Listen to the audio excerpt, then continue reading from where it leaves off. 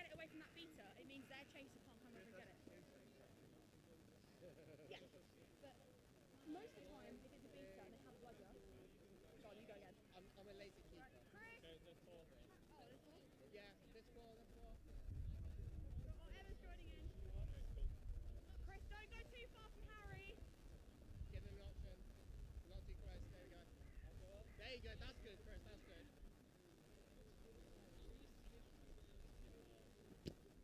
Harry's out. I don't want to say things that aren't helpful. I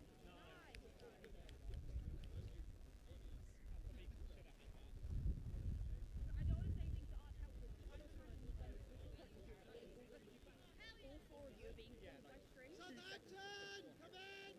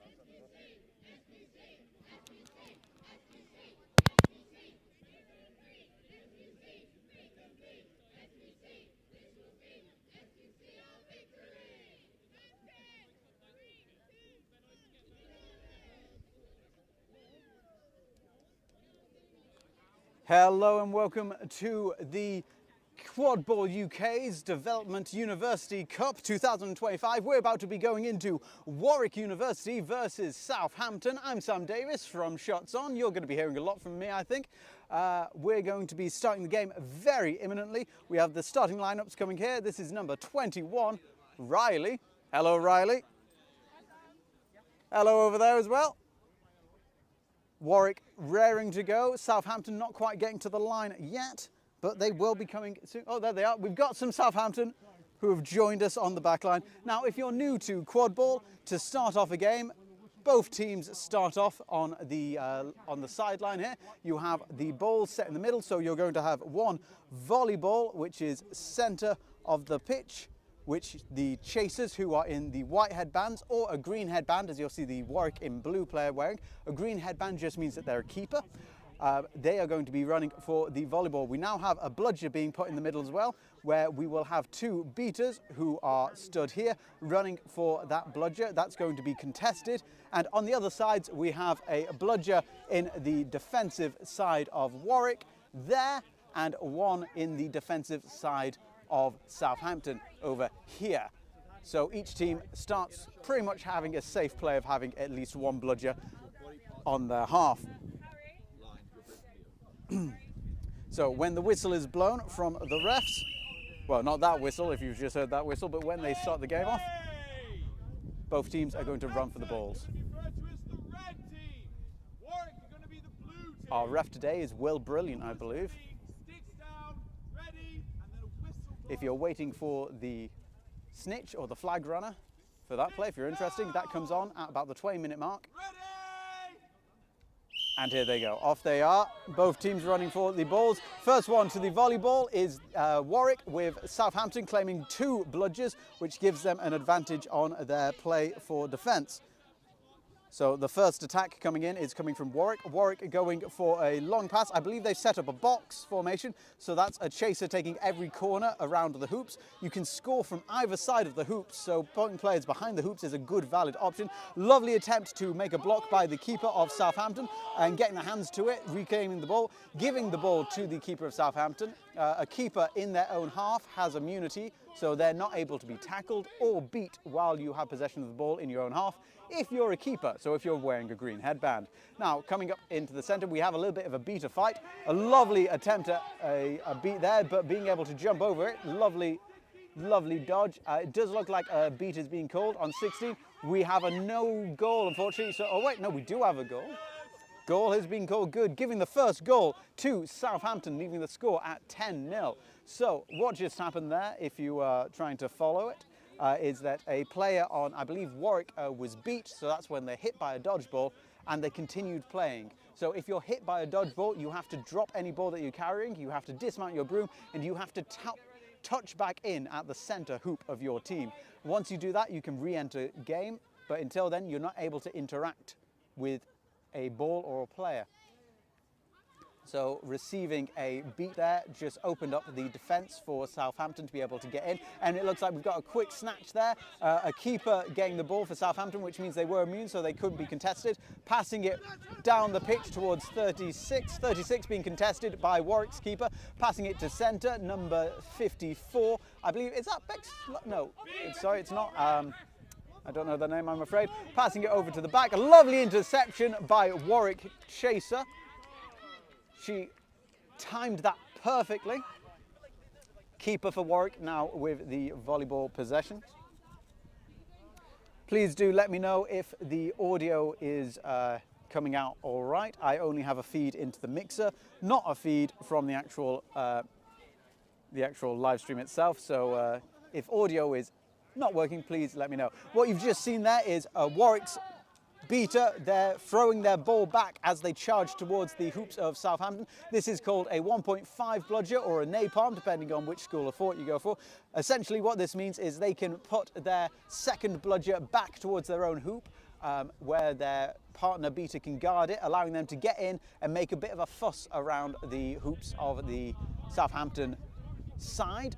without having to worry about losing possession of the bludger, which means they now still retain 2 bludgers on defence, which is a very powerful position for them to be in. A pass over to the side for Southampton, lovely long shot, passing behind the hoops, having a look to see if they can get anywhere towards the goal, pushing it through, and it looks like that's going to be another goal going into the top hoop for Southampton, bringing the score to 20-0.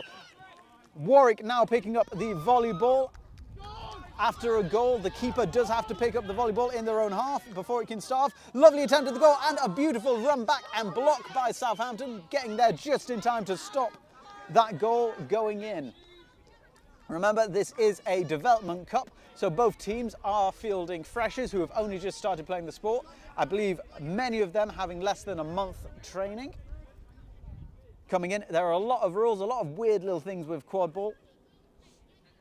What you've got to remember is essentially you have 3 different positions playing on the pitch at any given time. You've got the chasers who are attempting to score with the volleyball, the beaters who are using dodgeballs to knock players off the pitch, and eventually you'll get the seekers coming in who are going to attempt to catch the flag, which is an independent referee. Now we have a ball going off bounds here. It looks like the ball went off pitch, coming off of a Warwick player, which means that Southampton have regained possession of the volleyball. Lovely block by the keeper of Warwick. It looks like Southampton, number 7, still having possession, passing it off to their wing chaser, who's trying to push it through, and they have managed to get through, getting the 3rd goal for Southampton. Now, there's a little bit of danger on that play, as you might have seen in the replay there. The contact was a little bit high. You are now in Quadball allowed to make contact from behind a player if your feet are planted. However, around the neck or above the shoulder blades really is considered dangerous play. So you have to be a bit careful about raising your contact too high on a player. Billy now coming on with possession of the volleyball for Warwick. I didn't know they moved to Warwick. I'm a bit behind the times, you might get. Contested by number 4. Lovely attempt to beat. Shot at the hoops, not quite going through, just hitting the rim. It looks like Warwick have retained bludger control despite throwing one away, knocking them down. Now we have a crush on the pitch. When there is a crush, or when there is a crush on the pitch being held to the ground like that, turtling some might call it, the referee will give you a countdown of 10. If the ball isn't able to be taken off the ground within 10 seconds or so, about 10 seconds, then the defending team gets possession of the volleyball. Beaters coming up. We're going to see a little bit of a fight potentially from number 22, trying to build a bit of space, but a beater for Warwick has managed to get through to put a bit of pressure on the Southampton chasers, forcing them to throw the ball far back. We now have keeper in possession of the volleyball, coming down centre pitch. Thank you, Fran, for letting me know that I sound lovely, as always. We now have, I believe, Warwick sending the ball well over. However, it does look like, I think there was a bit of an interception attempt, which means that we have Warwick inbounding the volleyball. Bludger possession still with Warwick. Warwick's 2 bludgers are still behind the hoops, and this looks like this might be a reset. So that's 1 reset. Each team gets 1 reset where they can throw the ball past the midway point of the pitch. Or if you throw it too far and it goes back into your keeper zone and there's no one there to collect, then that's going to just be a turnover. The keeper for Warwick now with possession, looking for a long pass over to their wing chaser, not quite getting their hands to it, being pushed out by number 4, but a lovely attempt to get out quickly, but it does look like that's going to be another boundary call, this time going to Southampton. Southampton keeper, I think that's a keeper, their headband looks quite dark, almost black really there. But that's going to be Southampton keeper with the volleyball, and for the first time in a while Southampton have gained bludger superiority with 2 bludgers now coming on the attack. It looks like they're sending 1 bludger to do a back hook, so essentially they're going to go round the back of the defenders in an attempt to try and disrupt them, but it looks like they've now gone into shielding because they were contested by the defending beaters themselves. Pass over there, an attempted shot I believe that was, but a lovely deflect. Southampton chaser who made that throw not able to regain the ball because they were beaten out by a bludger. Warwick slowing down their charge a little bit as they're considering their options. So what have we got at the moment? We have a quite flat attempt by Warwick as they're coming in here. I believe the beaters are attempting to make a bit of space, allowing Billy to run in. Beaters have successfully removed their opponents, passing it off to the side there as their wing chaser waits for it, going for the centre shot, which brings the first goal for Warwick, bringing the score to 30-10, still in favour of Southampton. We're at about the 8-minute mark of the game. Southampton keeper now waiting for the ball to be returned to them. It can be a wise move for players as they're running in towards the an undefended goal to make a shot that's going to send the ball quite wide, which gives them a bit of time to get back and set up their own defence, which Warwick have done. They've set up, I believe this is a half point they've set up, so that's one player contesting the oncoming offensive player, another player waiting to put in a second bit of contact if needed, and then around the hoops, some defenders just to block any shots that come in wide. And it looks like with a little bit of a crush on the ground, Warwick have been able to regain. Warwick now running through. There is one bludger in front of them and a chaser, number 54, coming in to block out. A pass over to the side, and it looks like there's a shot in the middle hoop, and they've made it, bringing the score quickly to 30-20. So if you're watching, we are coming up to the 9-minute mark now. At about the 20-minute mark, we have the flag running coming on pitch with the seekers who are going to try and catch them. If you catch the flag at that point, you get 30 points. So it's very vital for teams to try, if you are trailing, to stay within what we call the... I've completely forgot what we call it, but essentially you don't want to be any further than 30 points behind the leading team so that you have a chance to win the game off a flag catch. Volleyball now back with the keeper of Warwick. Over here we do have beaters attempting to break up the line again. Warwick sending what we used to call a troll, so essentially they have their entire offensive force in front of the hoops, and they've sent one chaser behind the hoops who's going to take a long pass. They didn't quite get their hands to it as comfortable as they would like, but passing it back over to number 54, putting it through, equalising the game, bringing the score to 30 all. Southampton now gradually moving down the pitch. Again, they're going to be wanting to see what the defence is setting up like. It does look like the defence have set up a half point. Again, passing it off to the wing chaser, who's going to pass it to number 61. 61 looking for a shot back to the centre. Centre, number 4, going probably, I'm going to say they're going to pass to the right hand, because they've now relinquished the bludgers on the right-hand side of the pitch, which means that number 54 is a good valid option for a pass, but we also have number 7 behind the hoops who is waiting. Number 54 not quite getting it, going over the head of number 54. We do have beaters who are now attempting to clear out the pitch. Are Southampton going to be able to retain bludger control? They have. We have the volleyball coming in at the side with Warwick moving it down the pitch. Warwick now on the walk. Bludgers still with Southampton. We have one Warwick beater coming up to try and see if they can make a bit of fuss. They have now been beaten out, which has left Warwick without a bludger on the attack. However, number 73 has come up for it. But Warwick have brought their A game now, bringing the score to 40-30. Number 4, keeper for Southampton with the volleyball. Now, I'm not sure, I might have got the team names wrong for a little bit in the last minute or so. So if I did, massive apologies. Well, not that massive. I'm sure you can figure out which one's which. If they're in red, it's Southampton. If not, they're Warwick. 7, passing it over, but again, going a bit too high for their counterpart to be able to get.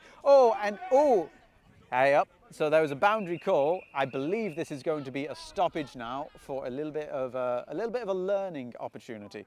So what just happened? A player without possession of the ball just received back contact. So Warwick, number 44, is getting a yellow card for this. Is contact from behind. So it's contact from behind. I thought it was contact for off the ball. Essentially, in Quadball, you can make contact with a player from behind, but to do so, your feet have to be planted, which means that you have no motion as you're making that contact. This player, they were running towards their opponent as they made contact, which meant that the play was illegal. And they are back off. Pass over to number 7. Again, a bit too high to stop them. Billy being able to get in there, but number 4 for Southampton has regained the volleyball. They have their beater as a little bit of a backup, passing it over to their waiting chaser, who's passed it back to number 4. which has opened up the defence a little bit, but it looks like 4 was going for a shot at the hoops rather than going for the passing option there. Beaters are now charging down the pitch, possibly a little bit too early. A beat on the back of number 4. Number 4 leaving their keeper zone. To do that, Warwick now getting their 5th goal of the game, bringing the score to 50-30. We have a timeout being called. So each team has 1 timeout. This is a 1-minute break that either team is able to call. And it's come at a pretty good time for me because I'm going to set this camera so that we can have the flag camera come on later. Let's see, how do I do this again? So I click that, and then I click that, and then that should be that. Right, in theory, I've now got that set, so have a look. Hopefully that should be a split screen. Yes, it is. Cool. So we've got about 7 minutes until we're going to have the flag on pitch, and that's all good.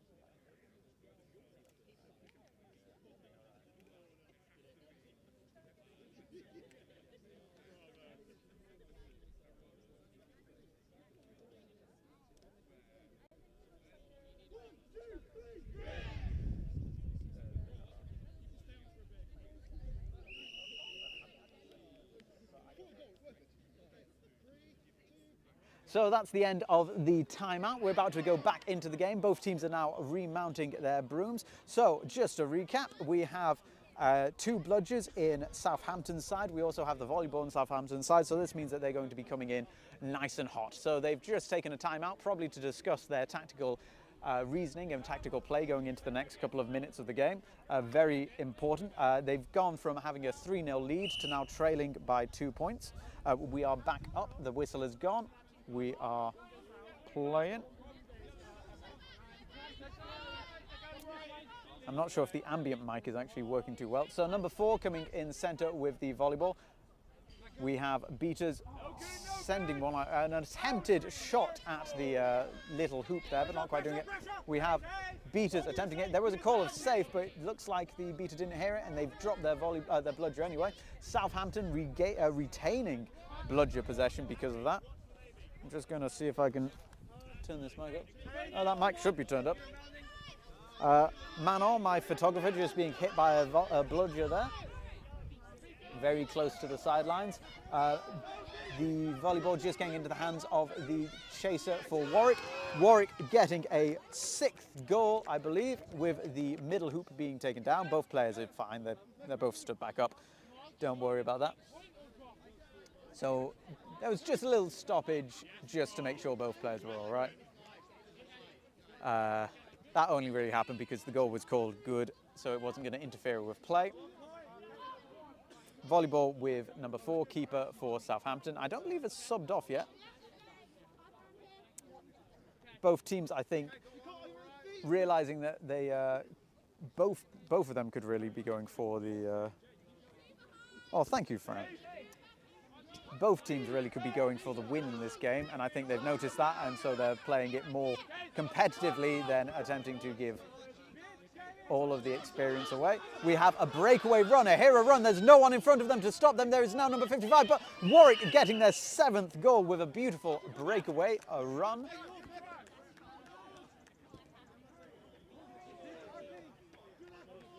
Ah, good. Thank you, Fran, for verifying that you can hear chatter from the pitch, but my voice is over it, as it always should be.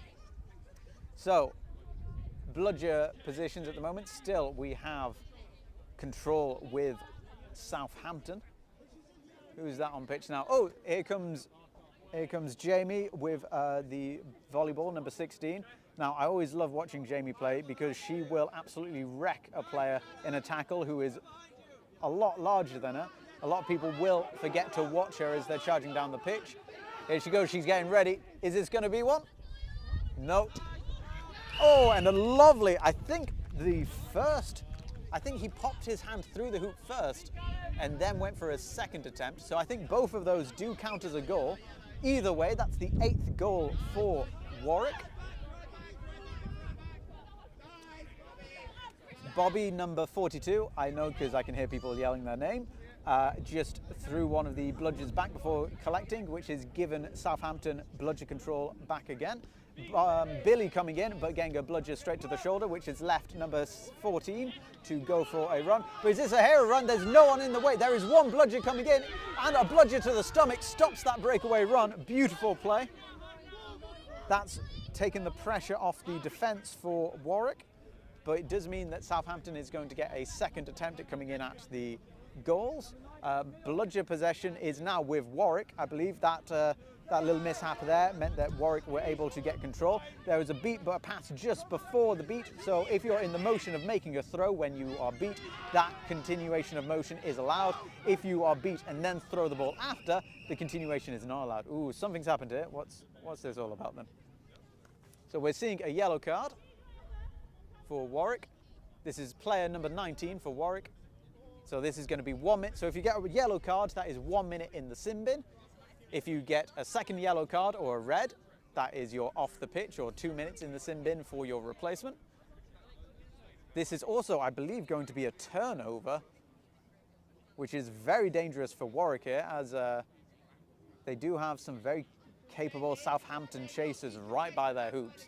There is a keeper, number 5 for Warwick, who is in the way of the goal. Oh, and an attempted shot through the hoop, but straight into the face of the Warwick player. Here we go, here goes Jamie. Down they go. And just checking that their opponent was all right. You gotta love it, a nice little bit of sportsmanship.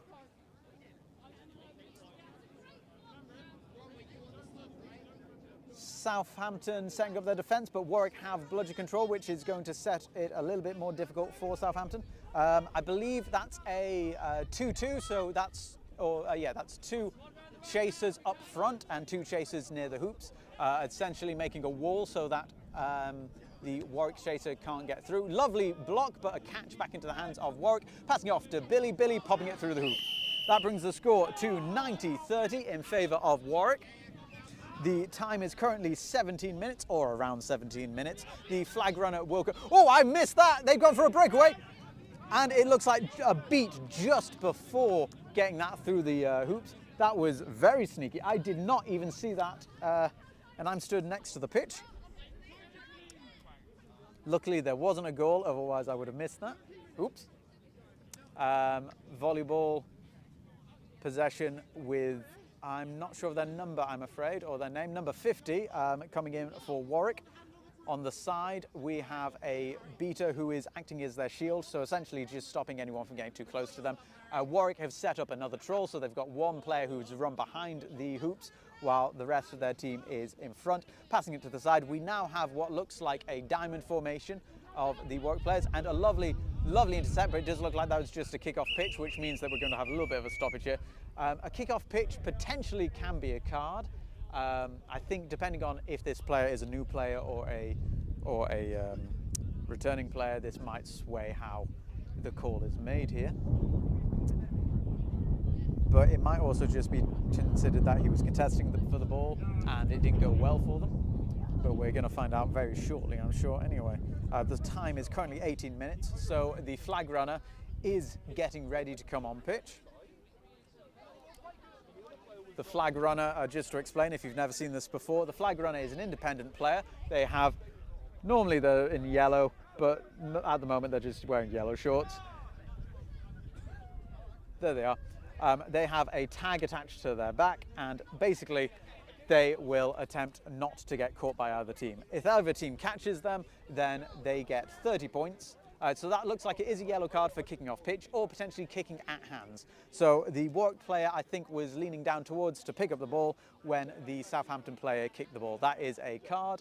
So they've gone for 1 minute in the subs bin or until Warwick score another goal. But with the flag runner, either team catches the flag and they get 30 points for their team. If you're in the lead, you automatically win. If you're not in the lead and it takes you into the lead, then you win. If you are not in the lead and it doesn't take you into the lead, then you go into overtime. Overtime, you add 30 points onto the score of the team that is in the lead. That becomes a target. Both teams have to try and get to that target. I'm not quite sure if that player on the ground was trying to go for a bit of a ruck there, but it looked like they tried to go for the legs of the Warwick player. But the beaters have come in to clear it up, which means that Warwick now have possession of the volleyball once again. Keeper for Warwick with volleyball possession. Bludgers are now back with Southampton. A very key, vital point of the game to have bludger control. When the flag comes on pitch, if you've got bludger control, you can set what's called a bubble. This is where you have two beaters who are essentially just bodyguarding the flag runner. This means that it's very difficult for the other team to get their seeker close enough to get that catch. We have a roll on the ground with the beaters as they're tackling each other. Beaters literally just holding each other on the ground so that they can't do anything to stop the attack. Coming in, lovely backhanded goal there, bringing the score to 10-30 in favour of Warwick. Southampton going for a quick breakaway. Which button do I press? That one there. Southampton coming into it. They've got two people in the way to try and block them, and they are being blocked out. Oh, there was a good passing option, but I don't think he saw it, which means that Warwick have now regained possession of the volleyball. Beaters or bludgers, it looks like that was moving into back contact, so the beater has been sent back to hoops, which means that Southampton have retained bludger possession. We have very few seconds before the seekers are released onto the pitch. Cool. Yeah, when we're on, yeah, so you want to keep them in the middle, and seekers are released. Here they come. So just remember, we can only see inside the middle lines there, so you need to be zoomed out if that's all right. Yes, please. There we go. That's perfect there. Thank you. And we have a stoppage there. Just one moment. Yeah, so if you look at, we can only see inside those middle lines. Yeah, yeah. So as much as you can of, yeah, just a full shot there. That, yeah. So, do you want me to bring it down a bit? It's just so you can reach like the zoom and all that. Because we can bring it down by about like. Yeah, that's perfect. Cool. First game of the day, we're just setting up the snitch cam, or the flag cam, so that we can get that all for you. So, there's another yellow card for Warwick, number 34. I believe that was back contact on the beater game. I could, as always, and as I often am, be wrong. Okay, so where's the volleyball? Volleyball is now in centre pitch. We have Jamie with possession of the volleyball. Flag, we now have a little bit of a bubble coming in, so the beaters for Warwick are able to defend the flag runner. Pass off to their number 22 on the wing. Southampton now having just free rein with the flag runner. There was so it wasn't quite a catch. What happened is the flag fell off the back of the flag runner and hit the ground. Southampton attempting to jump on that and get that flag, but not, unfortunately not. I believe if they catch it while it was still in the air, it might be called good, but it did hit the ground. What's his name? Will Brilliant, the head ref for today, just gave a little bit of info to the Southampton. I believe it's a fresher chaser coming on. Just once the whistle is blown, you have to put your broom on the ground so it marks where you are and not move any further than that. So we have a little bit of a timeout while this is happening. I did let the clock run because I might have forgotten to put it on earlier, so I've just built up that time again. So I don't believe this is going to be called good because the flag did just fall off the back. It wasn't caught. But yeah, this. Catch is no good. Yeah, there we go. Catch is no good.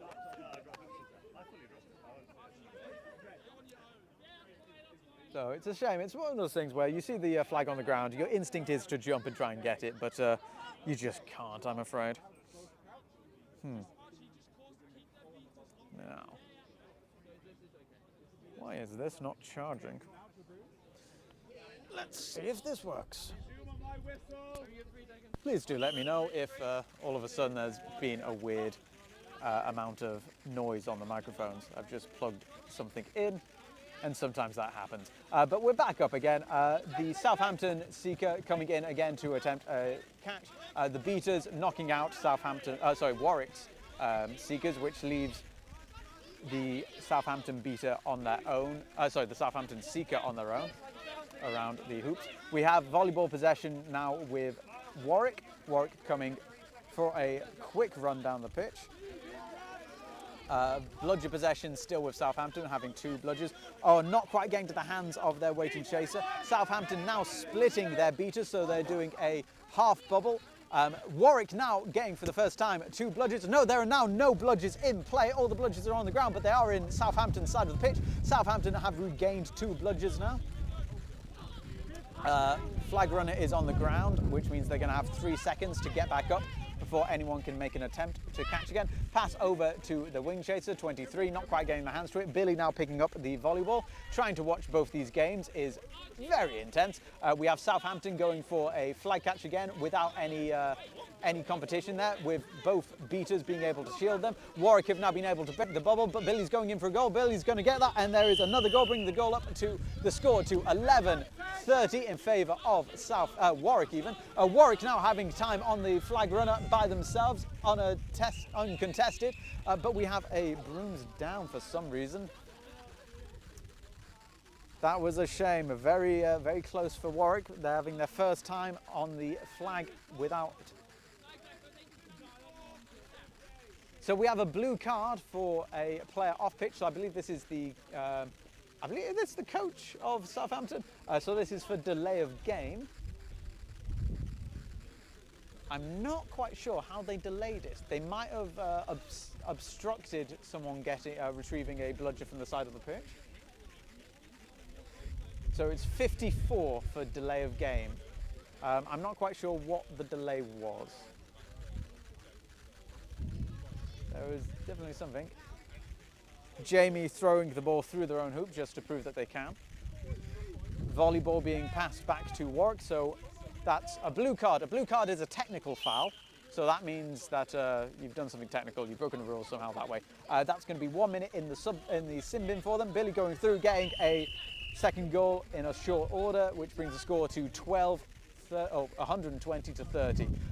We now have, I think it's Henry or Harry, coming in for, oh no, it's Arthur, isn't it? Coming in as a seeker, but being debroomed. So the flag runner is able to steal the broom from a player. We have a bludger coming in at me there, but that does leave Warwick a chance to get a snatch at the flag when they're on the ground. Unfortunately, if the flag is on the ground or the knee's on the ground, that does mean that they're not in play, so that catch doesn't count, I'm afraid. We now have volleyballs back with the keeper of Warrington. Warwick? Warrington. What have I been calling them? Warwick. Yeah, they're Warwick. Right. Having a look where they're going for it. Not quite wanting to release the ball, and it looks like their own player blocking the pass there, which means that we've got a crush on the ground. Number 20 having a good grab around them. Number 9, oh, they have released the ball, so number 20 should be letting go, but it looks like Warwick still having possession. 14 going in to contest, not really being able to get the ball off there. A pass over to their waiting chaser, being chased out there, but being able to outpace their chasers, going in for it, and they've got a 13th goal for Warwick. And I forgot to breathe. Coming in on the flag game, we have Billy coming in for Warwick, and they've just avoided a beat, and they have caught that flag. Very quickly ending that. We're going to see now if this is called good. I believe that, to me, looks like a very clean catch. There might be contention because I believe they at one point had the arms almost wrapped around, so you can't wrap a flag runner, so you can't put 2 arms around them. I'm not sure if that did happen or didn't happen. It just looked, there was a lot of flailing. So this is going to be something that the refs are going to have to decide by themselves.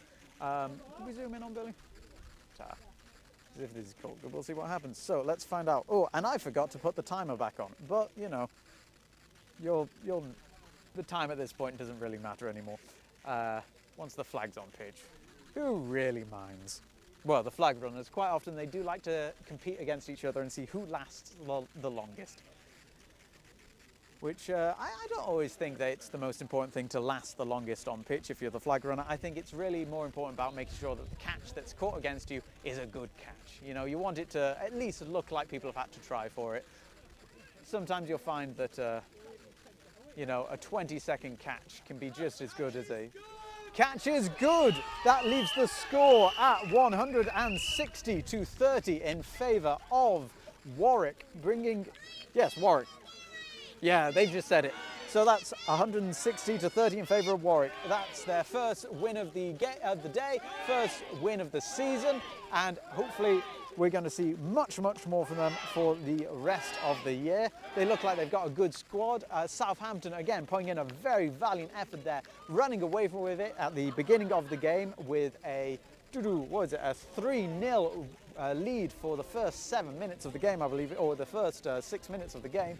Very good attempt. Seeing a lot of new faces, it's what you want to see. People are going to be going throughout the day, learning new things, coming up with new tactics, learning their team, and just generally learning how to play. We're going to be coming back with the next game very shortly. I don't believe we have much of a break. You're going to see that. That's going to be Cambridge versus Edinburgh. But until then, like and subscribe. Give the video a bit of a like if you would. It really helps us out. And we'll see you very shortly.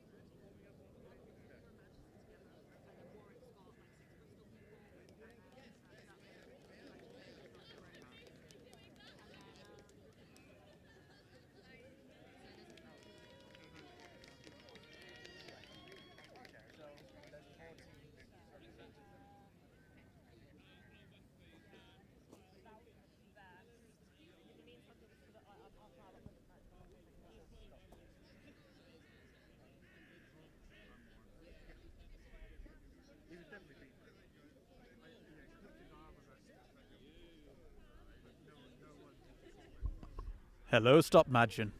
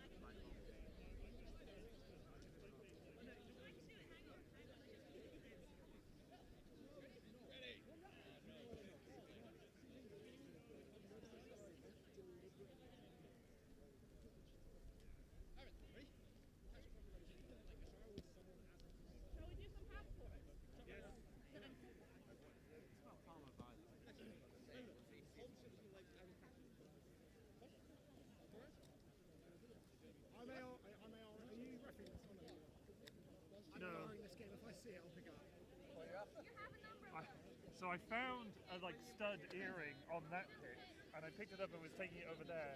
And at some point I've dropped it, so now it's probably on the pitch right in front. So I made it. Okay. Yeah, I'll give you a hand looking. Let's have a.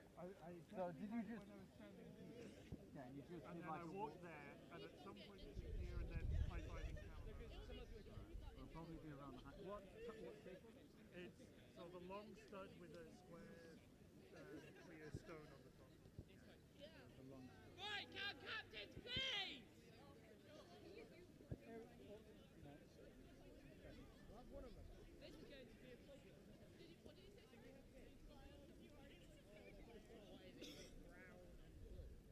Brown and black. My what?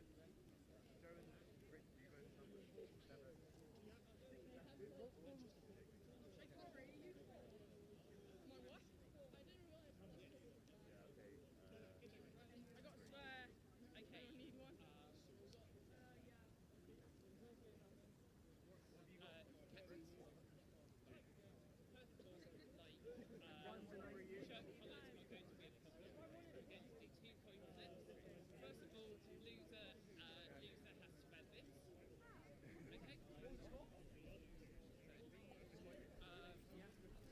One of the teams is going to wear bits. Okay, so do you want square bits or do you want them square bits?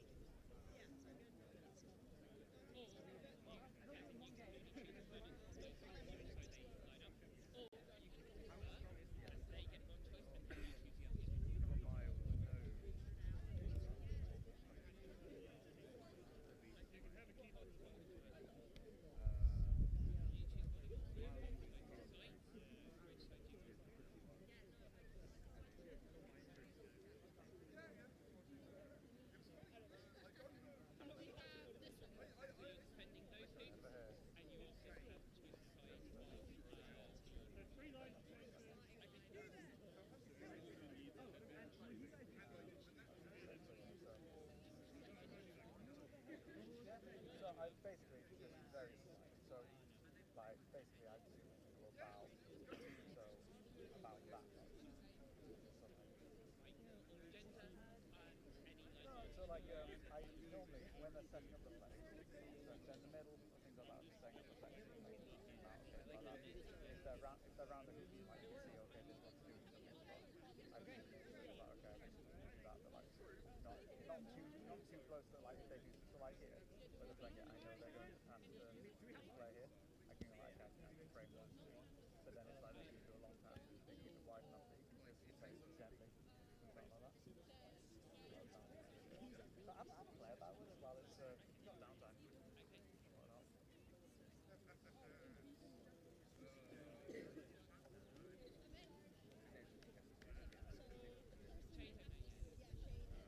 So if you're wondering at the moment on the screen, we're moving you about. We're having a bit of a play about with the camera as we've got a bit of downtime. We're just making sure we know how it works. So there isn't a gameplay. Currently, you're going to see Edinburgh on the left of the screen. They are practicing around the hoops.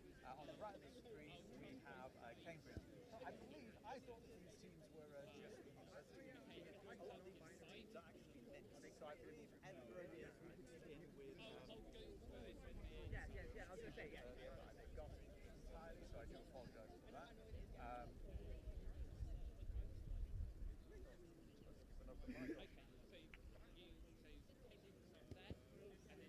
So I was chatting for no reason there, the mic was turned off, but basically just wanted to say we're currently having a bit of a mess about with the camera at the moment, just testing it out, practicing before the games go, just so we know how it's working. The game hasn't started yet. We're going to be going into Edinburgh versus Cambridge. So we believe Edinburgh is actually mixed in with Manchester, so there's multiple teams on the pitch today. Edinburgh is going to be on the left-hand side of the screen, with Cambridge on the right-hand side. So Edinburgh, we believe, is mixed in with Manchester, so that's 2 universities on the pitch. And with Cambridge, we believe it's Cambridge and Leicester mixed in together.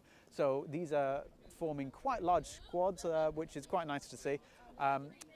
Because both teams wear quite dark colours, Cambridge/Leicester, I'm going to be calling them Cambridge because that's what they're signed up as, I'm afraid, is going to be wearing nice bright orange bibs. So we'll be able to tell them apart nice and easily on the stream. So we have a few minutes, I believe, until kickoff happens. So we are, as I say, just having a bit of a play about with the camera, making sure that we know what it is and how to frame up all the shots. So for Cambridge, we have, oh, I've completely forgotten his name. The big rising star of the UK at the moment. James, that's it, James Martin in the centre of the field, currently kicking about a bludger. Normally he's a chaser, so I don't know what he's doing with a bludger. He needs to get his hands off that. We can't have someone coming in, taking the UK by storm like him and then coming into beating as well.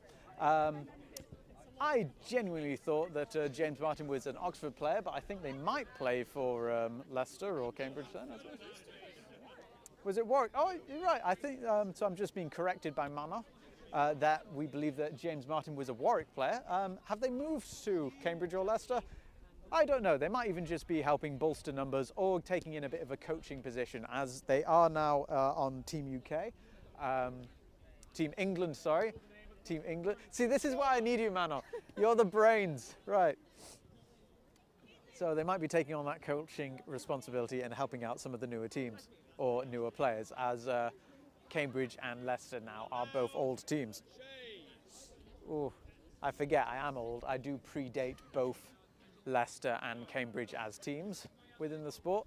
James Martin coming in just to frighten some people with a bludger.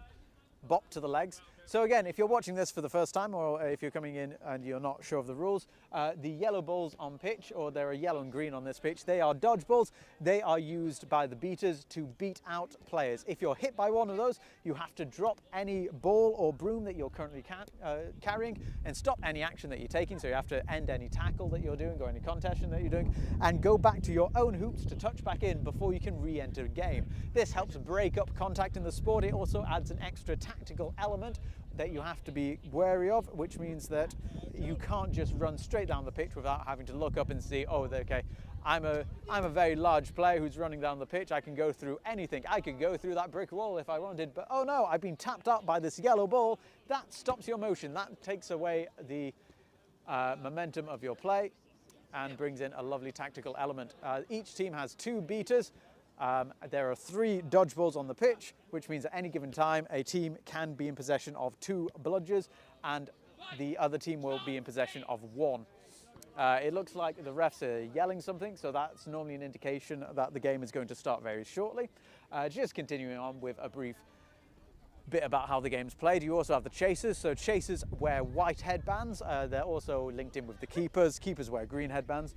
They use the volleyball, which is the white, red and blue ball in the center of the pitch, to score. They score by shooting through the hoops. You can shoot through the hoops on either side of the hoops, from the front or the back. It doesn't matter. You get 10 points for either. They're able to tackle each other. You are able to tackle from behind.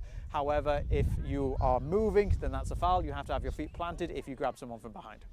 And then finally you have well, let's go on to the keepers a little bit. Keepers have a little bit of special power. If they are in the keeper zone, they are immune to being beaten, so you cannot use a bludger to knock out a keeper when they're in their zone. That is denoted by the cones in front of their hoops. They are also immune from being tackled if they have possession of the volleyball. They also have one other little extra power, which I quite like. They're the only player who is able to defend the hoop by putting their hand through it. So if a normal chaser puts a hand through the hoop, that's an automatic goal to the attackers, but a keeper can do that, which gives them a little bit of extra power. So I don't know if you can hear it. We have the Leicester team doing a chant. I have no idea what that chant is, but it sounds like they're having fun, so that's that for them. Oh, we have a high School Musical chant. Which one? 1, 2, or 3? Okay, 2. High School Musical 2 chant going for Leicester. There. I'm trying to think. High School Musical. Now, you're going to say, Manor, that High School Musical isn't like, if I say like, oh, wait, High School Musical was my era, that's too old for them and whatnot, you're going to say, no, that was mine. But what you got to remember is, you're also old now. And I'm pretty sure a lot of those students might not have been born. Is it now cult? It's become cult. Okay, so High School Musical is now cult. So you need to be at the line there? Yeah, there you go. Oh, no, okay. Cool. So the way that the game starts off is we have both teams line up on the side of the pitch. You'll be able to hopefully see them here. On the side of the pitch, you have a beater from both teams going to be contesting for the bludger in the centre, which is its blue ball. You have a chaser from both teams who is going to contest for the volleyball in the centre of the pitch, and then everyone else is going to be pretty much on their side of the pitch, and they're going to run in together once the whistle is blown. So 2 balls are contested for, the rest aren't. Both teams are allowed to put a single chaser in the opposite team's area if they wish to. They don't have to, but they can if they wish to, which gives them a passing option if they think they're going to go straight onto the attack. James Martin is in a black headband. Don't like to see it, but we're going to find out what's going to go on. James, have you moved to Leicester or Cambridge? I'm at Cambridge now. You're at Cambridge? Yeah. Oh, right, a brainy one. Right, okay. So James is at Cambridge. First choice? We got choice there. So at the beginning, the refs and captains have a meeting to decide who gets to pick what. So essentially, there are 3 choices to be made. You can pick what side of the pitch you are, what side of the bludger you are, or what side of the volleyball you are. If you win the coin toss, you get the first pick, and then the other team gets the pick of the other 2 options. And there you go. I think that's every bit of information that you need to know before the game starts. If not, let me know in the comments if you have any questions. I will be throwing to you as the orange team or the Bears, and either the brown team or the black team.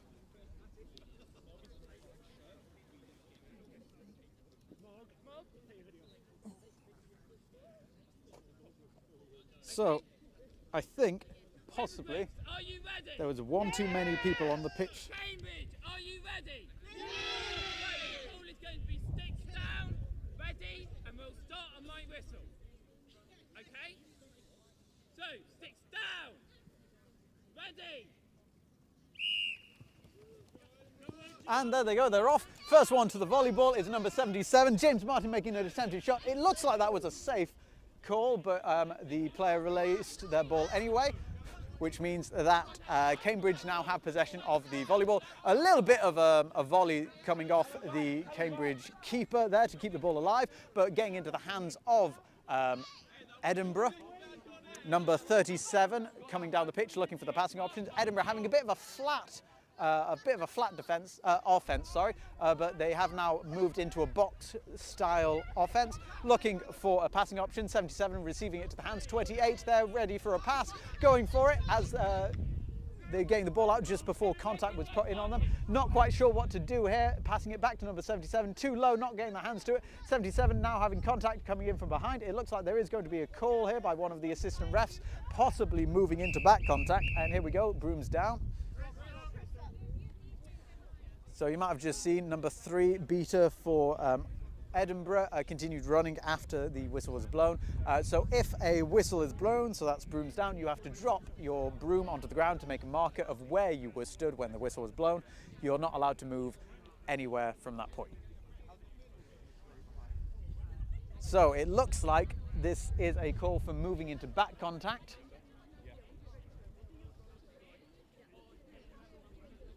So because there was a stoppage for a foul, the player with the ball is given the choice if they want to stay where they are or they can move onto the back line, and they can be at any point on the back line that they want to be. So if you're in a situation where there are bludgers close to you or there's a chaser that you don't think you can outpace or get away from contact, it can be good to use that option to get onto the back line and move wherever you want to be so you can get a little bit far away from people. James Martin looking terrifying as they point down the pitch towards another bludger. I'd probably just let them have it. Wang, number 3, ready to reclaim a bludger that's currently on the ground. This means that Edinburgh will have possession of the bludgers at this early stage of the game.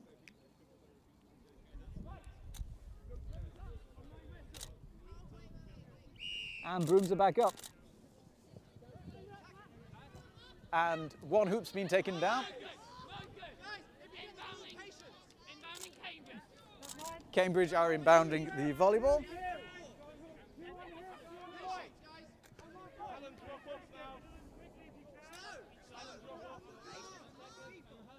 Coming down centre pitch.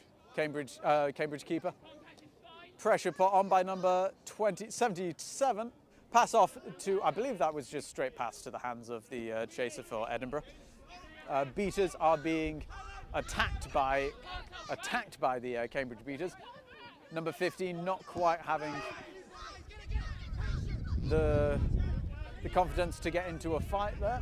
I'm not quite sure what happened there. I think there was a little bit of off-ball contact, but it looks like it's been called no harm, no foul. A lovely beat there by James Martin on number 3, Wang. 77 has been beaten, is being sent back to hoops. Bludgers are now with Cambridge. Wang going in to make contact, pulling down their beater opposite. And it's safe, so it looks like there's a lot of weird things happening on the beater play there. I'm not quite sure what happened, but we have a breakaway run by number 35. Not being hit on the thing. They are safe from the beat, which means they're still in play. They really want that goal, and they've put that hand through the hoop, giving the first, I believe that's goal number 1 for Edinburgh.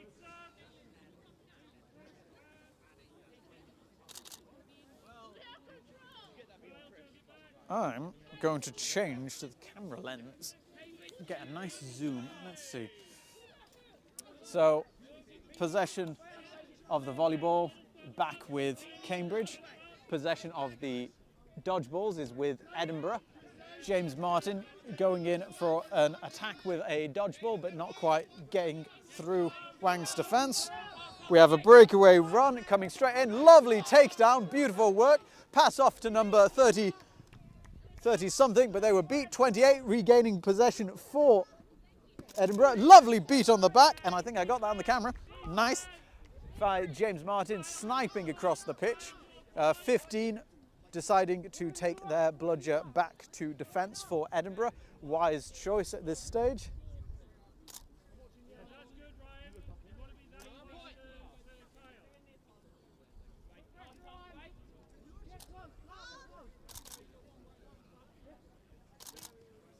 Lovely attempt to duke the 28 player. Pass over, long shot, not really getting to anyone's hands, but luckily Cambridge have been able to regain possession. Going in for a throw at the hoops, just a touch, a Maradona hand to that ball, knocking it over the hoop.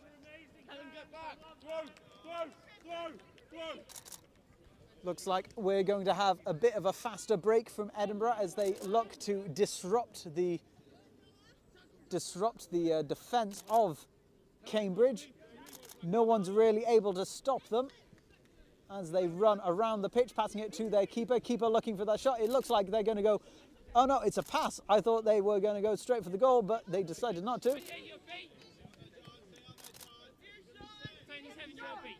And that ends the attack of, no, it doesn't.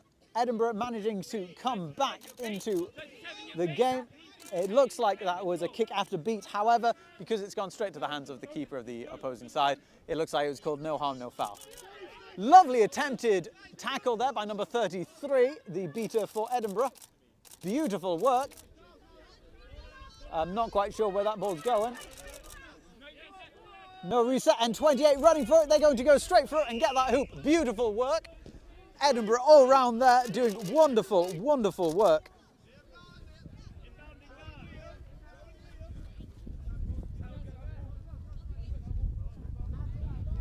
Beautiful. That brings the score, I believe, to 20-0 in favour of Edinburgh/Manchester.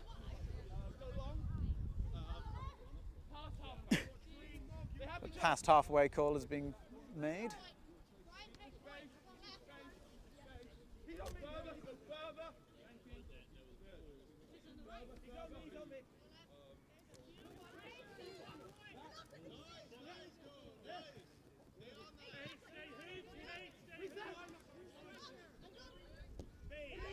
And something's happening.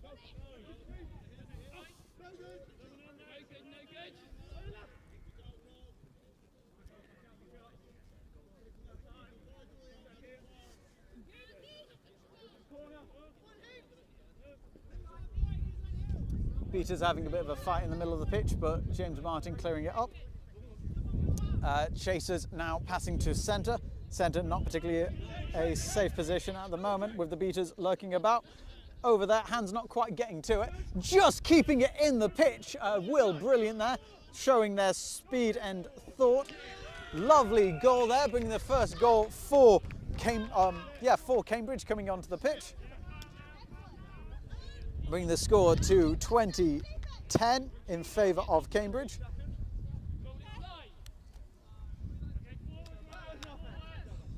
Ball is live. Bludger possession has been retained by Edinburgh. Moving down the pitch towards their opponents. I believe Edinburgh have taken up a, what is it? I think this is a, no, this is kind of a box that Edinburgh have taken. So that's two players behind the hoops or to the back side of the pitch with two players at the front. And now we have, I believe that's Will Brill with the volleyball. Centre pitch. Beaters working double time for Edinburgh.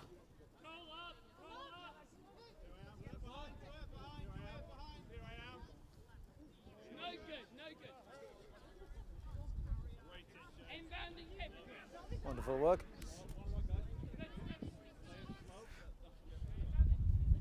So, where are we standing? The score is currently 20-10 in favour of Edinburgh. Volleyball possession is back with Edinburgh and Bludgers is still with Edinburgh. Who's this? So, Cambridge have taken up a half point, so essentially they've got 1 point chase. No, they've now taken up possibly a wall defence, so a cavalry wall, so a 2 up, 2 down defence, with Edinburgh going for a volley on that, but not quite getting it high enough to get over the defending arms of the waiting keeper.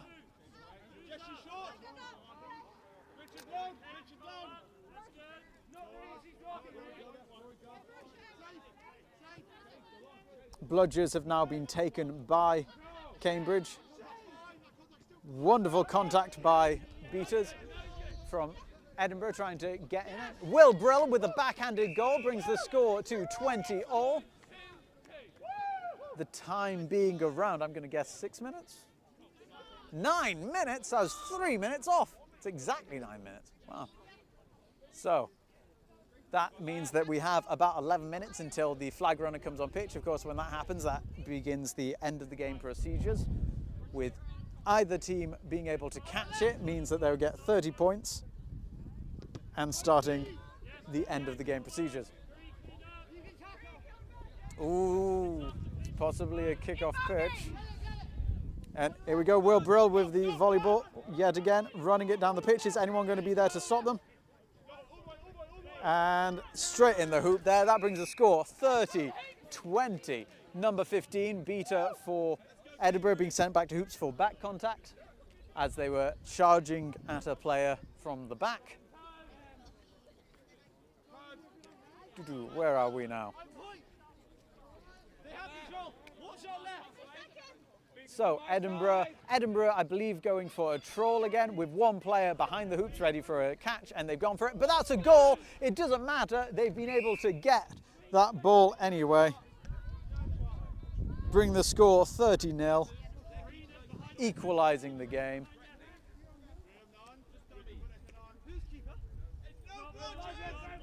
No Bludgers calls being made, which means Edinburgh going in for a charge. Is that Caitlin on the side? It looks like it is, but it doesn't matter because they're going to pass it to the sender who's going for that goal. Beautiful work, bring the score back up in favour of Cambridge to 40-30, I believe. That seems about right. Oh, lovely shot in the centre of mass there on the beaters. Edinburgh being able to regain bludger control, or reclaim possibly, I think, bludger control. 51, keeper for Edinburgh being contested by a high point, but being pushed back by their beater. Beaters have been able to be nullified, passing it over, but it's a long shot, a bit too high. That sent the ball off the pitch, meaning that Cambridge will be regaining that possession very shortly. So they're just being advised by Eamon, who is working with Edinburgh at the moment to coach, not to do those long hero shots every time because they are just going a bit too high, a bit too wide. It is wasting options and opportunities. So it's something that you got to remember is you have to take the easiest route a lot of the time. And the easiest route can just be passing it to someone on the side there. Beautiful work, which has equalised the score yet again. Very close game. We're going to see that both teams are really going to be at each other in the beater game when we get onto flag on pitch, because at this point, either team catches that flag, they will win the game. I believe we're probably around 12 minutes. I'm going to say 12 minutes. I'm right, 12 minutes. I'm getting just the nod from Manon there. Thank you. 12 minutes of game time.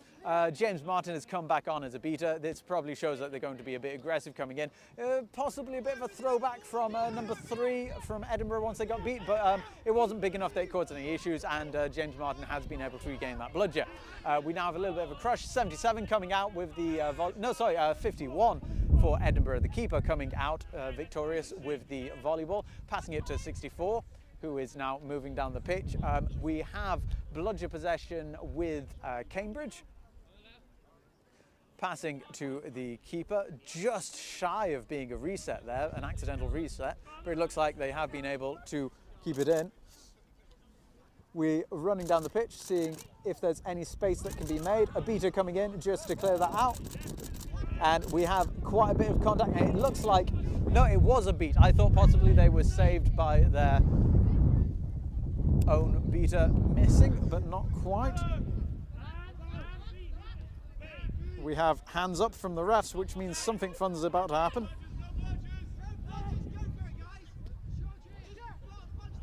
There's no bludger call being called from Cambridge, which means that they're going to go for the goals. Let's see what happens here. We now have a brooms down. So there's been a delayed call. Hands have been up for quite a while. I don't know what the call is for. So the ball is being given back to Cambridge. So this is going to be a foul against Cambridge, I believe. So they've got a delayed penalty foul. But for what, we do not know yet. So there's a good bit of discussion happening here. Eamon has come on pitch to have a chat with their Edinburgh team. So chat, if anyone's watching at the moment, has anyone got any suggestions that you want to put in the comments for who you think the player of the match is? We have some lovely shiny player of the match medals that we're going to be giving out today. So if you see any player that you think is doing very well in this game, give them a shout out. Let me know who you think should get player of the match for this match. I'm going to discount anyone who's on Team England. So James Martin, I'm afraid you're not getting player of the match in this tournament. This is the Development Cup. So if they're on Team England, James Martin, Will Brill, you ain't getting nothing from me today. But let me know how you're feeling. Oh, we have a cameo by joint chair of Quadball UK, Matt Bateman, coming onto the centre of the pitch just to give a little bit of advice to the reffing team, I believe, or possibly telling them to speed it up if the game time is going on too long. We've still got plenty of time in this slot. So we got 45-minute slots today. I very much like it. That's all right. So we forgot to pause the time, so we're going to, if you see the time on the screen, just minus about a minute off it. You should be all right. Right, brooms are back up. Number 35 looking for a breakthrough. James Martin taking a beat, but that's allowed the breakthrough. But lovely bit of contact, which has pushed them off, but not far enough as they've been able to get that ball in a shot to the hoop. Centre of mass. brings the score 50-40 in favour of Edinburgh.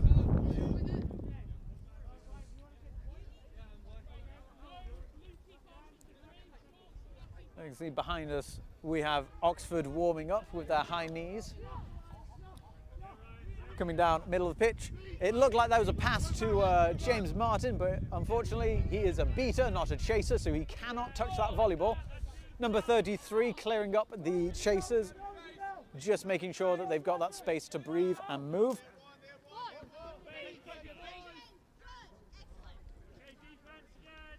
Sorry, I was not paying attention for a moment there. My bad. Sorry. Bludgers from number 33 just being able to keep the chasers at bay, stopping them from going around the back of their hoops. It's a good way to defend your hoops, is just stopping people from getting into positions in the first place. Wonderful work. An attempted shot there, but it did go just shy of the hoop, just under the hoop, meaning no goal. Oh, James Martin has seen an opportunity to get two bludgers. They have taken it, so if you take a bludger off pitch, that is basically outbounding a bludger. So James Martin has been able to regain a bludger, and their beater partner has been able to get the second one, which means that Cambridge now have two bludgers. A lovely attempt on that. I just got hit by a bludger. We have 77 coming in. James Martin not seeing them, but allowing their beater partner to go in for it. It looks like, unfortunately, one of the Cambridge chasers was used as a bit of a human shield there, which stopped the beaters from having any effect on that defence. That now means that we are 60-40 in favour of Edinburgh / Manchester. We're coming up to, I imagine we're around the 15-minute mark now. So we've got about 5 more minutes until the flag is on pitch and the seekers are released to try and catch them. At which point all hell will break loose, I'm afraid. Oh, lovely shot at the hoops. Beautiful, beautiful regain there. That's another goal for Cambridge / Leicester. Orange keeper is beat, everyone's yelling. At this point, it doesn't really matter. They're still having to run back into their own half.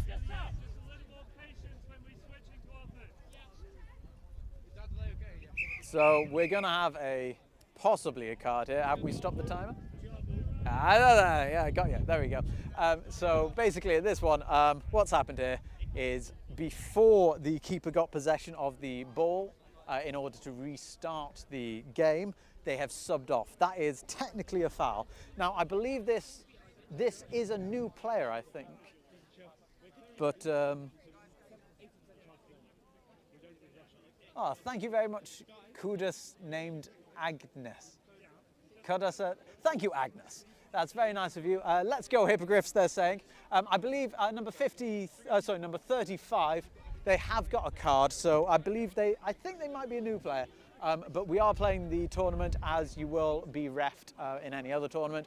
So despite the fact that they might be new to the rules, they are being reffed as such. So that's going to be, I believe that's a blue card, and so a blue card, it doesn't stack, so they can still get a yellow or 2 yellows and still be all right. But that is going to be 1 minute in the penalty box or until a goal is scored against Edinburgh. They have also had to give the keeper headband to one of the chasers because you always need a keeper on pitch. So one of the chasers is now taking up the role of keeper, and a lovely shot. That was only about half a foot away from being a goal there from Cambridge. Again, because they're wearing bibs, I'm afraid I don't know their names or the numbers. I think that's normally number 77. I can just see a 77 on through their jersey. A lovely attempted shot. As I say, it was about 6 inches off from being a goal. But if it doesn't go through, it's not a goal, so it doesn't count, doesn't matter anyway. The score is still 60-50. The time, I imagine, is around the 16-minute mark. Wang for Edinburgh. Oh, lovely shot in the back of James Martin and defending themselves there, almost gaining all 3 bludgers. Wang is really killing it on the beater game. A pass over to 42, but it's been left with no support, leaving James Martin to clear up, and it looks like there's going to be a little bit of contest. An attempted pass to a beater, which has meant that Cambridge have been able to pick it up. They're running for it. Unfortunately, number 37 has got in the way of their beater, not being able to make a shot, and a pass back over there, and number 35 making back contact. Possibly this is going to be called moving into back contact or being or contesting off ball. We're going to find out very soon. Now, sometimes it can be counterintuitive. If you're a chaser and you see a player running towards your hoops, you can very much think, I'm going to get in there and make that tackle, or get in there and try and block them out of the hoops. But if you've got a beater behind you, sometimes it's more conducive to stopping that goal to actually allow your beater to get a clean shot at the player who's running in. Unfortunately for Edinburgh, this time communication might have broken down. The chaser who was defending the hoops might have blocked the attempted shot from the beater. It happens, it's a complicated game, lots of moving parts. It's difficult to keep track of where everything's going and who's doing what. But that might mean that Cambridge have been able to keep the ball live. There is a call being made at the moment. It looks like Cambridge have regained volleyball possession. So I'm not quite sure what that is in aid of. No one's been sent to the sim bin, so it might just be one of those little technical fouls that happens from time to time. It looks like flag runner is starting to warm up. We do have a good attempt at the little hoop here. If they run straight for the little hoop, they've got 21 coming in to stop them. But a lovely beat there. I believe that was James Martin who... No, the ball is still live, and that is a goal for Cambridge. So I believe James Martin made a beat on the defending chaser, but that was misinterpreted by some of the refs as a beat on the attacking chaser, and it was called no, and the goal was called no good because of the beat. Ball was still live. Cambridge was able to regain and pop it through the hoop. I believe that's what happened. So hopefully that makes sense. If it doesn't make sense, then we're just going to move on. That brings the score to 6-all. We are now in the range where either team can win this game with a flag catch. And that is a double reset. So essentially the volleyball has been reset past the halfway line and then past the keeper line, and there was no one there waiting to receive it. So that's going to be turned over to Cambridge chaser, who is up the pitch. This isn't a particularly good position for Edinburgh to be in, but I think their beaters have been able to stop the attack coming in, and that is a goal just knocking off the top of the rim of the hoop, sending it in, bringing the score to 70-60 in favour of Cambridge. Cambridge taking the lead again for the first time in a while. Bludger possession also back with Cambridge. Cambridge now in a very, very nice position as we are getting closer to the flag on pitch. So I believe we have about 5 seconds. Yep, flag is now on pitch. I'm going to get ready on the flag cam, so I do apologise for what you're about to see.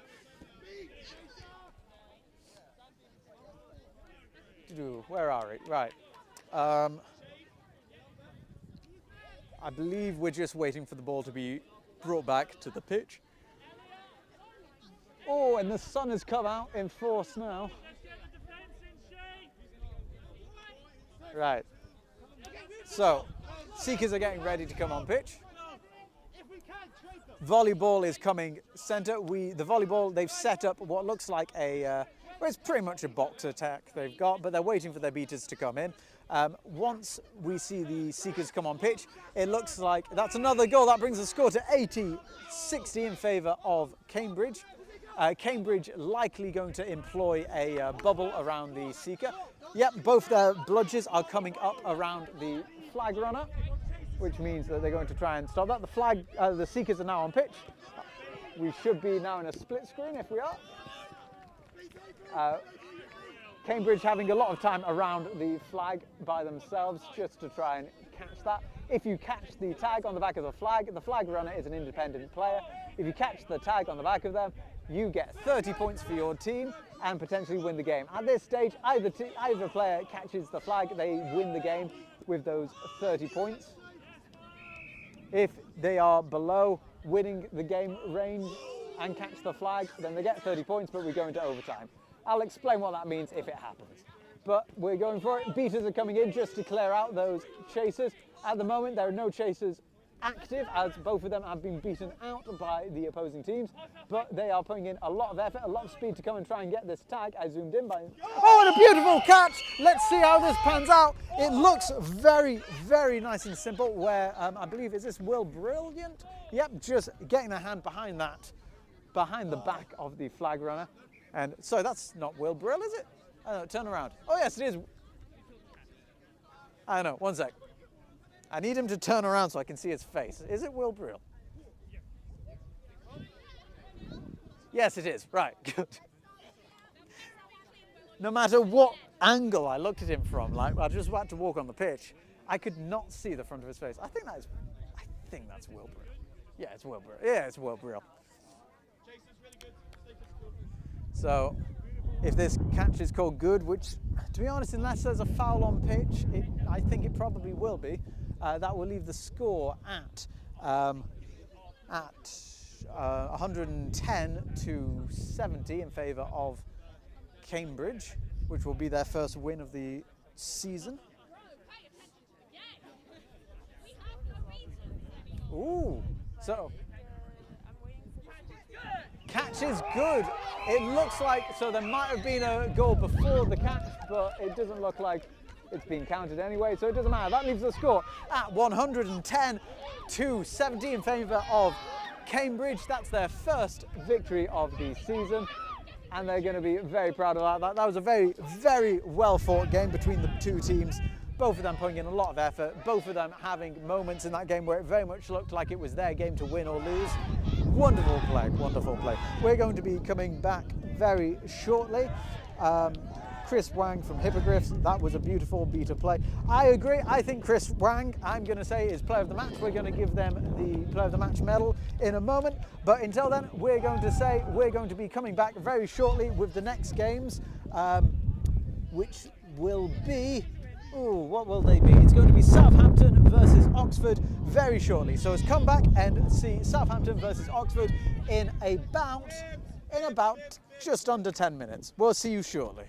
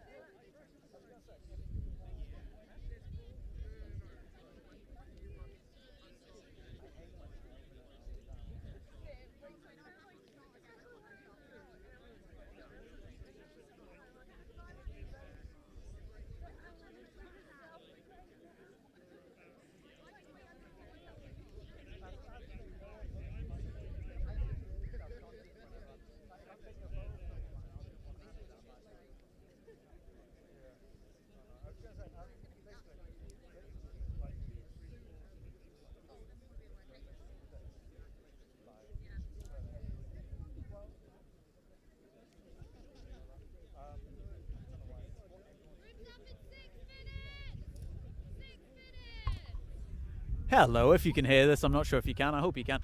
We're going to have brooms up in about 6 minutes, so that's going to be Oxford versus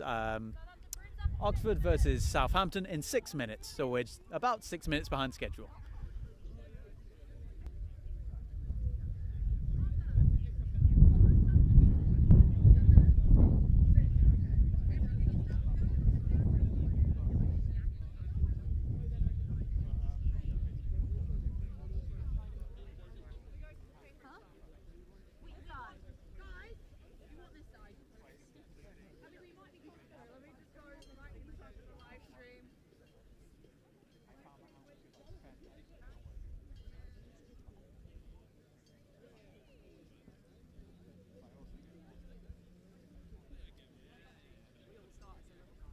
Bobby's mechanical stuff is extremely good.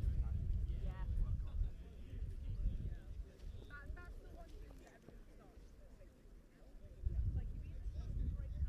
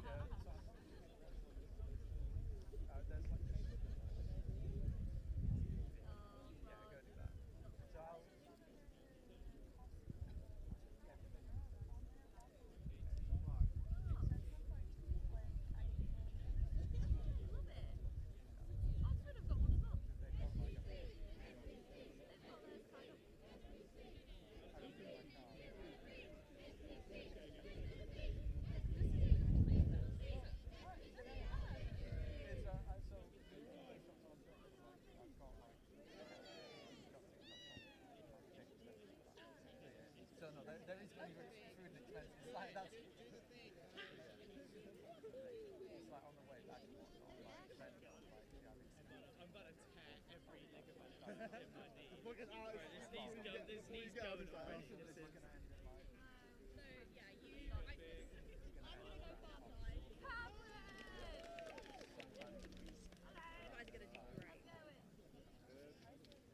you can talk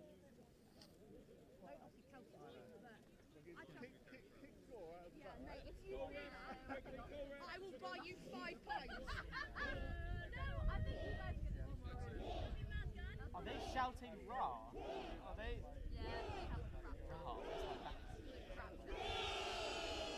So yeah, 20-person brawl, that's pretty intimidating. crap chance. Get good. Never mind. Because then if it like looks off weird, then it's just like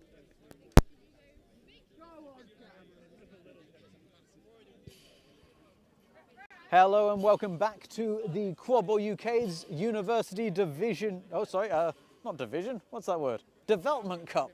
We're going into, what is this? This is Oxford versus Southampton. Let's get this off the screen so you can see what's going on. I'm just going to try and set things up while the game's getting ready. We have Oxford in blue, Southampton in red.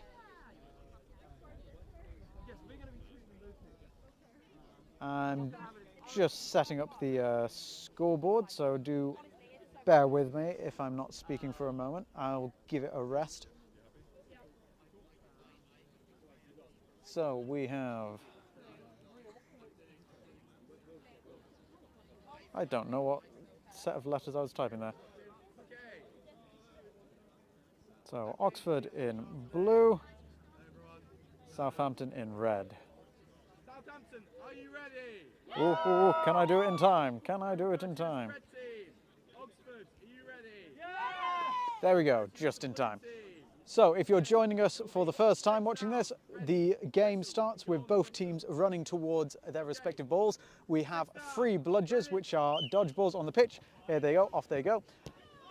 And it looks like Southampton is the first to the volleyball. The volleyball is the white, blue and yellow ball in the centre of the pitch. This ball is used by the chasers and the keeper to score. If you score, you get 10 points. You can score from either side of the hoop. Lovely attempted tackle, an attempt at the goals, but being thrown up there, and that's going to be regained by the keeper for Oxford. Keepers aren't able to be tackled or beat in their own half. Now, if you're wondering what beat means, if someone hits you with one of these dodgeballs, the lovely yellow ones that you can see coming down here, you are beat. You have to return to your hoops and tap back in before you can regain or re-enter play. Lovely shot, and that is the first goal going to Oxford. We have a little bit of a brooms down, so something's happening here. I'm not quite sure what.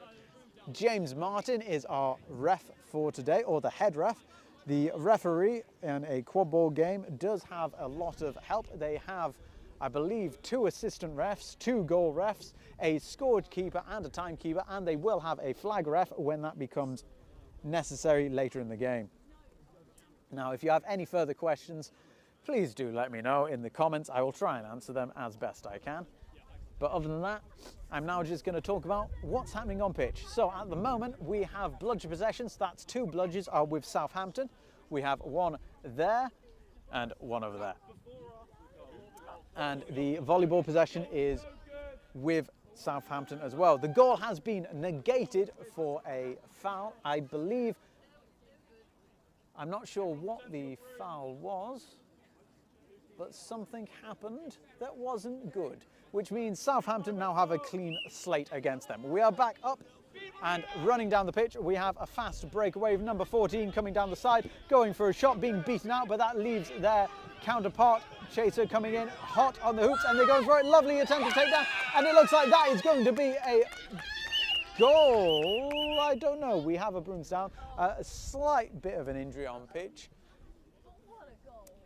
So we're going to get clarification in a moment if that was a goal or not. It looked like a goal from my point of view. The score table has a goal, so I think that's a goal. The player who was knocked down, they are responsive and they are moving at the moment. They're just being checked over by the first aiders to make sure that all is good. They are stood up on their own power and their own steam. All is good. Because there was a stoppage for play, that does mean that that player does have to be subbed off, regardless of if they are injured or not. The score table has the goal standing, but is the ref going to keep that? So I believe the goal has been called good because there is a beater who is going to be released from the sim box. Volleyball is currently with the keeper for Oxford. The score is now 10-0 in favour of Southampton. Beaters from Southampton coming in to put a bit of pressure on the back of the Chasers. It looks like Oxford have taken up a box offence around the hoops, with Southampton playing a 2-2, so that's 2 chasers forward with a beater to stop an advance and 2 chasers back covering the goals, making sure that a physical hit can't go through. An attempted, I think that was just a pass, got to the hands of number 38. Lovely dodge there, a bit of ballet on the pitch, coming in, passing off to 38. 38 being contested, not quite getting the ball through the hoop, going a bit too high, leaving the keeper of Southampton now with possession of the volleyball. Beaters have the bludgers are now with possession of, let's see if I can say that sentence again. Bludgers are in possession of Oxford, which means Oxford have 2 bludgers. Southampton going for a box offence as well, so that means that 2 players have gone behind the hoops. A little bit of a dummy throw there, passing off to their wing chaser, who has volleyed it. It looks like number 37 picking it up, and I'm not quite sure if that was a pass to someone or just trying to bin the ball to give them a bit of time to get back on the defence. Oh, we have a fast breakaway by 95, passing it over. Hands to it, and they're going to be contested by Jamie, managing to stop that play. We have a brooms down for something. So I think that was a hand through hoop, but it's the keeper who did it. I'm not quite sure what that card was for. Oh, not on the replay. Okay, but anyway, okay, so apparently that is a yellow card for Jamie for pushing. I didn't see it on the replay, but the refs are closer and they see what they see. I'm also not ref qualified. I've not been ref qualified for about 5 years, so that's that. Lovely takedown.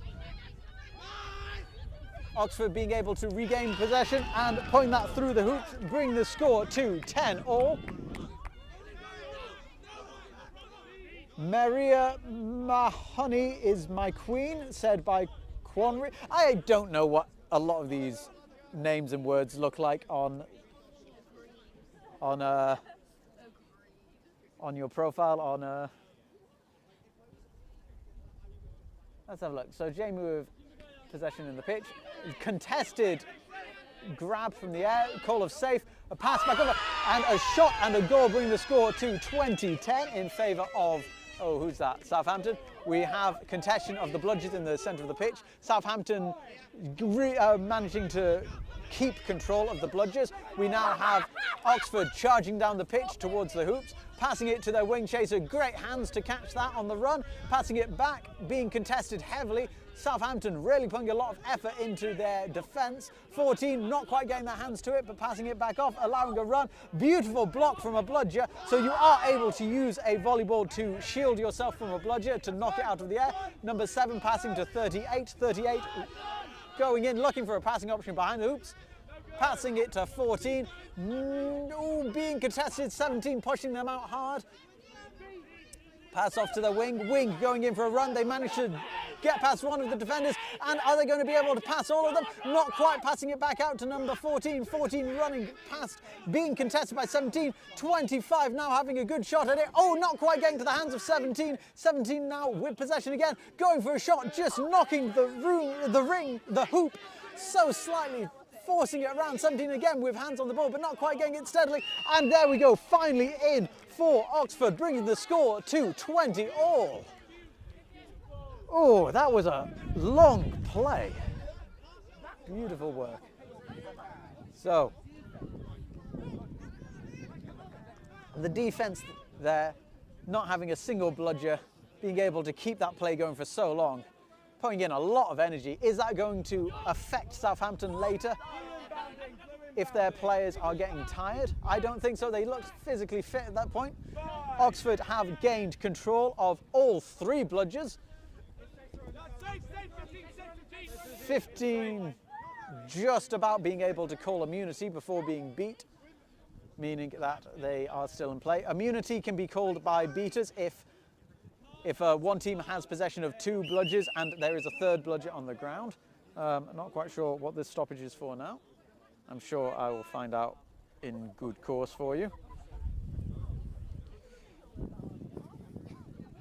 So, something definitely happened, but what that is, I don't know. Oh, so it looks like it might be back contact without stopping momentum. So you are able to put in back contact or put in a tackle from behind, but only if you've come to a complete stop. So that means you have no momentum. There's another goal for Oxford, bringing the score to 30-20 in favour of the Blues. Volleyball possession with the keeper of, now with the keeper of Southampton. Bludgers have been retained by Oxford. Oxford having 2 bludgers, Southampton only having the 1. Southampton now taking a bit of a squash box. Now it's become a box offence, so that's 2 chasers in front of the hoops, 2 chasers behind the hoops. Oxford have gone for, I think it looks like it's just point marking. So, oh no, it's a high point, so a high half point, and that looks like that's going to be a second reset, maybe? I'm not quite sure what the stoppage is for here. So this is, so it looks like James is, so James Martin, head ref of the game at the moment, is asking the opinion of their other refs as they are training. So essentially what they think is a player has gone for, has gone to make contact with a ball from behind another player, but they've made contact with an arm. However, it's been deemed that it didn't happen. So there they are, back up they go. Number 7 passing to 54, being contested, trying to find a bit of room to get the ball out there. 7 now having space to run across the pitch. Bringing in the ball. Pass over to their waiting troll player, who is now being contested. Beautiful work by number 13, the beater for Oxford. Oxford taking on all comers as they try and get rid of every player who is on the pitch for Southampton in that one little time. That gives Oxford a little bit of breathing space as they set up their offensive line. Oxford coming in, their chaser, the ball carrying chaser, I think being the first player to get towards the Southampton line, which isn't always optimal. It looks like now we're having a very simple troll setup where we just have one passing option behind the hoops who's trying to go for it, trying to pass through or shoot through a Southampton player, not always the best move. but it's something that will happen from time to time. Beaters are contesting it. That looks like there might be... there wasn't a back to hoops call there, but possibly should have been. Beaters coming in to try and clear out. Safe call has been made, which means player that number 2 is still able to compete. 17 demounting their broom, which is sending them off. A pass over to the back of the hoops, which is going to be a shot and a goal straight in while being contested. Beautiful work, bring the score to 40-20 in favour of Oxford. 40-20. The time is currently around the 8-minute mark. I had a bit of a problem with the score, the time thing earlier, so I do apologise if that's a bit off. But here we go. Both teams still very much in the game. Beaters coming in to put on a high pressure, but the Southampton Beaters stopping chasers from advancing down the pitch, which means that Southampton have got some time around the hoops. We now have a contention around the volleyball, but it looks like the Beaters have come in to clear that all up. Now, if you are watching this for the first time, or even a second time, or however many times you have watched this, if you've got any questions, please do let us know in the comments. We will do our best to answer anything as clearly as we can. I know sometimes I get a bit excited when I'm watching the play and forget to explain things properly. So if there is anything that you need clearing up, do just let us know. Pass over to the wing chaser on the side of the pitch, being contested, passing to the deeper player, who's now got arms around them, taken down to the ground, but able to pass up to number 30. 30 looking for that pass, number 89 getting that straight to their hands and being able to put it through the hoop. That brings the score to 50-20. And we have a run from Southampton, trying to take the volleyball round the side of the pitch. Remember, the further to the side of the goals you are, the least amount of threat you can be. That's going to be a beat, and I think we possibly can have a breakaway run. No, they've decided to take it back to the keeper zone for a little bit of safety. So remember, a keeper wearing a green headband like this player is behind James Martin. If they're wearing a green headband, they are immune to being tackled or beat in their own keeper zone, which is designated by those cones on the ground. And looks like we're going to have a 1.5 bludger coming in, so that's when a beater throws back their bludger and attempts to attack using just their body to get rid of the beater threat on defence. Pass over to 12. 12 taking a shot to the back, which is given volleyball possession back to Southampton. Southampton with a quick breakaway, no one there to defend it.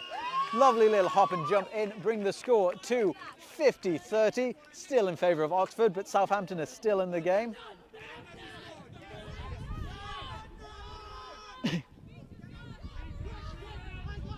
Sorry, I just had a moment where I wasn't watching the game. Here we go, takedown on the ground. Oxford getting right in around the hoops.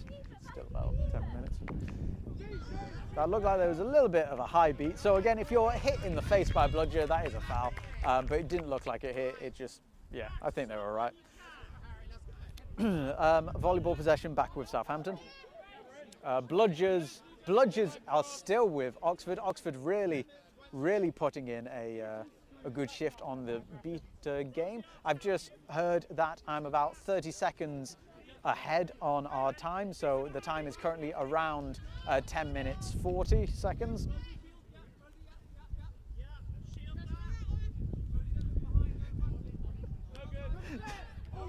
And oh, I think that just missed the hoop.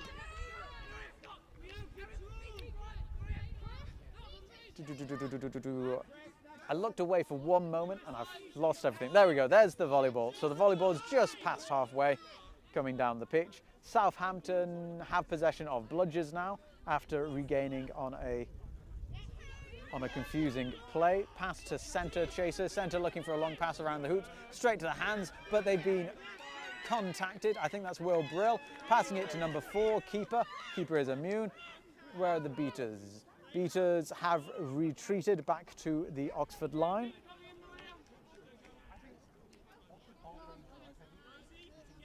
So Southampton moving down the pitch slowly. Now, very much, I think, taking advantage of the fact that they had a chaser contesting them there, which allows them to move down the pitch slower than one would have to if they were uncontested. A shot just going under the hoops. Number 7 going back in for it. And it looks like that is a goal. So there was a beat made on him, but it was after they had released the ball, which means that this goal does count.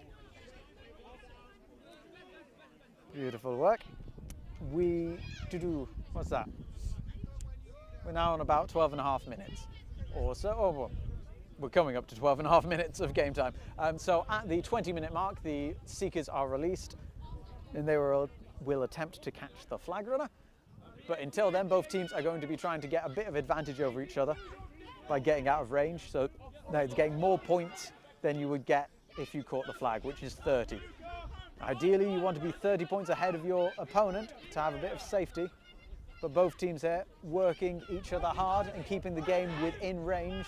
Looks like they're going to be pushed quite far off pitch or towards the end of the pitch and just dodging that beat. No, it does look like the beat was called good, which means that volleyball has been regained by Southampton.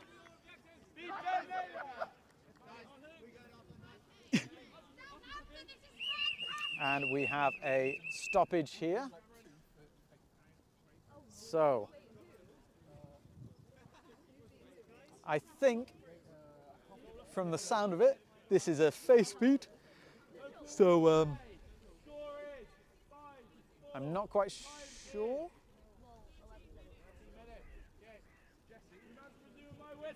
So time is about 13 minutes or about 30 seconds ahead.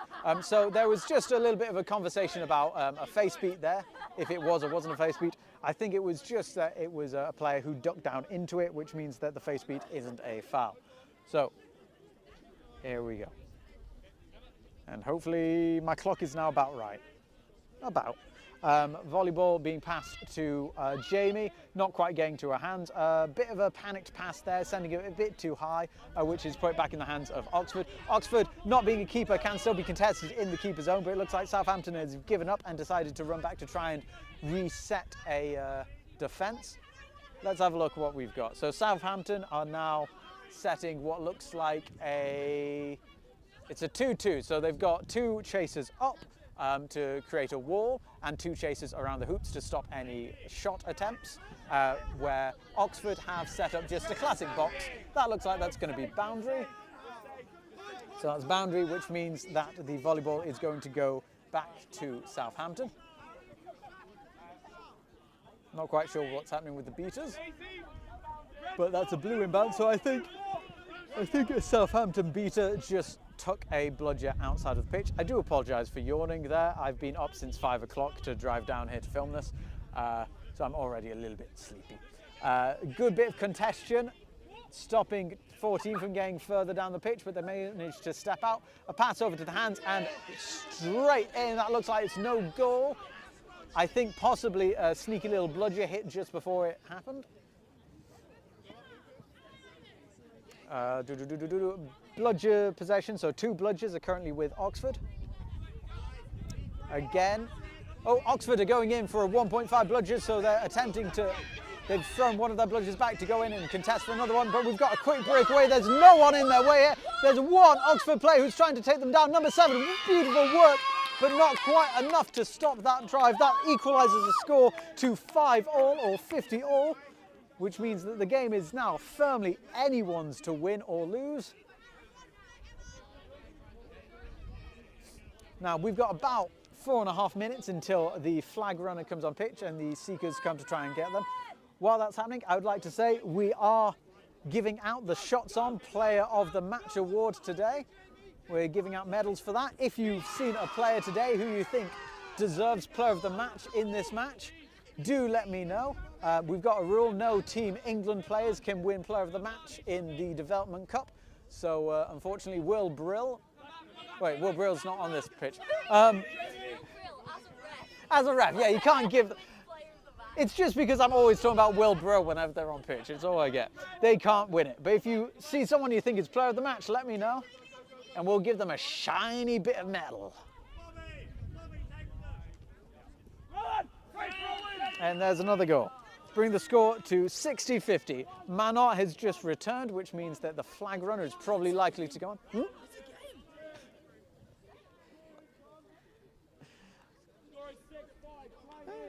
Still good. Brill. So, who's this now? Southampton coming down. They have a bludger to guard them as they encroach. The keeper is not in their keeper zone, so they are actually capable to be beat.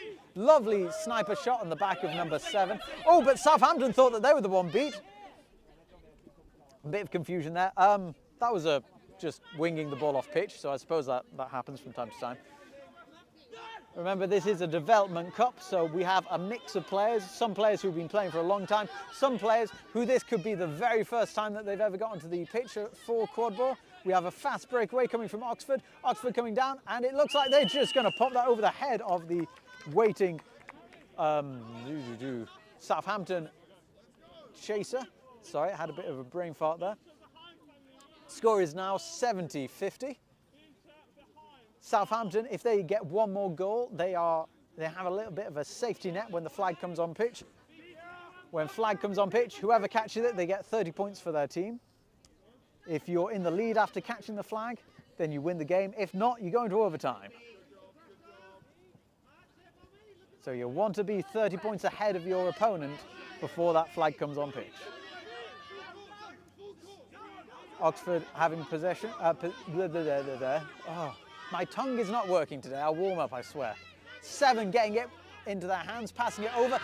Beautiful intercept by number 57. I mean, it looks like we've got a breakaway. Is anyone there? We have one beater coming in. Where did they throw that ball? Oxford now regaining possession of the volleyball. Coming in, number 7 going for a run, and they're popping it through that middle hoop. And we have a brooms down. So a stoppage of play. We're going to find out, is that a goal? Is it not a goal? Let's figure out what's going on.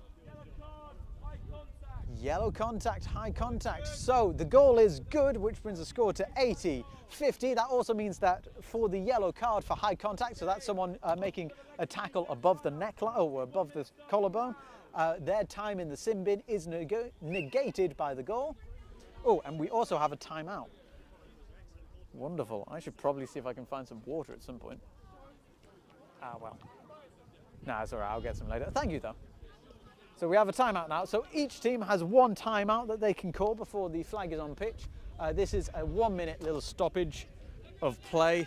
Gives you a bit of a chance to get your breath back, a bit of a chance for your coaches to come on and give you a bit of advice. Now, at this point, I think Southampton is going to be a bit worried because they've literally just gone from drawing the game to now being out of catch range. So if Southampton catch the flag when it comes on, it will take them into overtime.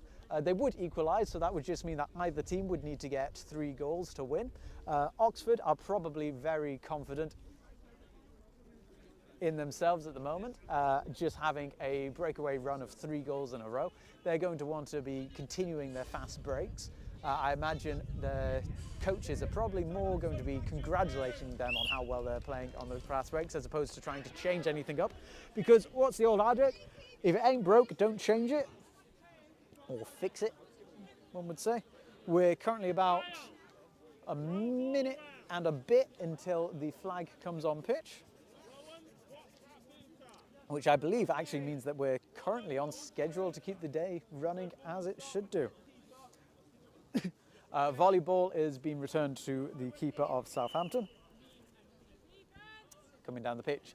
Bludgers are in possession of Oxford. Oxford have 2 bludgers, Southampton have 1 bludger, I believe. So, moving down the pitch. Southampton being a bit slow and steady, but they're just trying to see if they can find any break in Oxford's defence. Possibly it might be a case that Southampton are setting their box offence a little bit too wide, so they've got their chasers who are waiting behind the hoops a little bit too far back, which means that we are seeing a lot of very long loopy passes.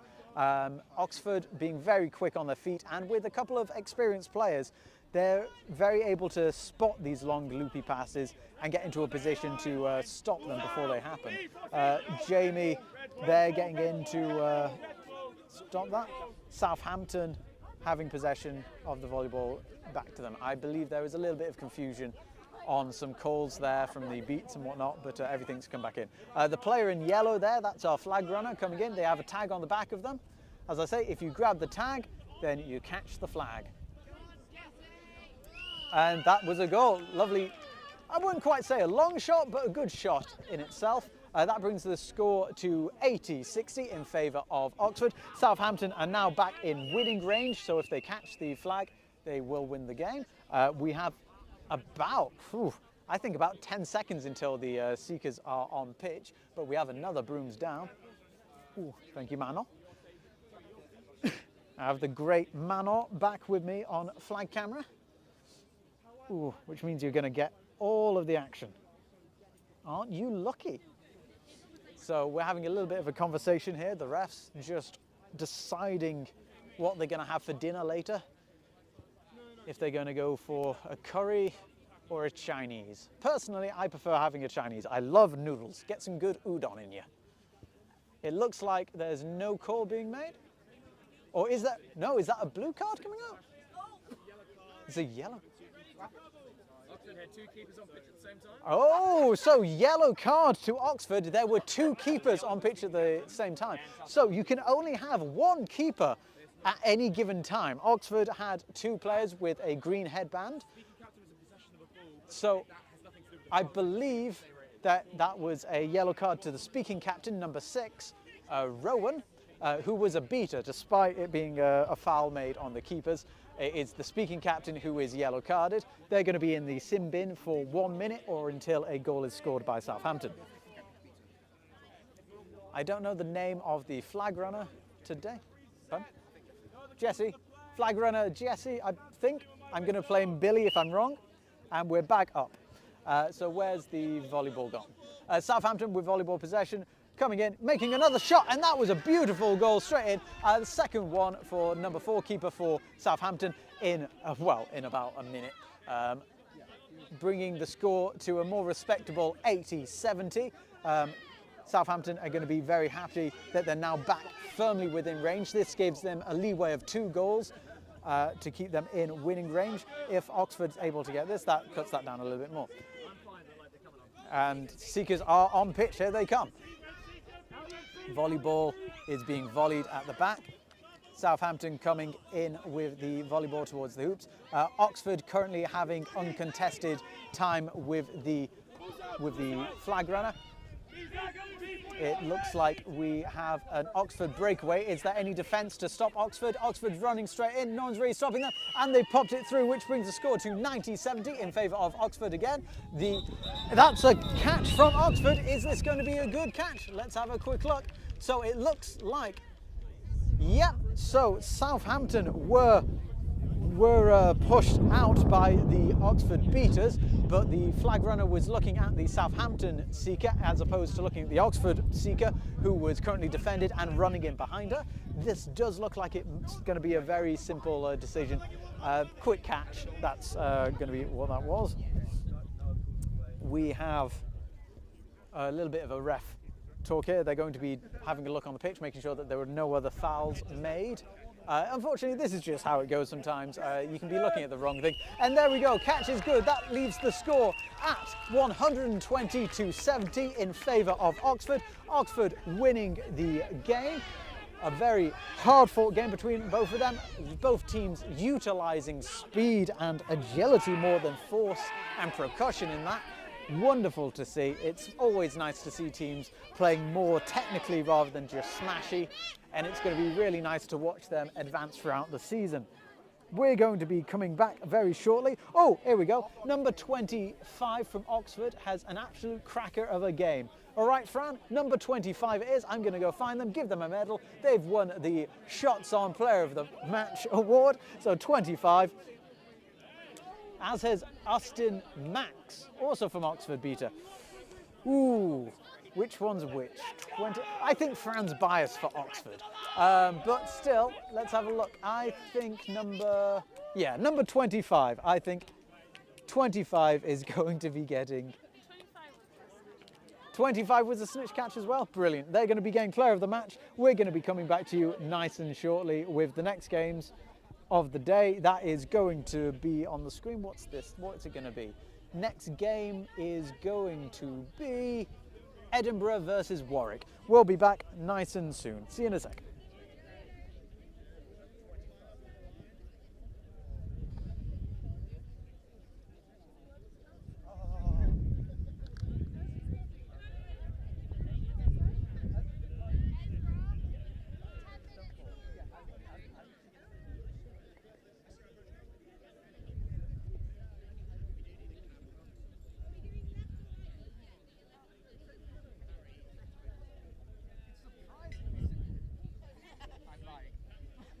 well. You're like, that looks sick, but like. Control central. It's that shot on player. I did something cool on stream. So you gotta do something cool on stream. And what does that include?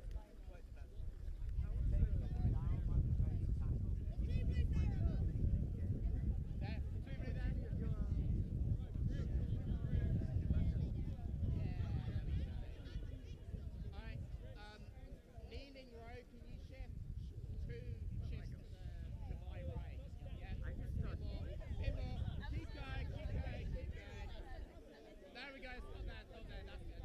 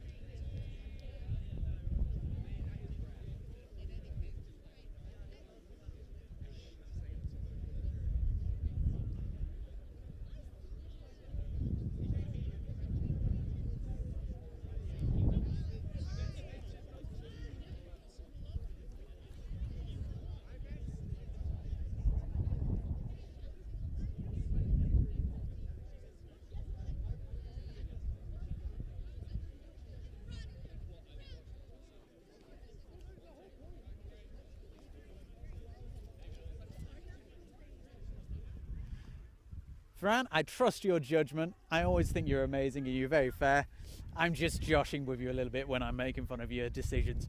No, they're a lovely player and they did amazingly today, and we've just given them their Player of the Match medal for number 25 Oxford. We're going to be starting, I believe it's going to be Warwick versus someone. Who was it? Warwick versus Edinburgh is going to be coming up next. This game is going to start in roughly 10 minutes.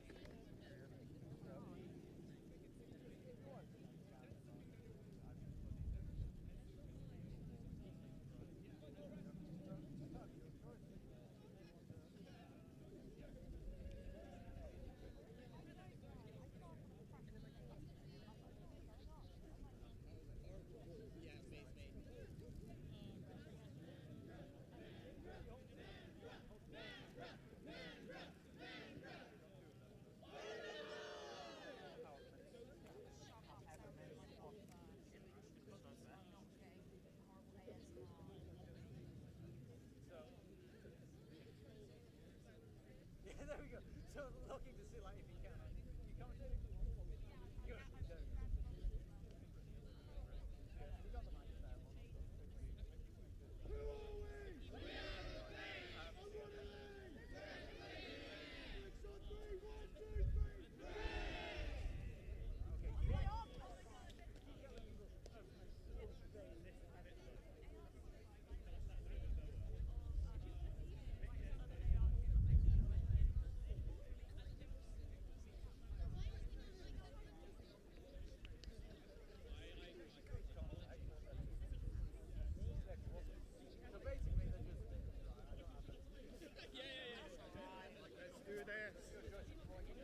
You come and good.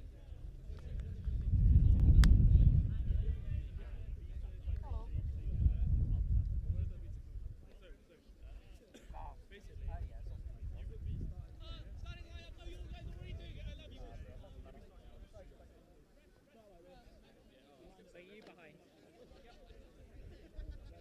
got the mic there. Looks like we're about to go, obviously, for the moment.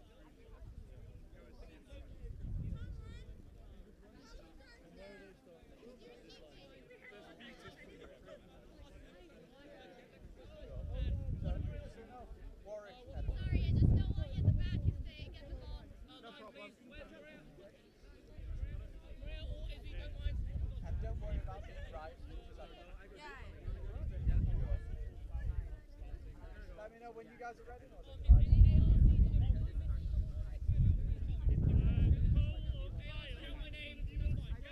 Oh, I think we have Ryan over there. No, right, yeah, but one of you needs to be here to run for the ball. I can do it. I can do it. So, yeah, I'm here. 3, 2, 1. Next to the dodgeball, we were running for the ball. Sorry, my bad. I wasn't ready. Okay, and 3, 2, 1. Hello everyone watching at home. This is the third match of the day. We have Warwick versus Edinburgh. This is going to be quite an interesting one. It's been a fun morning so far.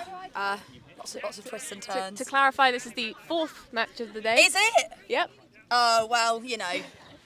Hey, I was just told I didn't have to be right. I just had to have fun. So, yeah.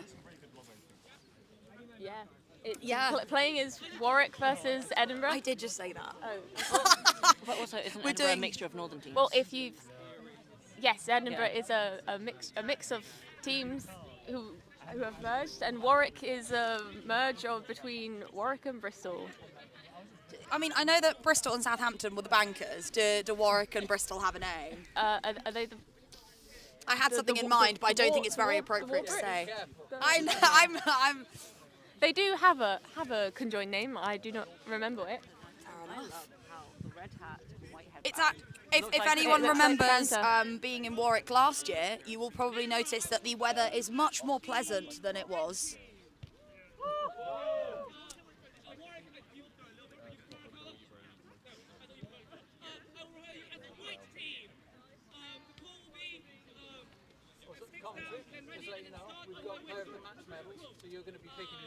Oh, crikey. Okay. Just been informed that we will be picking player of the match. White team, are you ready?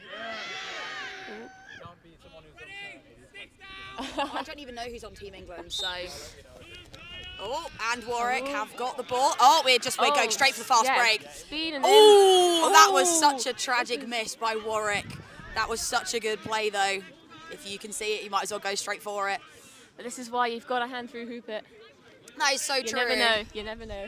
To be fair, if I was able to go that fast, I don't think I'd be able to keep up with myself. And, oh, we've got quite, yeah. So Warwick have regained, no. Oh, we've just had a weird beat kick from the head ref.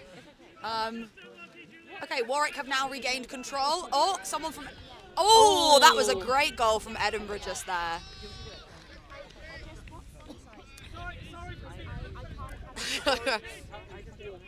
Warbrick. The It's a great name. Warbrick. It's more daunting than Bankers was. Yeah. Oh.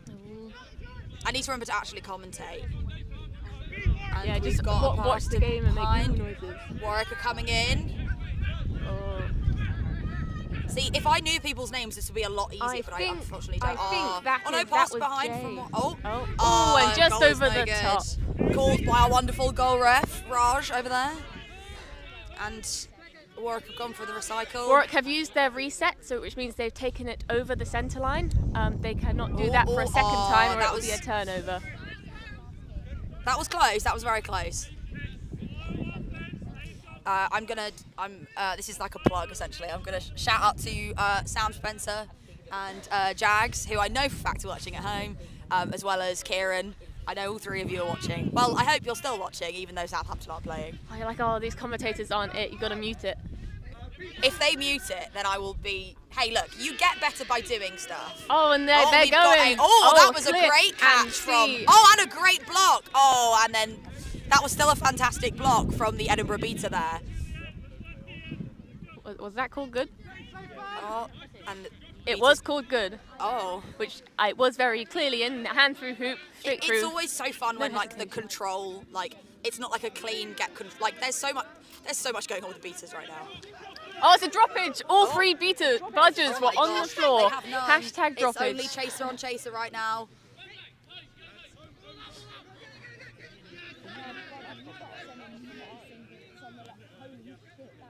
The Warwick beater will need to come and clean this up.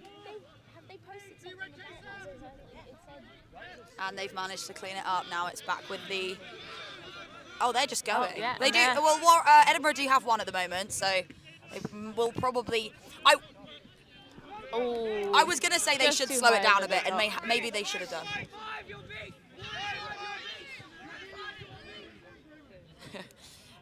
So when you are beat, you must come off broom to announce to everyone else that you are not gonna take part in the play until you tap back in the middle hoop. Yes. Although it is like there have been times where I have definitely been called beat, and I am just so in the zone where I absolutely do not pay attention to what's going on. Oh, going over the ref. Oh, that was a. Oh, and then back with our Warwick keeper there. Who's got control now? I thought I was just about to have a. Okay, Warwick now have control. Yeah, Warwick taking the time in that calm to sub off some players. Yeah. What? Like, I feel like I've watched enough football to feel like I have an understanding of what commentators do, but I definitely don't.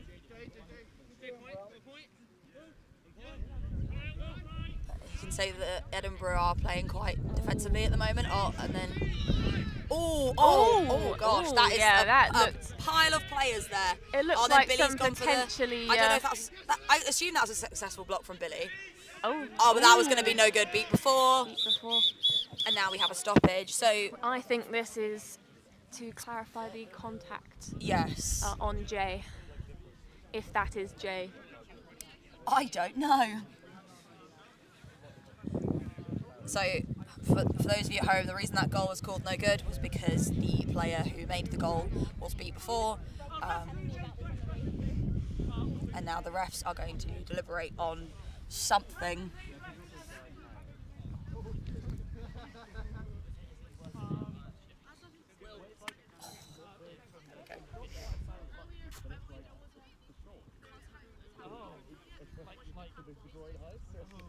While they deliberate, we've got a great ref team. Is that Thomas head reffing? Believe so. And I believe this is Oxford. Yes, from Oxford. I believe this is his first time. He did some no better time to learn how practice yesterday and shadowed a previous game today. And we have, again, slightly biased from us over here, but we have the wonderful Izzy and the wonderful Arthur. I mean, we also have the wonderful Will, the wonderful Maria, and the wonderful Matt Bateman. So I'm actually so glad that you said that, because I'm really terrible with names.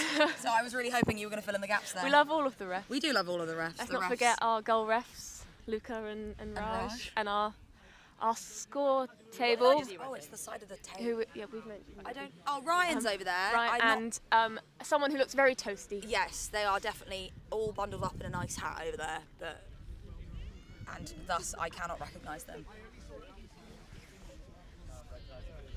Oh, good. I'm glad it's not just me.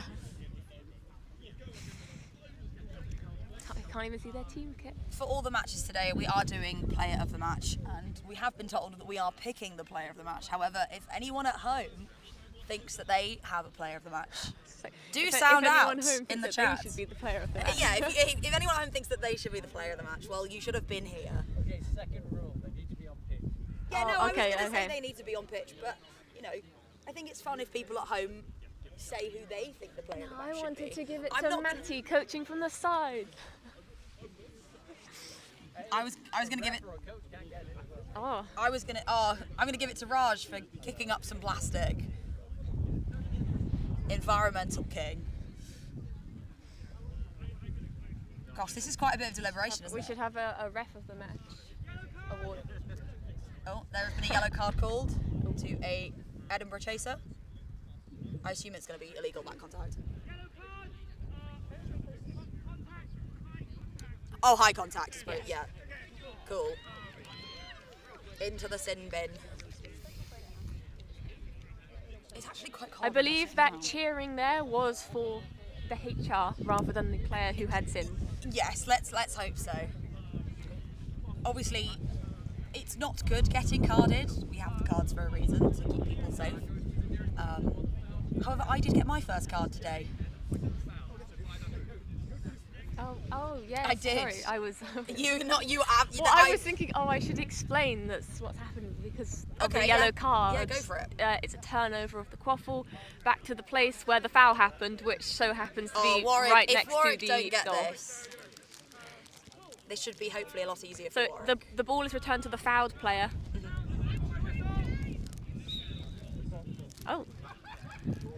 Oh, that was yeah, a little bit showy offy, but you know what? I rate it. Yeah, we rate it. I was very much like they may have done an Icarus here, and they may have flown too close to the sun. Well, that is a tactic. And we've got Edinburgh if the entire on the offense. defense We've got will- Billy going in for the tackle. Billy there called back for hoops for commencing contact from behind, still with momentum. Oh, that was a very nice catch there. Some good footwork here from these chasers. See, that's the thing that I always... Oh, that was... Oh my gosh, that was a fantastic goal from... I can't see if they're number... From 20. Edinburgh. From Edinburgh. That was a... Oh, and that is not... That like kind of bounced off the inside of the hoop and then redirected back out. That's fantastic. God, it is cold. Maybe it's the original. Well, not original, more original than you.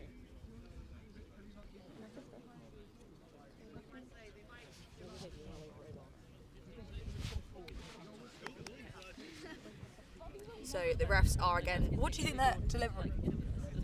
What do you think they're deliberating about now? The goal, or maybe Billy's back contact, or?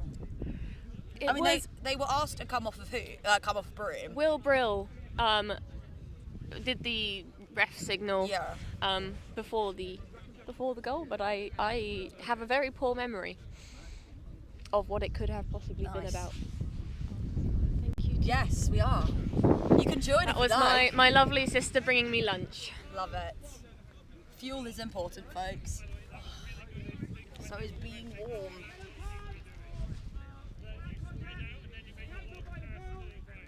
Oh, okay. So, what was the? Okay. So when you're carded, it is negated by a goal from the opposite team. So if you're Team A and there's Team B, and you get carded on Team A, when Team B scores, you are allowed out of the sin bin even if you've not served your time. So so Billy's back contact was negated by the goal from Edinburgh, but I didn't hear what the blue card was for. The blue card was for delay of game. Oh, okay. I'm not sure what the delay of game Yeah, was I for. don't know either, because it seems quite... Well, we're starting back up again, and Edinburgh have got another chance. What's the score currently? Oh, it's 2-2, okay. I'm unsure how... Oh, that's a... One of the ARs desperately trying to get out of the way of the game. A few weeks ago, Southampton hosted a charity Quadball tournament, and I refed for the first time. Oh, goal is good. Another one from Edinburgh. Lovely.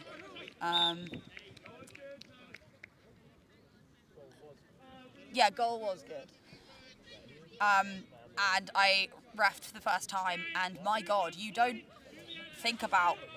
Do you find this, that you don't think about... You're so used to being on pitch as a player that you're just like, I have command of the space. And then you go on as a ref and you're like, oh no, I absolutely do not have any command of the space at the moment. I'm always too self-conscious about being in people's ways. We've got some passing here from...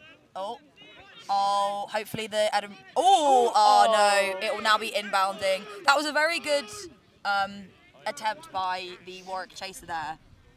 Yeah, to keep it on pitch. Unfortunately, if any part of you or the ball touches the line, that classifies as being off pitch and is a turnover. It will be turned over to the opposite team. You can see that the Edinburgh are going for the diamond formation, which is quite nice. We got a tackle from a beater as well. Oh no. Oh, there was a misbeat there. And a nice. And another goal from Edinburgh. We were both looking at the napalm. We were definitely both looking at the napalm. Whatever the official name of that beta tactic is called. A 1.5. I learned that there was one called a tea party the other day, which was quite fun. Oh, there we go. Nice save from Edinburgh there. It would have been a beautiful attempt at a goal. The over the shoulder behind.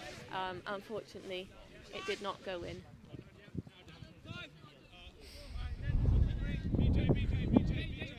And the Edinburgh beats are going in for a couple more beats though, just to solidify it. Warwick currently do have control. Yes, they've just regained it. That means that they have 2 of the 3 bludgers. They have 2 of the 3 bludgers in the game.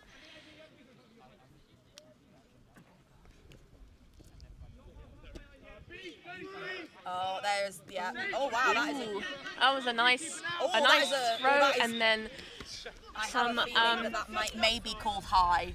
That was. I was thinking. That definitely was quite some high contact there. So I imagine there would be another card. Been a lot of cards. It's been a lot of cards today. I feel like. Well. Can I actually hold this? I can do. It's very cold here. I just want to do it with my jacket. It is very cold. I say that. I don't know how well I'm going to be able to do it sitting down, but here we are. This is a wonderful commentary you get. As you've handed me your microphone, I now realise I've been holding mine the wrong way around. That's so fun. I do that. But apparently, you can hear me, so. Cool.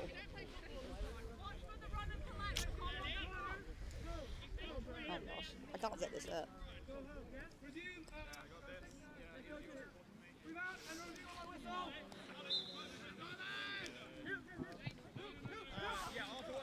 Warwick are on the offense. They're making some subs as well, subbing their keeper.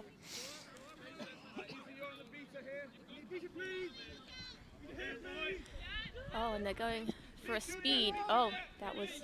Oh. As a repeat procedure call given to Edinburgh for to repeat tapping back into the hoop. Yes, you may. I've given up trying to sit my jacket up. Oh, there we go. Back with. Well, let's call that chaos yeah, let's just call this chaos. Oh, that was quite good and quite sneaky from the... that was quite good and sneaky from Warwick there. Number 44 being called back to hoop for a play. a play that happened. Imagine if, I don't think my oh, there we go. There was... Bit of a duel there between the beaters. Oh, nice dodge from number 35. From Mog there. And a nice goal from number 28. Very nice goal. For a moment, I wasn't sure if it had gone in. We've got some, and then we've got another stoppage. And some beaters on the floor. It's always good when you've got some players on the floor. I forget we need to be looking out for who's playing well. We are meant to be looking out for who's playing well. I'm too busy focusing on what's going on. Also, I'm always a little bit unsure, excuse me, on who's a fresher or not. Because I would have said number 50. I mean... I can't tell if their number is number 50. One of the Warwick chasers, I think. We only see Edinburgh once a year, normally, at Nationals. Edinburgh is our Christmas present, our early Quadball Christmas present. Well, yeah, I'm unsure which team Maddie from Warwick is making their debut as Santa this tournament. Oh so, wow, I love that. Yeah.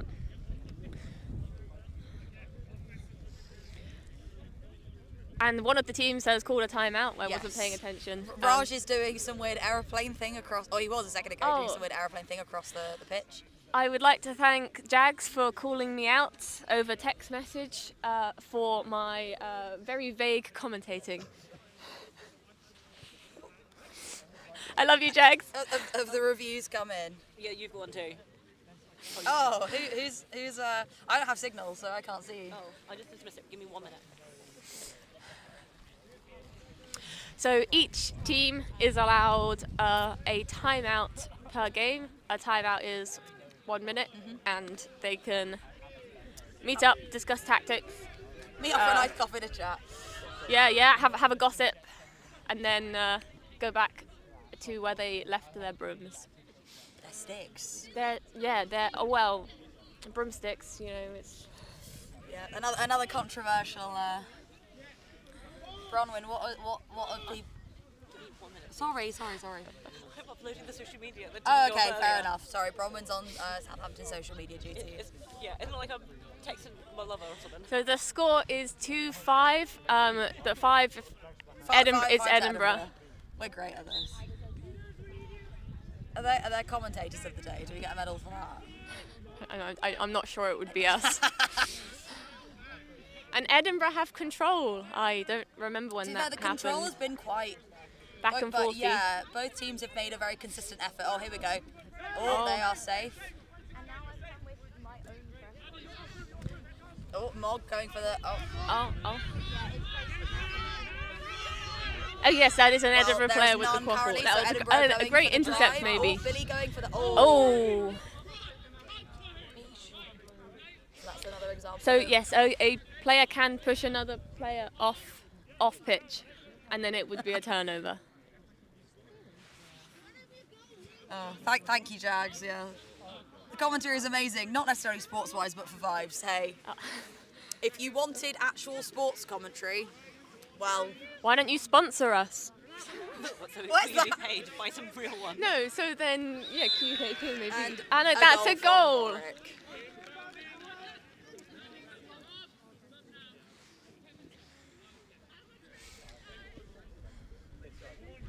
And Edinburgh still have control.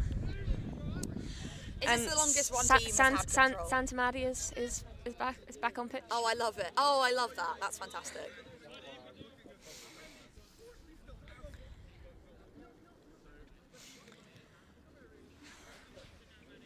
To be fair, I'll give Edinburgh their credit. Their formation has been very solid. And Mog following the ball round to make the beat. Oh, I'm gonna zip my coat up now. Okay, we're both doing the coat zip up. We've got Warwick. Warwick gaining control back, doing some clear up. Oh, that was a wonderful pass and dunk there. Yes. Well done, Maddie, and from Billy for the pass. So Warwick have got control back. I was going to say, control has not been on one team for very long this game, has it? It has been going very much back and forth.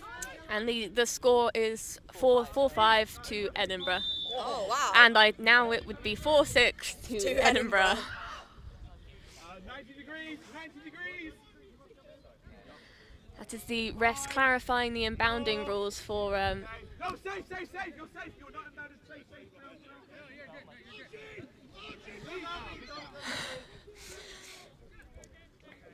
Oh, and a nice... That was an amazing catch. Wow, lots of beats going on between beaters. They were still beat, but that was still a very good catch from number 15 there. Oh, and we're gonna have another. Are we having another turtle? Oh. Some nice clear up there from the Edinburgh beater. Yep. Warwick really did not want to let that go. No, they did not. Committed to the offence. They absolutely did. unfortunately, Edinburgh were equally as committed to the defence. Yes. I feel like I've not... It's not that we haven't seen Edinburgh's defence, because obviously we've seen it, but Warwick really are just going for it, aren't they? Especially their beaters are being very proactive. Oh, a duel there, both safe, called by the refs. Oh. There we go. Oh, nice part. That was some good recycling there from... Called beat, unfortunately. Oh, and I could tell that Warwick there were trying to go for the fast break, but the Edinburgh beater stopping them from being able to do so. Yes, well positioned by beater 42. Now Warwick have regained control again. The Warwick beater trying to come in to sort of... If they take control, if they distract the only beater that has a quaffle. Crikey, this is... I'm actually trying so hard to give some actual commentary, but the words aren't coming out of my mouth properly. And another... Unfortunately, when something happens, we just go ooh. Lots of oohs and ahs. There is a brooms down. If you couldn't see that, what I saw was Warwick getting control back, and then one of their beaters trying to distract the only beater left of the bludger on Edinburgh. It is an injury sub. Oh, it's an injury sub. What we are hearing.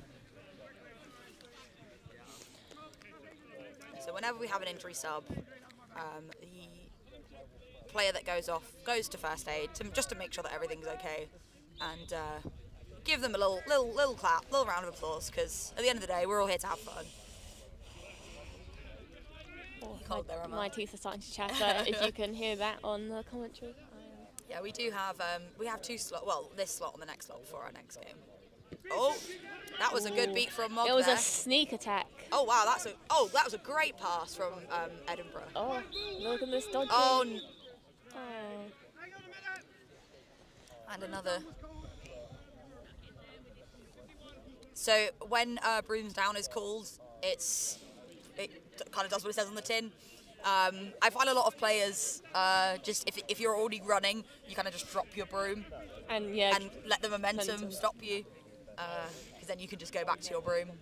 Like if a timeout's called, you just remember where your broom is and walk away, which is quite nice. Nice. Was a turnover. I think was the broom down. Oh wow! Oh, that was a very good tackle. Still good from Warwick there, but that was a lovely tackle. A nice goal from Billy. Yeah. It was unfortunate with the tackle that the momentum of the ball being instantaneously released just kept rolling. Warwick once more regaining control. That was a you felt I felt the impact of that tackle from here. Yeah.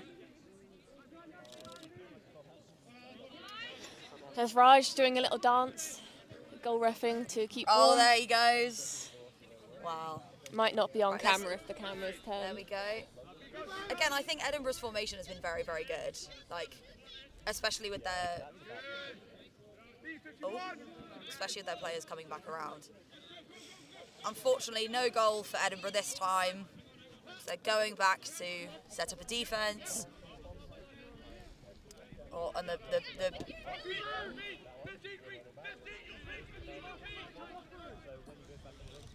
so both of Billy's going for the lovely.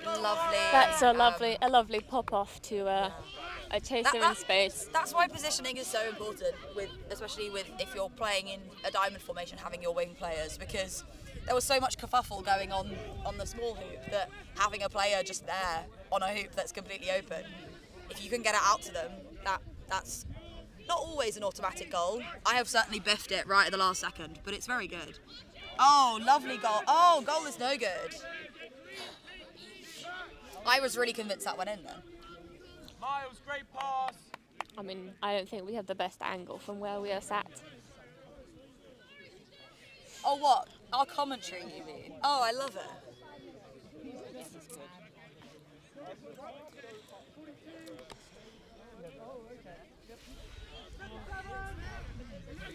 I think this is now the longest that Warwick or a team have had control.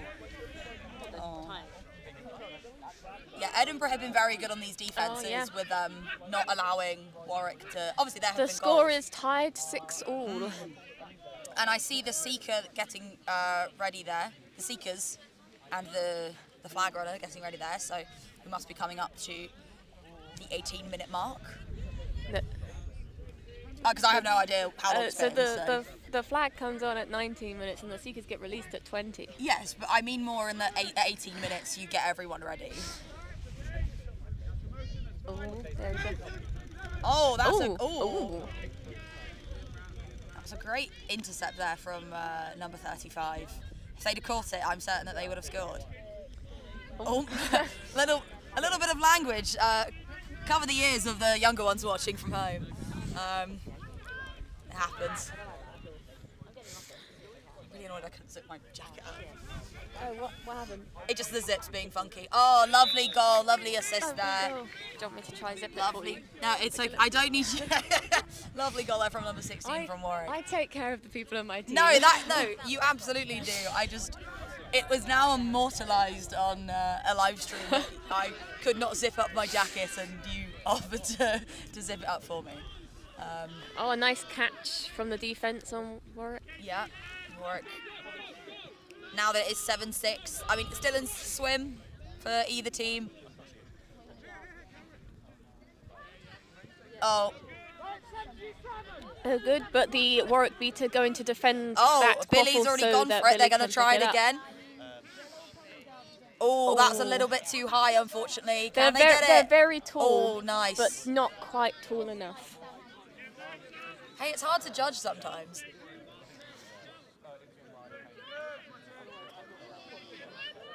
Oh, goal is good. Another goal by Warwick. It's now 8-6 to Warwick. Number 16.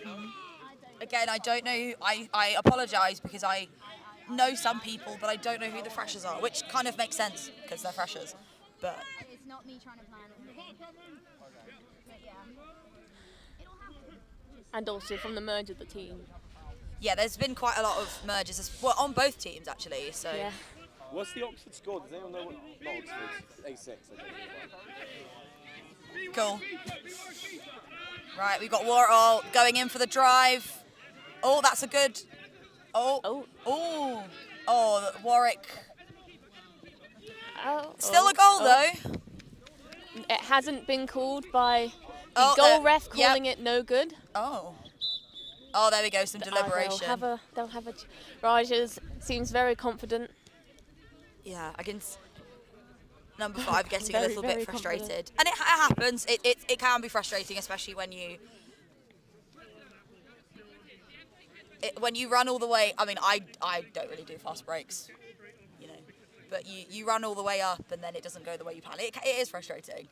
My fast break is I run behind the fast breaker to offer what support I can, and then I have a great view of them throwing it in and I run back. And then I sub sooner because I have exhausted myself in that run. Yes, exactly.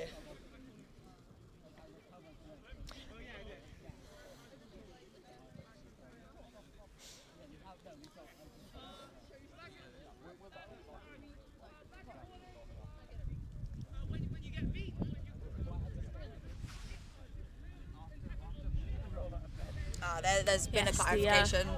HR giving a reminder of procedure for tapping in on hoop when you are beat. You're so good at this. Yeah, so in the UK, we tap back in only on the middle hoop. If you've ever watched any European games, or I think America are, this is very much, take this with a pinch of salt, but I believe America are changing it so it's only the middle hoop. But in Europe, it's any hoop. So. And it's easy to think that it might be any hoop because all of the hoops are there. Oh, nice defence from number George 5. / Cameron for whichever name you wish to go for. I believe their name is Cameron and George is a joke name.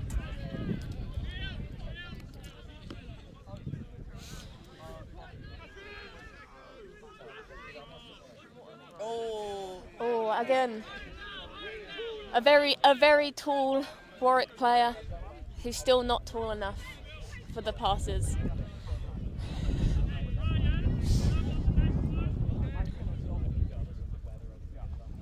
it can be hard to remember to sub sometimes as well. Well, you get so involved, sucked don't into you? the mentality. Especially when there's a lot of turnovers and like a goal hasn't happened. Oh, there we go. The Seekers have just been released. I believe that Warwick. Well, I imagine they're going to try and bubble. They've just gotten the Edinburgh Seeker out. James Kramer as the flag runner.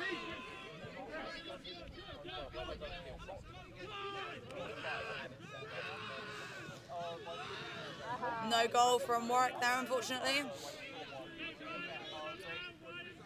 Oh.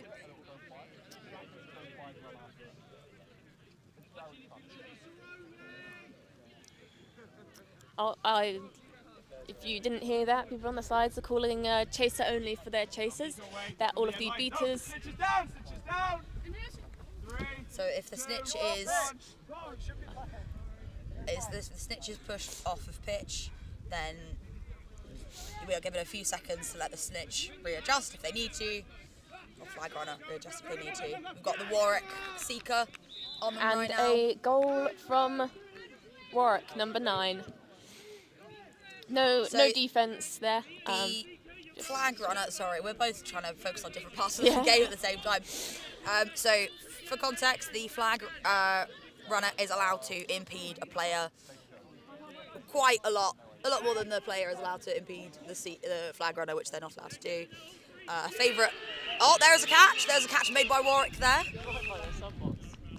Now that the refs will have to deliberate on that. To be honest, I didn't even see the catch until I saw it in the Warwick player's hand.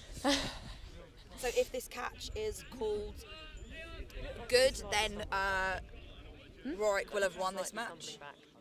Oh, we've had secret information from a non-match official saying that the flag runner may have been off balance. No, I didn't say that. I said he was stumbling. Sorry. I have been told I have been misquoting this anonymous source.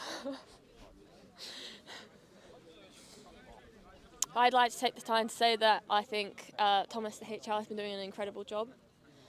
Absolutely. Made some very good calls. Yes. This sport is nothing without its amazing and very dedicated volunteers. Obviously the players as well, because there's no players who can play, but those who take a step up, yeah, we wouldn't be here without them. Oh, it's not looking like it's being called good. The flag is being attached to the flag runner. That's always a sign, isn't it? The HR is discussing something with a Warwick player, and a yellow card has been taken from the card pouch. It's not looking good for Warwick. It's looking very good for Edinburgh. The score is currently 9-6 to Warwick. It's been quite close this game as well, though. Both teams have played fantastically. And there's a runaway cone. A cone is leaving.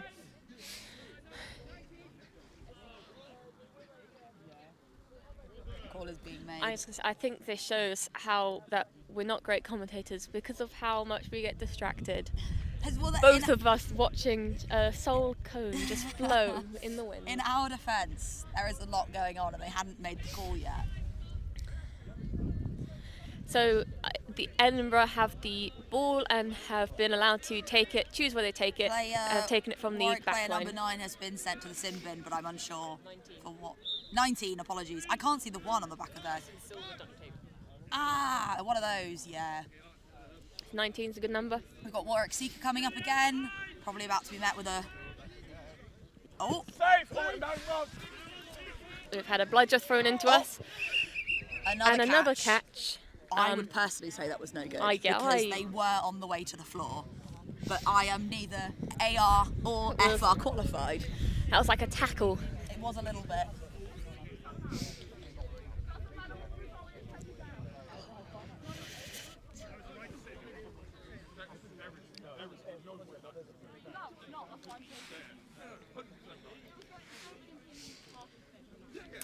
Still worth discussing to ensure that the right call is made.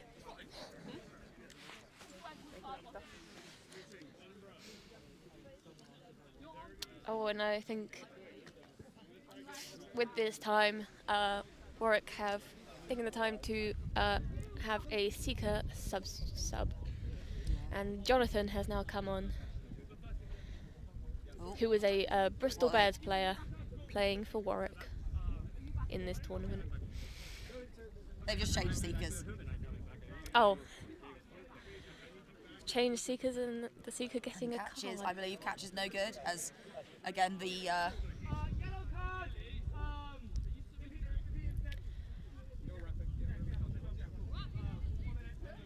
so the Warwick seeker is being sent to the penalty box for impeding the snitch. For not a foul that seeker performed, but the seeker they subbed for. Not often that the seeker gets carded. Does happen though, obviously. But as per rules, if there is a goal, only one of the Warwick players will be released back into. Oh gosh, yeah, they're both in the. There's two of them in there. And Warwick are going for the fast drive there. Oh, that was a very good tackle there made by number 64. Number 64 with the ball running in. Oh, and an excellent pass off to number 51. Wonderful and a goal. assist there from 64 so and 51. That has released the first Warwick player to be carded. So the chaser, number 19, I see the has duck returned. now. Warwick still have control. They are going to be bubbling, I imagine, to stop that Edinburgh and seeker. The Warwick beaters communicating well to each other. Oh, we've got a... And, yep, getting the Edinburgh seeker out. Oh, was that a... That was a quite... That's, yeah, impressive goal from Warwick there. I only saw the tail end of that. So the score is currently 10-7, although it says 1-7 on the score table. That was a great goal attempt by number 51 there. Just a little bit too high, unfortunately.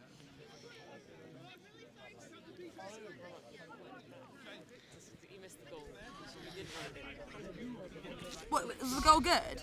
No, it wasn't a hand through hoop. Ah, that sneaky tactic. Raj fixing the hoop. Wow. Taking the stoppage to. 3, 2, 1, advance! And the game has So. Oh, and the Warwick seeker has been released from the penalty box, and is back seeking. Oh, maybe another goal by Warwick here, and another goal by Warwick here as well. Both seekers were beat out there by the other teams. The score is now 11-7 to Warwick. So no longer in swim, but if Edinburgh can get a couple of goals up and catch, then they still absolutely have a chance. Great beat by Mog there on the Edinburgh seeker. Oh, there is the ARs have seen a foul. Another call being made. So many calls being made today. I have gloves in my bag. Why am I not wearing them? I do not bring gloves with me. I have thoroughly underprepared for this tournament.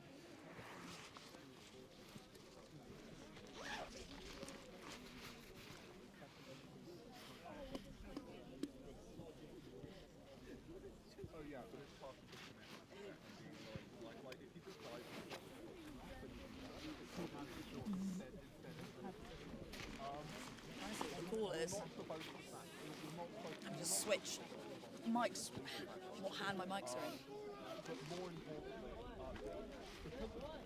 It's been a yellow card to number 64, sorry, Edinburgh player. I think I had back contact, but I'm unsure.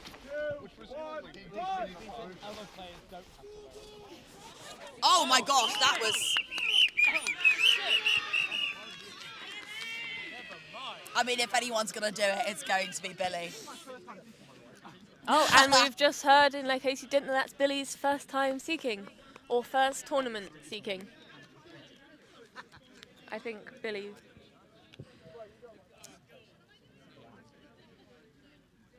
That was rather impressive.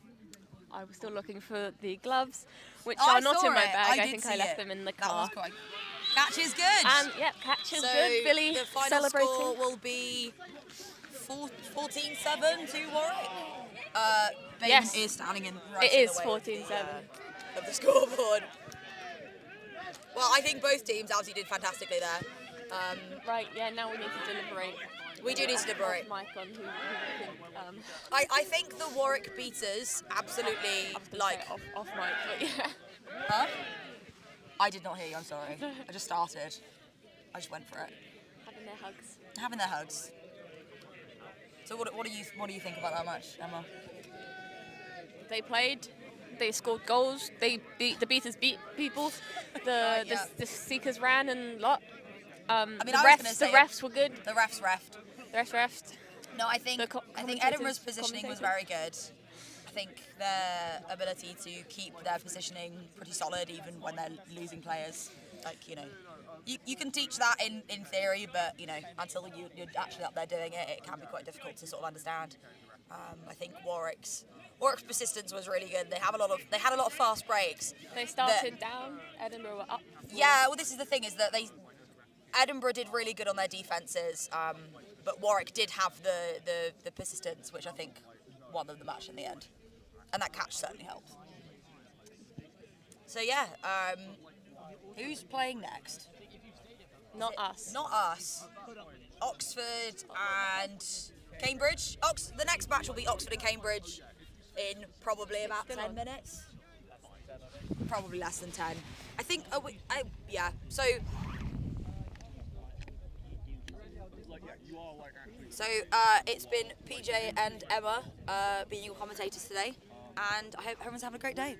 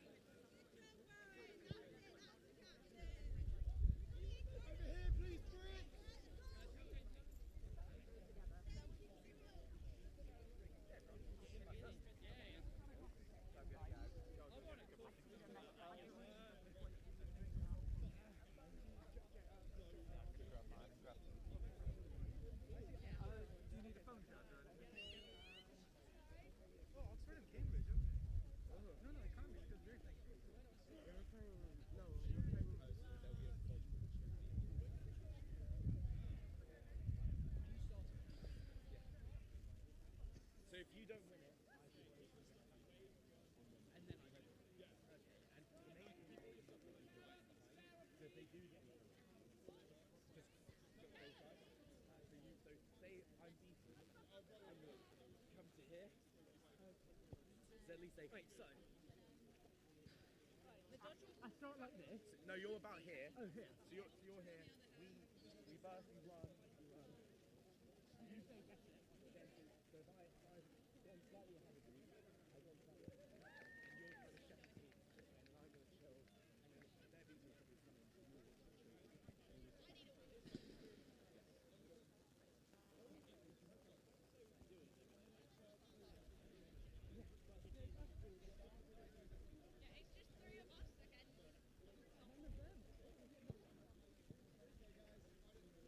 you'll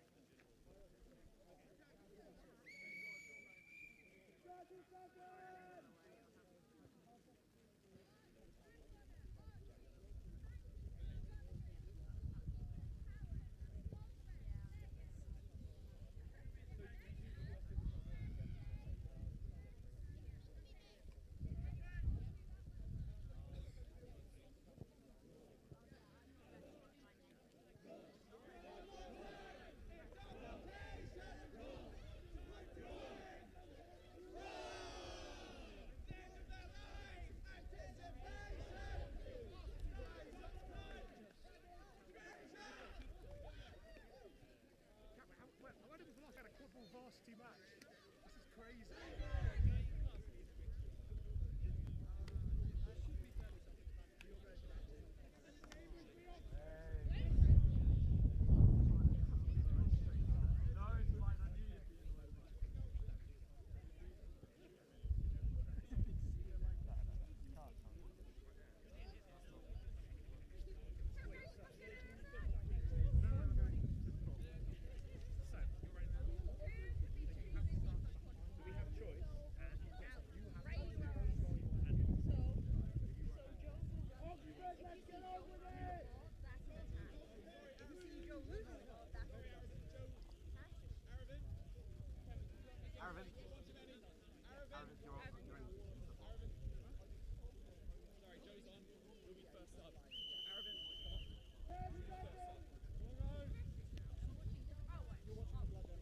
You alright? Yeah, good thing. Yeah, thoroughly. Yeah. Alright. Good luck. That's okay. Yeah. You got this. Do you need it? Oh, go. Who's better? No, hang on. We have to wait. Wait. No. Hang on. No, you're here. No, you're here. Do you want me to stop behind us?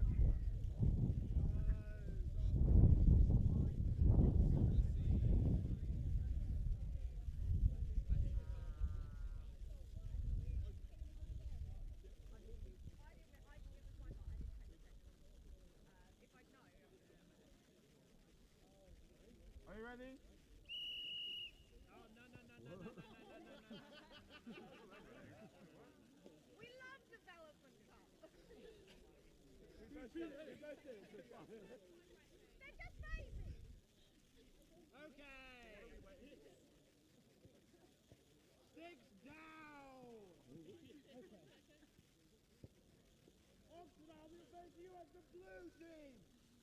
Cambridge, I'll be referring to you as the black team. Oxford, are you ready? Yes. Cambridge, are you ready? Yes. Sticks down. The game will start on my whistle. Ready?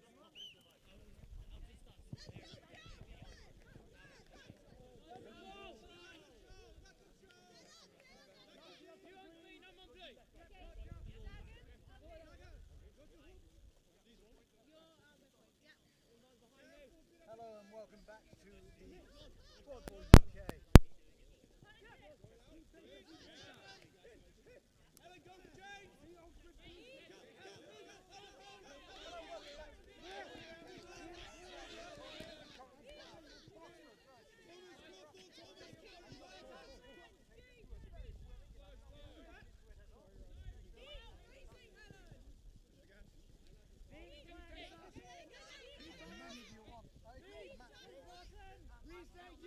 I'm sorry. Oh yeah, I forgot about that. There you go. You don't have to hold it in your mouth, you can just sort of like... I'm going to clip it. There we go, thank you very much. So commenting. Wait, are we live? Yep. Okay. Yeah. Perfect. Oh my God, we're live. Commentating right now is me, Bronwyn, Me, Izzy. and our fresher. And me, Bobby. Do you want this? You're a bit quiet. Oh, okay. If you literally just hold it in front of you, Yeah. it's fine. You don't need to write your mouth. There you go. My bad. Well, There's a tackle going on. crazy game today. Actually, yeah. So is this Oxford versus Cambridge? Yeah. Yeah. Is this the Oxbridge This is battle? Oxbridge face-off. Is this what they should really be focusing on instead of the boat race? Yeah, I was going to Yeah, say, instead of the rowing, we should have this. I mean, to be fair, we have a nerd varsity at Cardiff. So, yeah. So maybe they should have a nerd varsity at Oxbridge if they don't already. Cambridge, they have control at the moment. Oh, they do. And the Quadball. Diabolical beta players. Who's the beta with no number like on the kit? So that is James Martin. James Martin usually plays as a chaser on Team England and also was for Warwick for the last few years. And then it was Phoenix and LQC, I think. And Phoenix and LQC, yeah.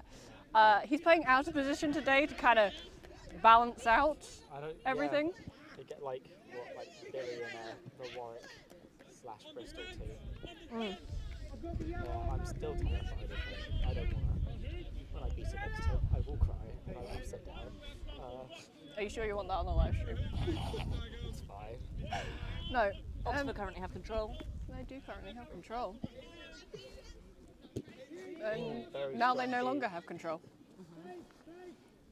One bludger has gone all the way back to Cambridge's hoops, Not which by is that very far, good but for yeah. them. Well, close enough. Yeah. They could see. And now Cambridge have control again. Lovely little beat there, but also quite funny. A nice goal there from Cambridge. The one that's just gone off. Oh, goal you said. Goal, I said yeah. goal. My bad. I believe it was number 7, but don't quote me on that. I know someone will probably quote me on that, but don't. Don't worry, I'm messaging our resident quota. Oh no. Everyone say hi, Jags. Hi, Jags.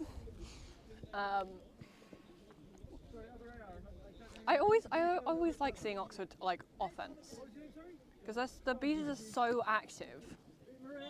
I mean, you can see number 21 just going up and bothering James Martin there.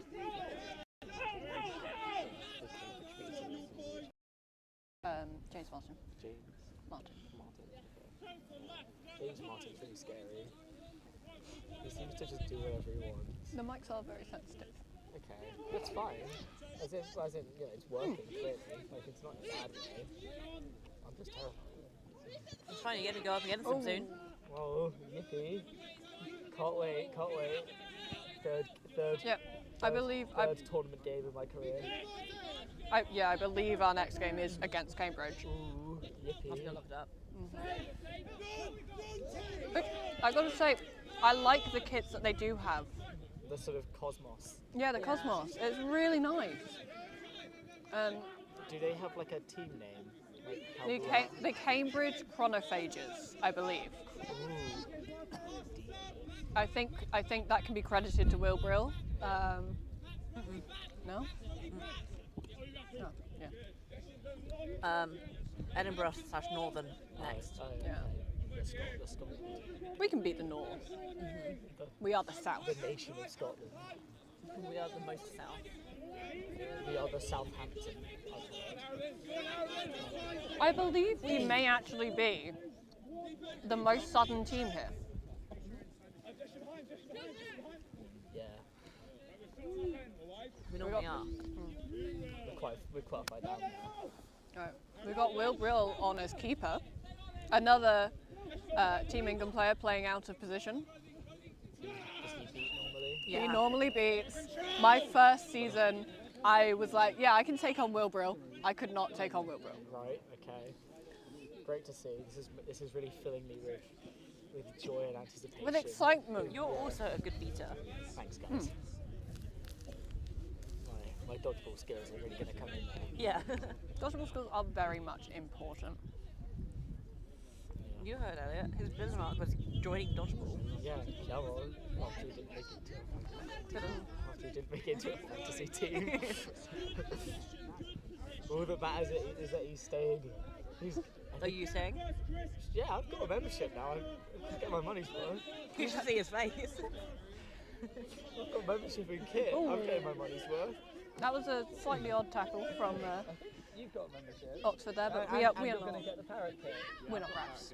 Yeah. Even though I was distracted. Is with Cambridge right now. With Cambridge, they have control. Oh. They're very slowly advancing. I think they're just trying to take their time. Ideally, I mean, I would have gone a bit faster. Wouldn't let And about Oxford. nice in their contacts. Wouldn't And let nice beat against Wilbur, but it was just about.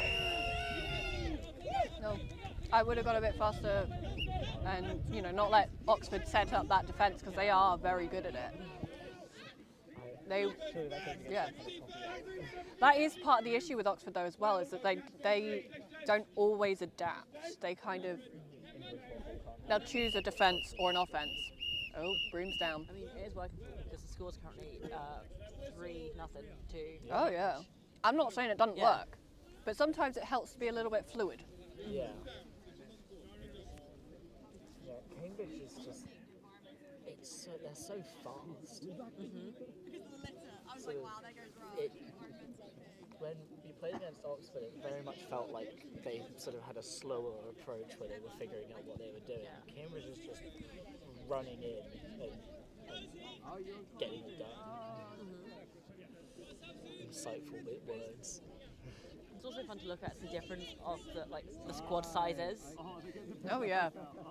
I mean, Cambridge only started last year? Yeah. And they've got so many people, like 4.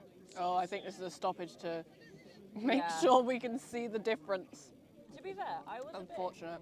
a bit confused why they were both allowed to. Yeah, dark and also dark colours on both shirts. It's not great.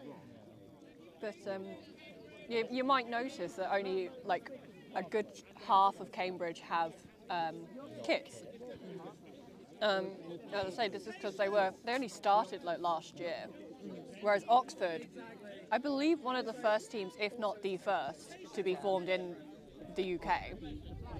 I mean, and you can tell from their squad size, the flag. They're very much confident. Yeah.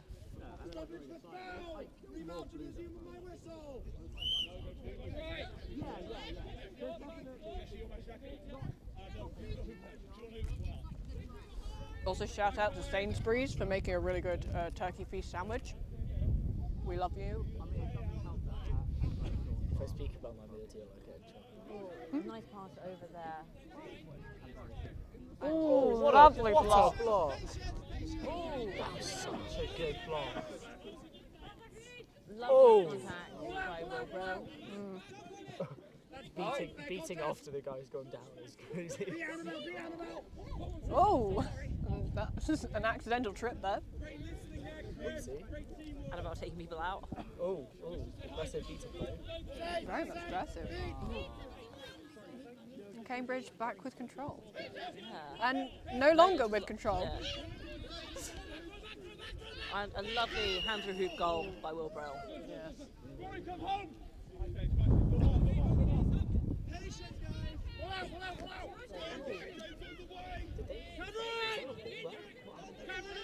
So there was a ball.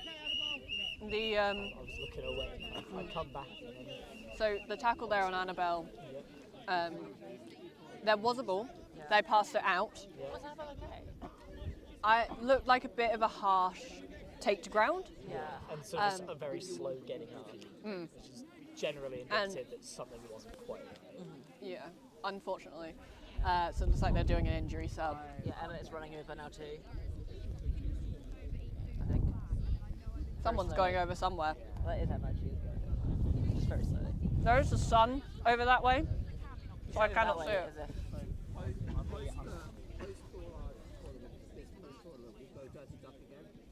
I mean, it's great for me because you get to look at me and like surrounds me. The sun surrounds me, so.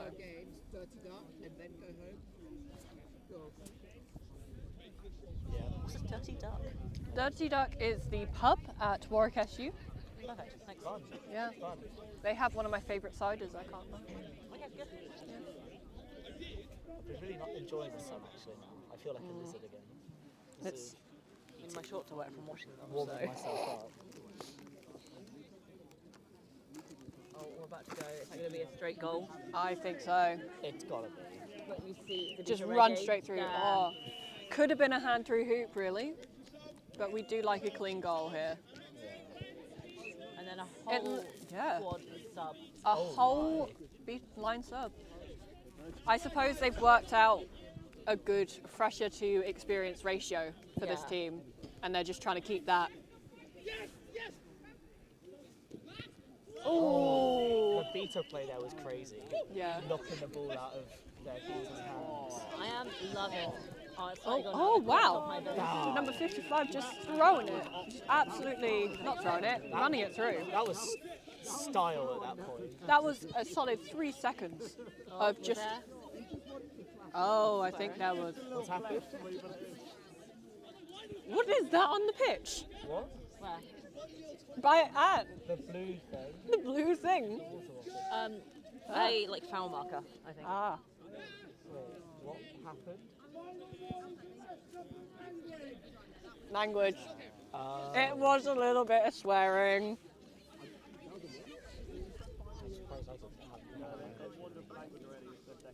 Because you're not allowed to swear in this sport. You're technically not allowed to swear in any sport.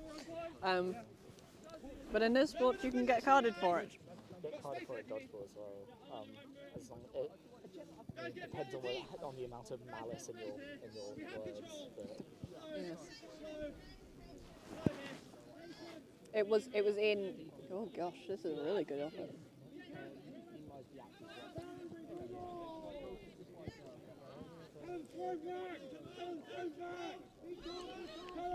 I mean, I said this earlier with Oxford's offence, in that their beaters will just go in, no fear. yeah. Something I very much admire about their beaters. Yeah.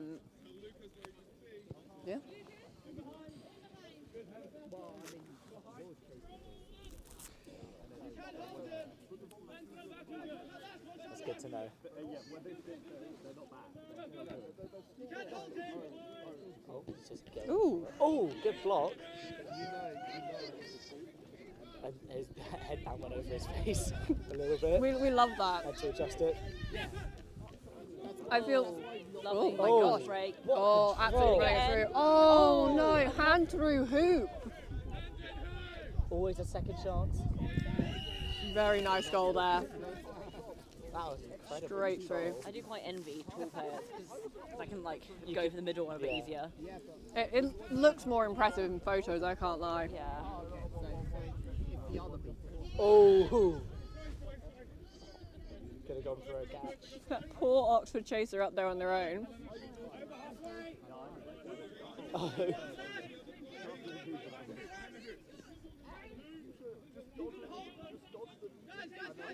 He's really bad at taking photos.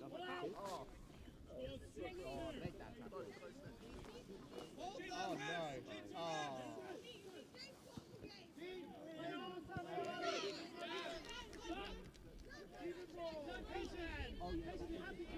So much is happening. This is great. That's control. Cambridge does have control and quaffle, obviously, because they're advancing off the pitch. It would be crazy if they walked it out. Oh. They could be. What happened there? Oh no. Oh, serious stoppage. I did not know what happened. I say we love a stoppage, but only because sometimes it can be a bit interesting. Oh, do you know our like proclaimed term for when all the dodgeballs are on the floor?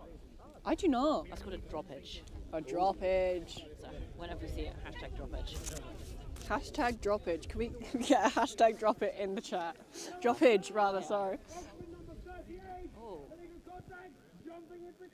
Jumping into contact. Yes, I was ARing with her on this pitch 2 seconds ago. Well, yeah, 10 minutes ago. So, Also, isn't it It's always the most amusing. QUK head of volunteers, right? Yeah. It's always amusing when someone who's is like a really good ref and then they get a foul. Oh. Boundary! A boundary ball. That was so close there. Really good. That was almost like a baseball slide to get that. I admire it. I couldn't do that. That's why I don't seek. It's because I just cannot just throw myself. I, not having any leggings on, would get friction burns all up my knee and would once again sit down and cry. We love Astro for not having mud, Yeah. but also please stop burning my knees. These boots I have borrowed are look at that fast incredibly break. curvy. Oh, Oh! No goal. I don't think that was a goal. It oh wasn't. no, hand through Refs called who? no. Refs called no. They were scared of that beat. And- though. And then James Martin did miss it with James Martin missed his beat. Yeah. And I think that was ref disrespect there, I can't lie. Yeah. I'm not reffing this game. Because they Just saying. disallowed the hoop. Yeah. Yeah. We'll hear in a second. Yeah. I wish when they do something like this, they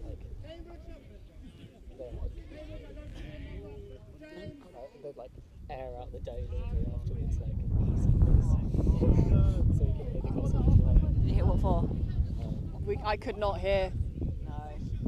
Unfortunately. Blue card. I'm not sure what for. Sorry, live stream. You may have to check scheduler or timekeeper for that. And just playing a bit of javelin with the broom there. I've got an idea. You've got an idea.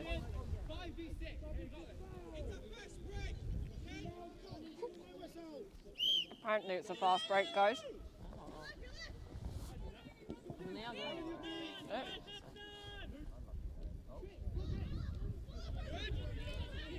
Oh, big scuffle by the hoop there. What counts as a shoulder barge there? Because it looked like 12 just fully. What's the blue card for? Sorry, we're just phoning Beat the other call. side Okay, of the got it. pitch. Thank you. Love you. Bye. What was the call? Ignoring beat call. Ignoring beat call. Naughty James Martin. Okay, But no, over on Cambridge's hoops, there is a big scuffle there. And we were just saying we don't know if it was really a shoulder barge. That's not going to go in. No. Oh, lovely little swipe. Just slapped it away. On your left! On your left! On your left. Key line from Captain America Winter Soldier. Oh, Harry's getting interviewed. Oh, there is an interview going on in the sun, so I'm not going to look over there. Just about. Yeah, that was an odd little manoeuvre there from Oxford. I think they may have been trying to go for, I don't even know if this is the proper term, but a thrip, which we did encounter in our game against them earlier. What is that? So I'm going to explain this really badly, and there's going to be some like community people watching being like, what is she saying? But essentially it's when two bludgers are on the floor, they're both dead by their hoops, and then there's one guy stood over them with holding a bludger in hand. And it's not third bludger because they were thrown there in a reasonable beat attempt. Yeah. And they haven't been touched yet, so they could reasonably throw the ball, pick up. It's like having a turret for beaters. Yeah. Ooh, that was so close. That was a good beat. That was a really good beat, straight to the chest. Knocked the ball away too. No, like, took it straight out of their control. Is there going to be another card for ignoring beats? And another ref discussion. Yeah, this is when I just go heard to. someone yelling, "You are beat! You Yeah. are beat!" They're going to find out. Sometimes it can be a bit confusing when they don't say a colour or like a number or a name. Yeah. Name wouldn't help me, but number and colour probably would. I remember EQT this year, Jamie had a little kerfuffle at the hoops and she didn't know she was beat because I think it was just... Someone got yelling beat, beat, yeah. beat. Yeah. It was something like that. Yeah. When you're in a proper scuffle, I always err on the side of caution. Yeah, Probably shouldn't. I do it too. But, I go with, oh, something's hit me, I must beat me and debrew myself. Got one bludger right next to us. Oh, there's a bludger right on the boundary. I don't even know if that's a claiming immunity to go get that bludger. That is actually a really good chance, because if it had rolled off, then it wouldn't. I don't think it would have been his. Yeah? No. There was at the time it stopped. Illegal contact, foot shirt tugging. Oh, I haven't seen shirt tugging in a little bit. Yellow. Football 2 meters in. Oh, yeah. Well, it doesn't have to be, but yeah. So It was stopped on the line. The card was it a card for shirt tugging? A I nice wasn't goal sure what there. colour of the card it was. So for the score update, it is 7-3 to Cambridge currently. Yep. Oxford has control. Last ball is way back behind Oxford's hoops. Oh, lovely. So We love it when a... Oh, but Cambridge have the quaffle. Yeah. It has just occurred to me that I can pull up the commentary stream chat. Yeah. Stream chat. I can see if people are telling me off. Do Stop. I want to? Chat, we cooked. Chat, are we cooked? Lovely goal there by Cambridge yet again. Yeah. Still beating. Oh, he caught the bludger. Oh! He got beat, but he'd thrown it forwards already. We love that. And what gameplay this is? Actually, to be fair, it's a really good beat. I love it. Annabelle Staines back on pitch. Yeah, Annabelle Staines. We're glad that they're not injured. Yeah. It looked for a bit that they would be injured, but I guess not. Nice pass over to 89, back to Annabelle. Playing a bit of piggy in the middle there. Where's currently control? Oh, controls with Oxford currently. This is full piggy in the middle actually. But they have swapped the balls over. Oh, never mind. Shuffling. One's probably easier for the other one to hold. That is the issue sometimes in this sport, is just the dodgeballs can be very hard to hold. Oh yeah. It's real rough sometimes. Back in the day of grass pitches. Why didn't they? So close. Oh, I guess they just went to go get it closer. So the reason that they threw it back there, Yeah. that is a napalm, because it. Oh, I don't even know why people do it. Putting the bludger just closer, Closer to their own their hoops. beater can get it quicker. And reload.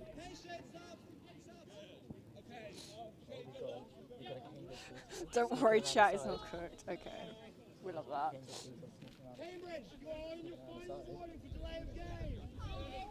We can see the snitch getting ready to come on.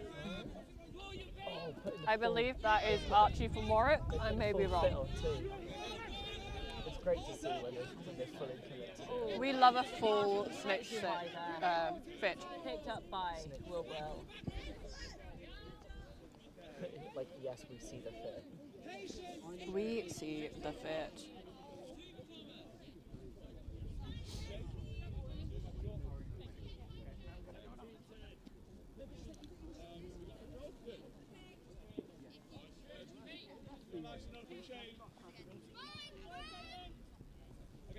I gotta admit, this is boring commentary at the moment, but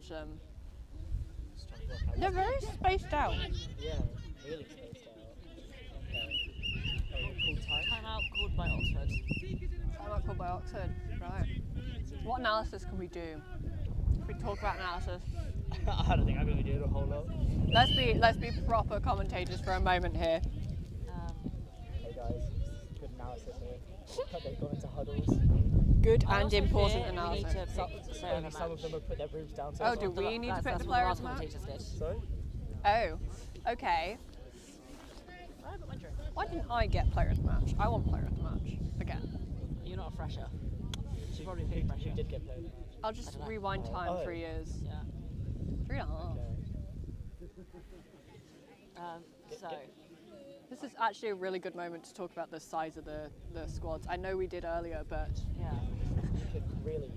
You can really see it when they go into a huddle. Your squad versus the squad she tells you not to worry about. Very much so. Also, the metaphor of Oxford being in the shadow while Cambridge are in the light, and Cambridge are up by like 5. So Bright colours. In the bright colours, yeah. Whereas Oxford are in dark. To be fair, I've always liked the colour of the Oxford shirts. Yeah. Like I'm a big purple enjoyer. I mean, it's not full purple actually. It might be more navy. I think it's it's blue to me. It's a bit blue. It's a bit purpley. I wouldn't say that. Oh no, I was trying to work out if there's like a yellow trim. Yeah, it is a. I think it's an underlayer. Yeah, that's what I was thinking it was. Unless this player is like very set on being Seeker and they're like, right, I'm going to fill everything on the kit with yellow. Yeah. Are you trying to give it to a freshman? I don't see why we wouldn't. Yes. Use that timeout. Remount and resume on my whistle. Remount. Off they go. Number 12 for Oxford was really, really enthusiastic there going up the pitch. Oxford beat staying quite far back in spite of the attack. Oh, they need. I think they're holding on to their bludgers. And just hitting the head ref. This is chill. They were going to. They were going to napalm. But yeah, we can see that the snitch is going to come on imminently though, and this is a very important point for like teams to keep control. Yeah, they need to sort of be ready for it. Snitch is aura farming, ready to go on. Very much aura farming. Does the snitch have to wear a gum shield? The snitch, I think, does have to wear a gum shield. I've never snitch refed. Yeah, thank you. I mean, I suppose it's like. They're not meant to be. You're still contacting, but they do. No, because you are fully contacting the head and everything. Yeah. It's always so scary to see what a snitch is allowed to do. They can get away with so much. They get to shove. They get to shove. They get to manhandle.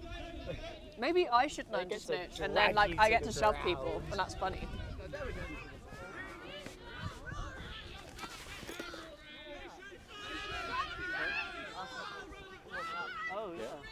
We're playing in 5 minutes. Oh, we're playing in 5 minutes. Well, we're playing after this game anyway, so just like, stretch while commentating. I'll be warming a bit. Yeah, we'll be so warm. Even though my child's our hamstrings are seizing That's an incredible statement to have on the stream. Repeat it. What? I mean, there's a microphone right here. I think they may have heard you. The floor was sticky, so I had to wash my trousers. That's why they're wet. No other reason. I love Spider-Man. I was actually referencing Spider-Verse, so this is a good point. Ooh, weird bit of contact there from the number 6 Oxford, but everything's fine. Nothing was called. You say you love Spider-Man and didn't put the right Spider-Man song earlier. What? Oh, yeah. I tried to put the Spider-Man 2 pizza theme on, but it was a weird like rock mashup version of it, and it was actually really not good. Are we complaining about? Okay, if it wasn't good, but a rock mashup is important. There was. Sneakers have been released. Yeah, that was a pile up in the middle of pitch there. Yeah. We love that, honestly. Going for it, but driven away by the The snitch is running about a bunch. Gonna get the 2, isn't it? Yeah. Just gonna get absolutely tired out. It's really hard for the ref. And they're calling brooms down again. I was too locked in on the snitch. Yeah. Oxford number 0. Oh. That brings them out of the game for the Seeker, though. Yeah. For those who don't know, I think that is like one of the best Seekers on Oxford's squad. Yeah. He's not Seeker at the moment. I was going to say, is he Seeker? Oh, nice Bubbling attempt successfully. Ooh, that quaffle nearly hit someone's head. Oh. Cambridge beater almost headshot. The Oxford Seeker. Lovely. That is actually a risk in this part of the game because Seekers, they do tend to be further down. Yeah. Trying to get the snitch. Turn over a ball. Turn over to Oxford. Annabelle. To Annabelle, who is keeper for Oxford. Yeah. Just to clarify. No, as I was saying, it is an issue, well not an issue, but a risk at Snitch Game because everything is so much further down. Everything's coming at once too. Yeah, everything's coming at once. There's a very high stress situation for everyone involved. It's a lot of chaos. Everyone's low, trying to avoid things. I can never remember like the right of way thing, but I just go with if there's a beta trying to get in front of me, they get to go. Yeah. Oxford. Scared off. Oxford beta is not watching this. I think Oxford are very much happy to just kind of keep one back. Oh, good contact from Oxford beta. Lovely little scuffle right here in front of the camera, getting pulled across the pitch. This is great to witness. This is great content right now. They're just having a hug on the side of the pitch. Is currently with no one because they are fighting over it. I just can't find the other bludger. I found over there with Oxford. I've got one. Isn't there one? Not one more. Oxford is currently going for Snitch. So is Cambridge. Oh, it's actually over there. Oh, there is a bludger right on the other side of the pitch. I think Oxford. I don't think Cambridge is really. Oxford have. Oh no, now Cambridge are running over there. Yes. Oh. I feel like Oxford are starting to reach with two hands. I can't lie. I feel like Oxford season is getting really tired. Yeah. Maybe it's time to. Oh, they get subbing now. They're subbing. We love to see responsible subbing. Oh. It's crazy how they just sort of fall forwards and go for it. That looked like a. That was a bit of a shoulder push. That was a nice dodge by Will. Yeah. Oh. That was a catch by Oxford. And that was a catch. Do you see how it's all good? Is Will okay? I think Will is very much just a bit disappointed with that. Yeah. Because with his dive attempt, it meant that the snitch was turned so that Oxford could just go for it. I mean, both teams should definitely be extremely proud right now. Oh yeah, this has been a really good game to watch. I've very much enjoyed commentating. Very fast-paced. I've been able to understand some of it. What are you excited for our next game? Oh, I'm terrified. It's going to be good. So we're playing Scotland, the nation of Scotland, and also Manchester. Yeah. Oh, okay, fine. We're playing. It's Scottish and Manchester. So that's who's here next. Hope you're going to stay for this our match because it's going to be amazing content. See, we don't play them as often as we play the other teams here. We don't. We only usually play them at BQC. I say we. I played for them last year. Well, I played for Manchester last year, so can't really talk about that. Yeah. They've broken gender rules. Oh. What? Oxford, despite the catch, have broken gender rule, which I believe means catch is no good. No? So the gender rule, I believe we're still on 3 max. It is, right? The catch is good. I do not know what's going on there. Catch is good, but they broke gender. And gender is, I believe, at the moment a 3 max rule, meaning you can have three persons of a gender on pitch at a time. It is just an equalising tactic. Ooh. Yeah. Not for their names. They've got bright orange shoes on Cambridge. Bright orange shoes is, having bright shoes is very important. Is this the keeper? No. Yes, it is. You are right. Yeah. Wow, guys, look how observant. Wait, what? Where are they? At the back. They were. Oh yeah, I can't see the headband. I'm sorry. They are wearing one of the cropped. Yeah.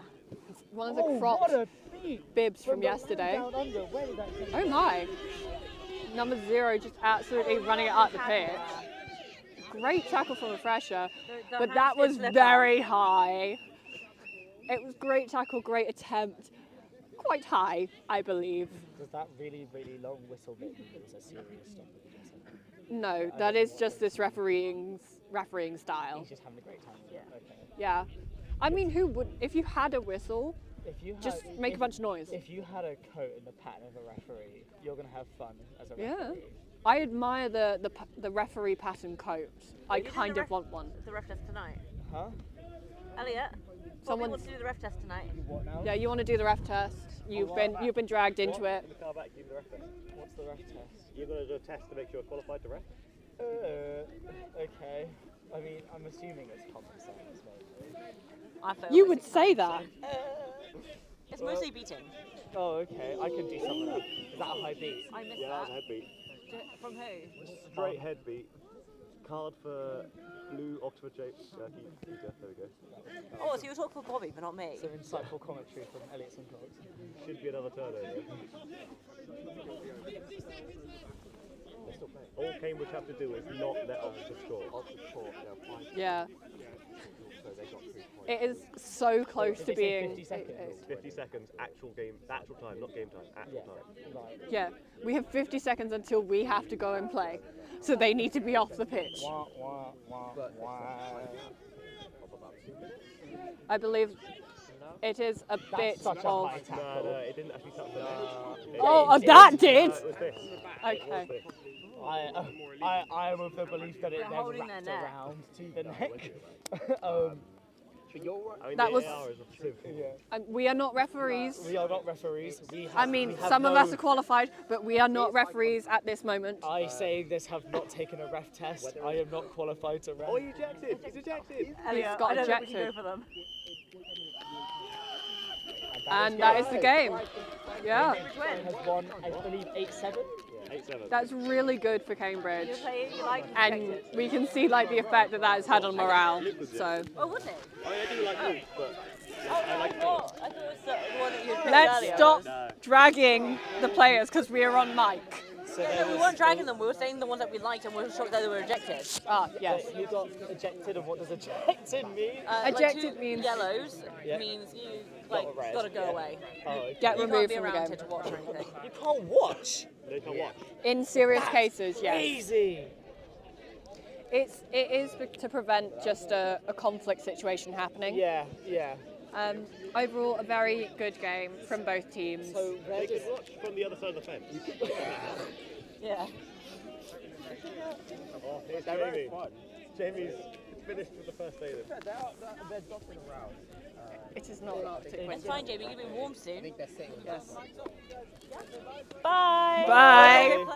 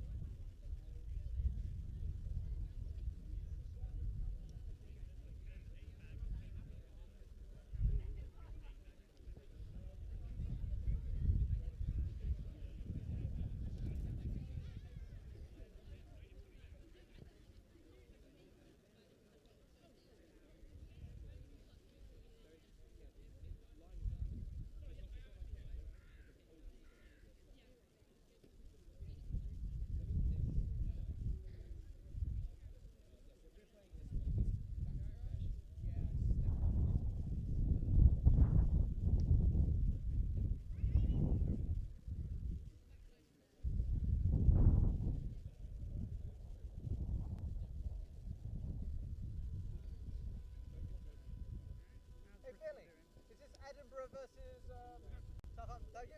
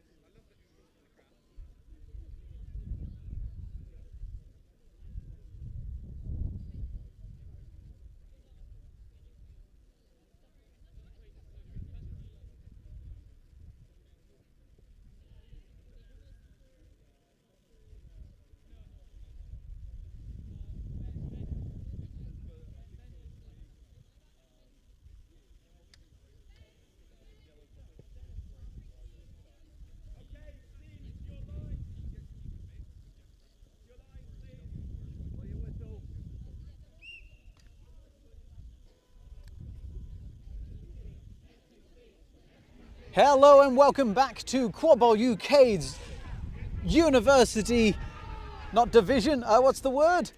Development Cup. This is the first cup of the season for the university teams. We are about to go into Edinburgh, well, it's Edinburgh and Manchester versus Southampton. This is going to be a fun game to watch. Both teams have been performing extraordinarily well today. I'm Sam Davis from Shots On. If you're enjoying the live stream, please give the video a little thumbs up, and if you want, subscribe to the channel. It really helps us out. It helps us continue showcasing sports like this, niche sports, nerd sports, gender inclusive sports, and sports that allow everyone who's never been able to get into any other competition or just wants to have a bit of fun with their friends in the park, a place where they can go and be social and fit and active.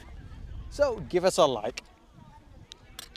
We're going to be starting off very shortly. If this is your first time watching Quadball, then what have you been doing with your life? But I'll explain the starting off procedure very quickly. We have the dodge balls, which are these lovely orange balls in the middle of the pitch. These are the bludgers. They're used by the beaters. Beaters wear a black headband. If they hit you with one of these balls, then you have to drop anything that you're carrying and go back to your hoops to touch in before you can get into play. Now, if you're a chaser wearing one of these lovely white headbands, you have to use the volleyball. The volleyball is this ball in the middle of the pitch. You use that by putting it through the hoops to score 10 points. You can use either side of the hoops. There is a keeper who is able to block the goals by putting the hand through the hoops and various things like that, but don't worry, you'll see that later in the game. You then have the seekers. They come on at about the 20-minute mark of the game and they try and catch the flag runner, which is the tag attached to the back of a independent referee runner, and that will start the ending procedure for the game. Now, to start off with, both teams have selected what side of the pitch they're on, what side of the balls they're on, and you have two beaters who are number 33 and then 41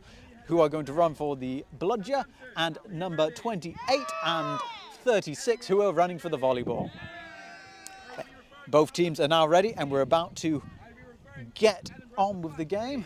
Edinburgh is in the lovely maroon jersey and we have a lovely red jersey for Southampton. Our head ref today is James Martin.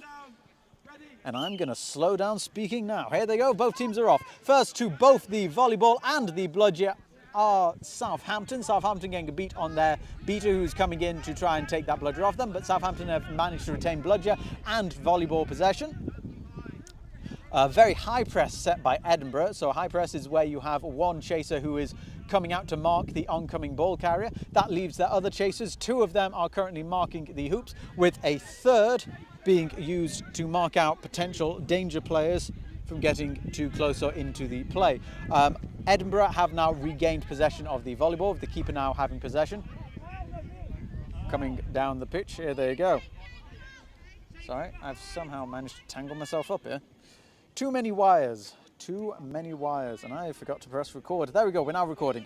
So, number, what's that, 77, passing off to their back chaser, or their troll chaser, who is in the behind the hoops position. They've attempted to get out, but not quite getting it to the hands of 77. There is a beater right by them, which means that they are now beat out of game. So as you see, they've had to drop their ball, which has allowed Southampton to gain possession of them, of the volleyball even.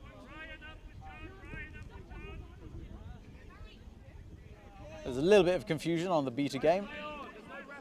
There's no ref call, so they should be playing on, but they have stopped. We have two bits of action happening on the pitch all at once, so I'm trying to have a look at both of them. Make up your own mind if I did that well or not.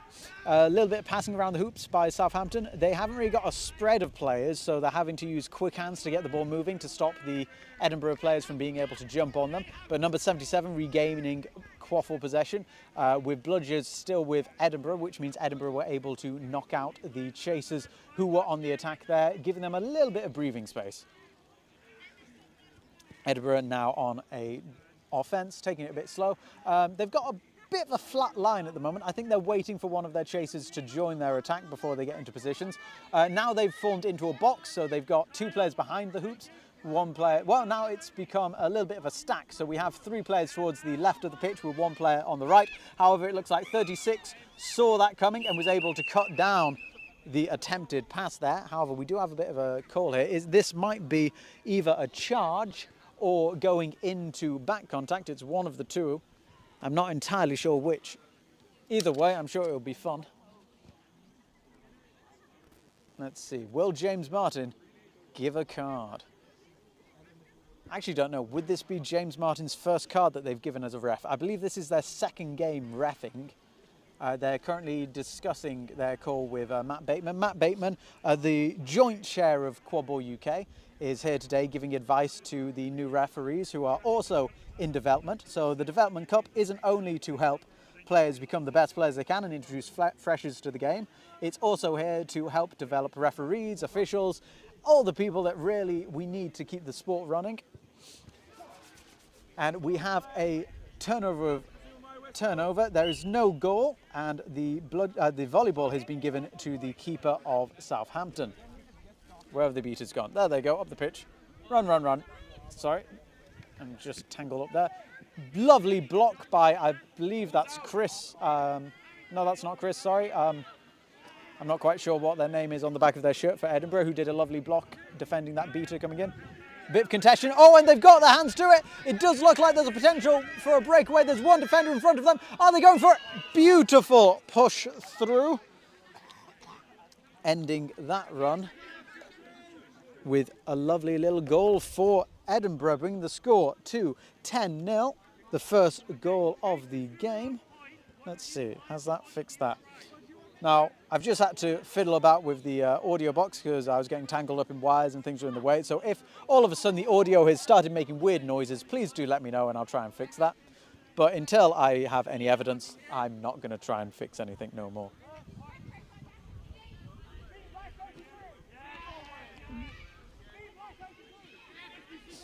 I think I understand. Right, and we have the volleyball back in the hands of Edinburgh. Edinburgh number 77, I think, running up the pitch, trying to get on the side of the pitch. They have 2 passing options, and it looks like it's been intercepted by one of the passing options they weren't aiming for. But luckily, they're able to pop it through that hoop, bringing the score to 20-0 in favour of Edinburgh. Little bit of a twisting jump as they made that shot. I believe that's Arthur East Arthur East with volleyball for Southampton. Coming to the pitch, they've taken up a very classic, very close to actually just being a goal there, but it was a pass to their trolling player on the wings. It looks like now at the moment only Jamie is in front, but they've outpaced them and they're going to pop that through. Nice and simple goal, bringing the score to 30-0. Over here in the middle of the pitch, we've got some beaters having a bit of a go at it, but it looks like Edinburgh have cleared that up. That's left Edinburgh with possession of the bludgers, and there currently is one bludger unclaimed on the ground, so Edinburgh currently have control of all the active bludgers. We now have some Southampton beater coming on, number 42, coming to claim that bludger. Looks like they're going to go contesting straight up with Chris. Chris, beater for Edinburgh, has been playing an absolute corker today as a beater, defending the hoops. Not quite sure what happened there. I think potentially a call back to hoops because of kicking near the hands. It wasn't an egregious kick, so it wasn't dangerous, but it was while someone was reaching for the ball, which ain't allowed. Where is the volleyball? There it is. Pass over there, big pass over, and there was an attempted beat on the volleyball itself. Lovely interception, or lovely block by the chaser. Oh, hello, what's going on here? We're now having a whistle. We're getting a yellow card. Yellow card, contact from behind. So that contact was moving into contact from behind. The refs have better eyes on the pitch than I do. Benjamin Talbot, I agree. Woo, go Griffins. I also agree. Woo, go Southampton. In the realms of impartiality. And number 77 with possession, running straight into contact. 35, managing to get the hands to it, but being beaten out very quickly. 28, trying to run through. Let's see what happens. Red ball. I'm hearing red ball being called, so I'm not quite sure what happened. I think there might have been an unfelt beat there, but that means that Reds have regained the possession of the volleyball. Bludger possession is still with Edinburgh. Edinburgh's beaters have really been showing how to control a game this tournament with their bludgers.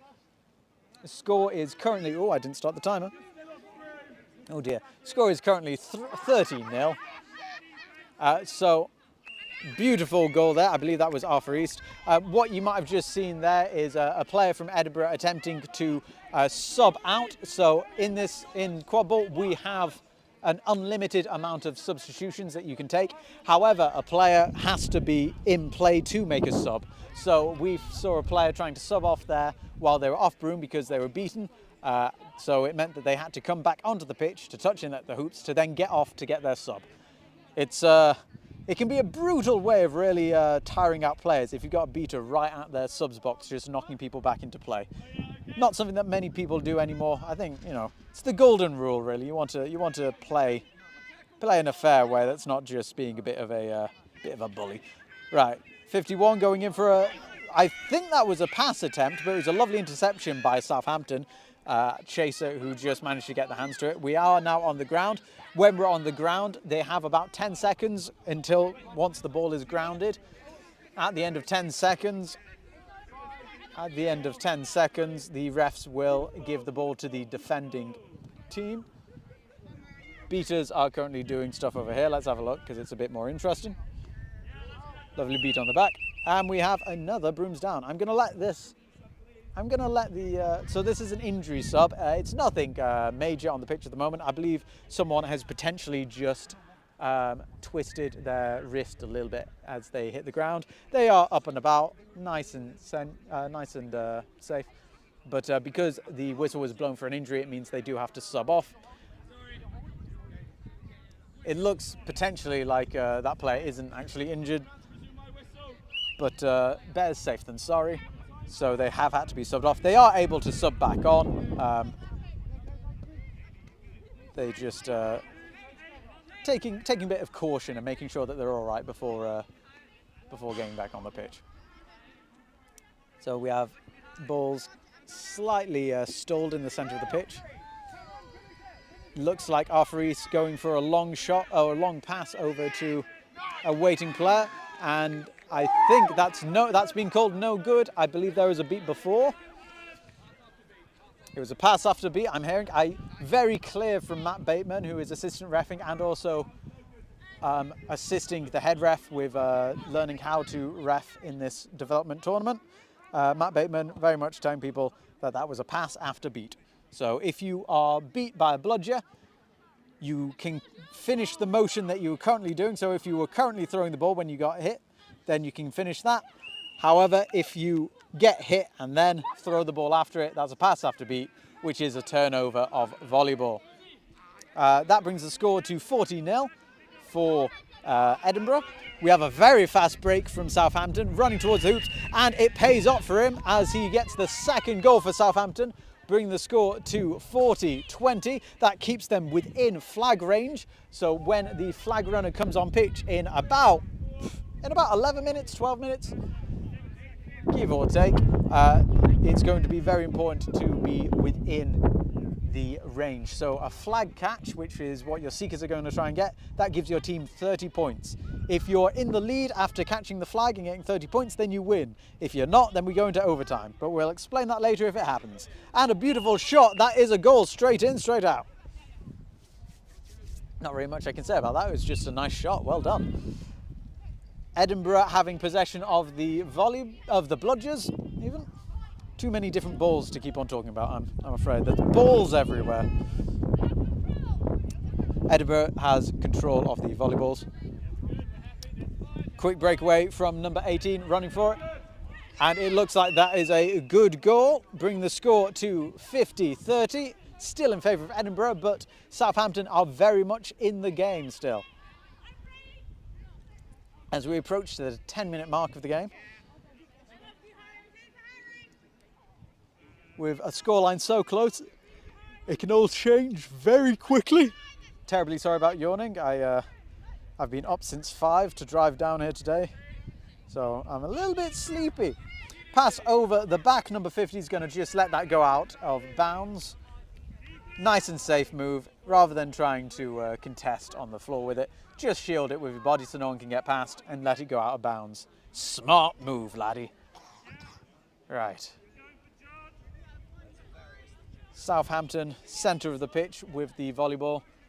Southampton it's a development cup, so most teams are using, you know, some of possibly you might say some more basic tactics.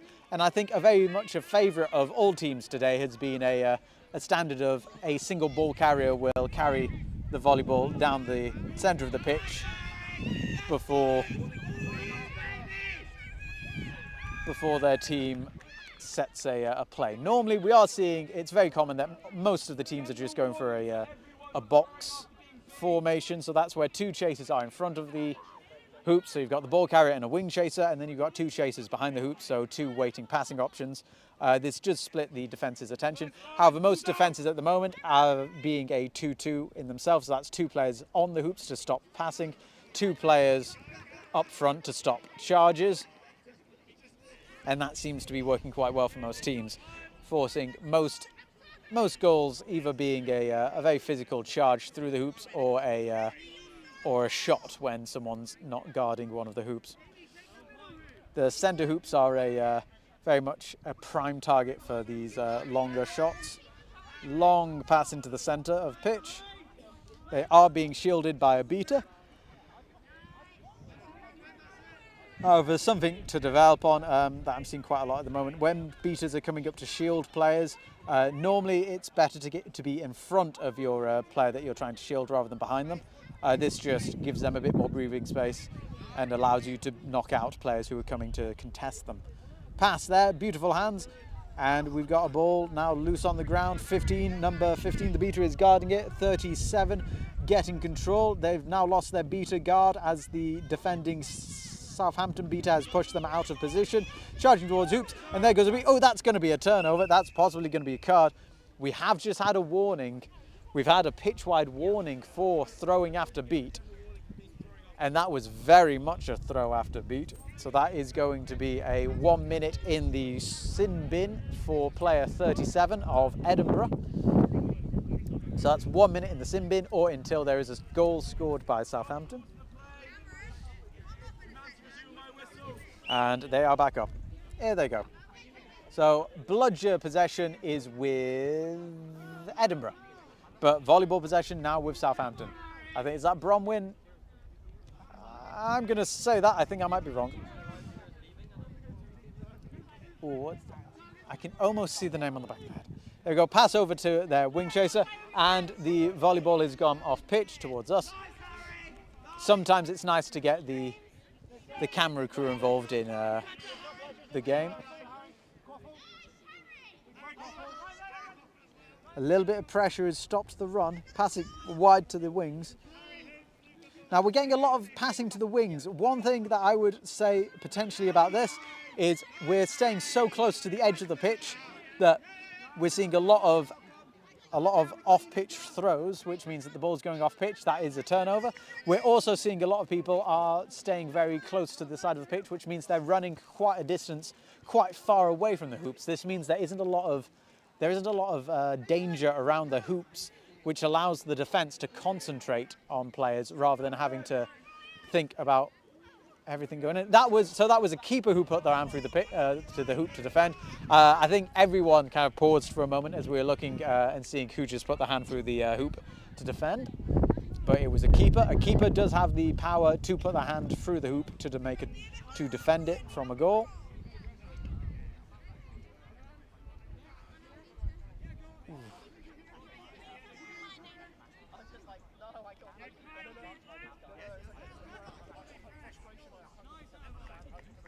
Oh, and we have a quick breakaway running down the pitch. There's not really any reason for them to stop. And popping that through, nice and simple. That brings the score to 50-40 in favour of Edinburgh still, but Southampton are very much still in the game. We have about 6 minutes until flag is on pitch, so at this stage both teams very close in the Quadball game. Either team really wanting to pull away if they can at this stage. With only 6 minutes left to go, I think Edinburgh are likely to enter the the flag on pitch stage of the game with possession of the bludgers. However, for the first time in quite a while, Southampton now have bludger possession. So I might be wrong. You might need to scrub what I just said. Southampton using those bludgers well to cut down the offence very early on.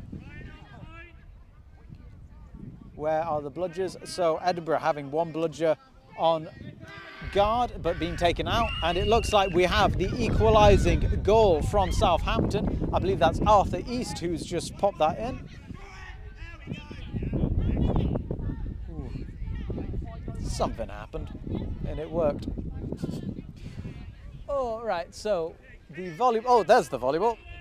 So I was watching someone who's in a Oxford kit. I think it's the goal ref. I got mistaken. I thought they were currently playing. It's not Oxford. It's Edinburgh versus Southampton. So I was watching the wrong guy. Terribly sorry about that. We have a pass into a crush, which means that is that Jamie's come out with the volleyball, passing it off to Arthur East. Oh, sorry, that's not Arthur East, is it? My eyes are failing me. Yep, that's Nelson. Yeah, Nelson. Contact is fine. Beater's coming in. Edinburgh now coming in on the beater game to fight for it. Jamie has come for bludgers for the quaffle. We have another brooms down. So we have a blue card for throwing the ball after beat. Salut. I used all of the French that I knew just in that one sentence. Salut. Salut. Yeah. Well, I know that and bon anniversaire. There we go. You can see on the side of the pitch at the moment, that's our giant tripod that you can see the shadow of. And also my hand. Hello. Volleyball is in possession of this person. Passing it over to their chaser, number 3. Beaters are having a right fight by the hoops. Where have we gone? Right.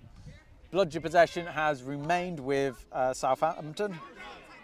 Passing to centre. Centre looking for any option to get past Southampton. Southampton beater going for it, but it's been called safe. Now we have a crush on the floor for the bludgers. Will Southampton or Edinburgh come out victorious on that? It looks like Edinburgh now have bludger possession again. Oh, lovely block there. I think 69 thought that was an easy goal, but not really when you have a defender who's ready to get their hands up and just stop the goal. That's what they do. I forgot to put the timer on, so I'm not sure how long the game's been going since I forgot. But I'm going to estimate that we've got about 2 minutes left until the flag is on pitch, because that's how long the recording's been going.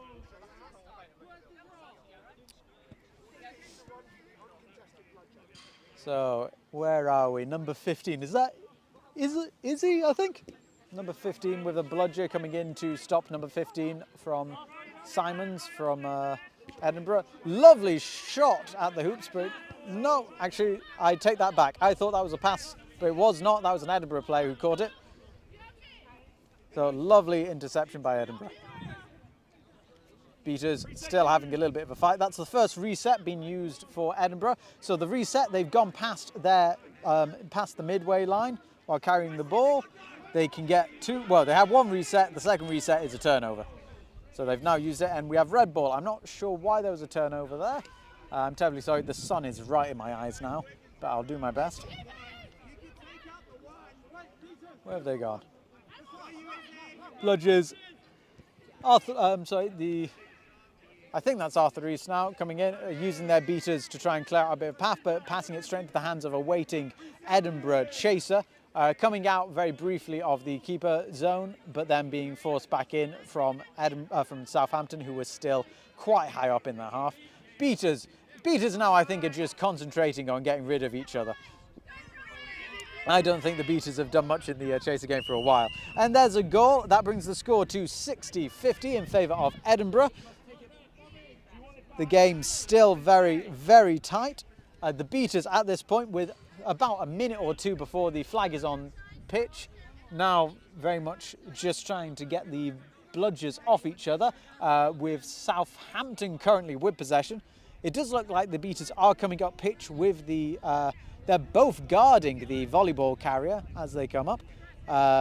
So there's not really going to be a lot of movement that the Edinburgh team can do to get past that. It looks like we're having a 1.5 bludgers, so one of the Beaters is running in to try and put physical contact on a defending Beater after throwing their ball back, but it looks like it didn't quite go to plan, with Edinburgh now regaining possession of the volleyballs, and also bludgers, now one being kicked back by the Beater from Edinburgh, number 15, getting into the Southampton side and kicking a bludger back towards the hoops. This now means that going into flag on pitch, where we have about a minute until that happens now, that Edinburgh have regained bludger possession, a very dangerous situation for Southampton. The score is still 60-50, so we are within flag range. Anyone who catches the flag will win the game, so that means that the Beaters are really going to be fighting around that the flag and the Seekers to beat people out. And these Seekers are really going to have to take every opportunity that they can to get their hand on that flag. Time checks being called for. The Seekers have put their feet down on the ground, or their hands down on the ground, so that normally means that they're about to start now. Here they come. 2-1, and they are on the pitch. Are they coming? Oh yeah, there they are. Jamie throwing the ball to their waiting Chaser, but it looks like Edinburgh have been able to gain control again. Keeper very properly now. I believe we had a problem in the last game where keepers were going off the pitch before setting the ball live, but very properly this time they've set the volleyball live before leaving the pitch. Number 77 just being tackled off the ball there by Southampton. Southampton now having control. Seekers coming in. Edinburgh using their bludger superiority at the moment to knock out the Seekers from Southampton. However, I'm not quite sure which number. Southampton also have a bludger, and they're using it very well at the moment to also knock out the Edinburgh Seekers. However, it does look like Edinburgh have a moment to themselves on the thing. Ben Ford, I think, playing very well as a Beater. They are just being moved back a little bit because they may have moved a bit too far on the pitch. I'm not sure what the stoppage was for. I'm sure I'll get a hint at some point. So, Edinburgh do have... Sorry? Oh, yawn. Terribly sorry. Edinburgh do have the flag all to themselves at the moment, their Seeker. There is a Beater close by to them, but they also have their Beaters. So all the Beaters for Edinburgh and Southampton are currently here in this little bit, and the Seeker for Edinburgh is there. So there looks like there was a little injury. It's not a major injury. They've just walked off the pitch now, so that's what the stoppage was for, I believe. Edinburgh, as I say, have a bit of time with the flag runner by themselves if they can avoid being hit by this bludger that's going to come in from behind them. However, the flag runner does have 3 seconds to get away from them after the whistle goes, and we're back up playing again. So that is a safe. That catch doesn't count because the flag runner has 3 seconds. However, there is a goal that's just happened, which means that we're now at 70-50, but there's a counter goal, which means that goal's pretty much nullified, so we're all good. Again here, we have Beaters going for it, and that was almost a catch, but the Beaters from Edinburgh getting in there to stop that. Edinburgh now having a lot of alone time again, and that looks like, do we have a catch from the Edinburgh Seeker? Let's find out. Ooh. So it looks like a clean catch. However, it also possibly, if you were so inclined, might say that it was a bit of a charge. So potentially the Seeker might have charged in with their shoulder into the flag runner. We will find out from the refs though shortly if they see it that way or not. But if this is called good, catch is being called good. That is a 100-60 win in favour of Edinburgh. A fantastic game all round by both teams. A lot of physicality, a lot of speed. It's what you really love to see when we're playing Quadball, especially at this stage. This is the Development Cup. It's wonderful to see teams are really developing in their own styles, in their own rights. And for a lot of players, this is their very first tournament. This is, I think, for some of them, their second or third match that they've ever played. It's wonderful to see. They should all be very proud. I like what I'm seeing there. I hope you did too. We're going to be coming back very shortly with the next set of games. I'm going to say, if anyone on chat wants to highlight anyone, I think number 37, who is number 37 from the Hippogryphs? I don't know their name, but number 37, I'm going to give them player of the match. We're going to be coming back soon with... What time is it? Who just played? What's the time then? 1:47. 1:47. So I think it will be Cambridge versus Warwick. So Cambridge versus Warwick. We're going to be coming back shortly with Cambridge versus Warwick. Stay tuned and we'll be back soon. See you later.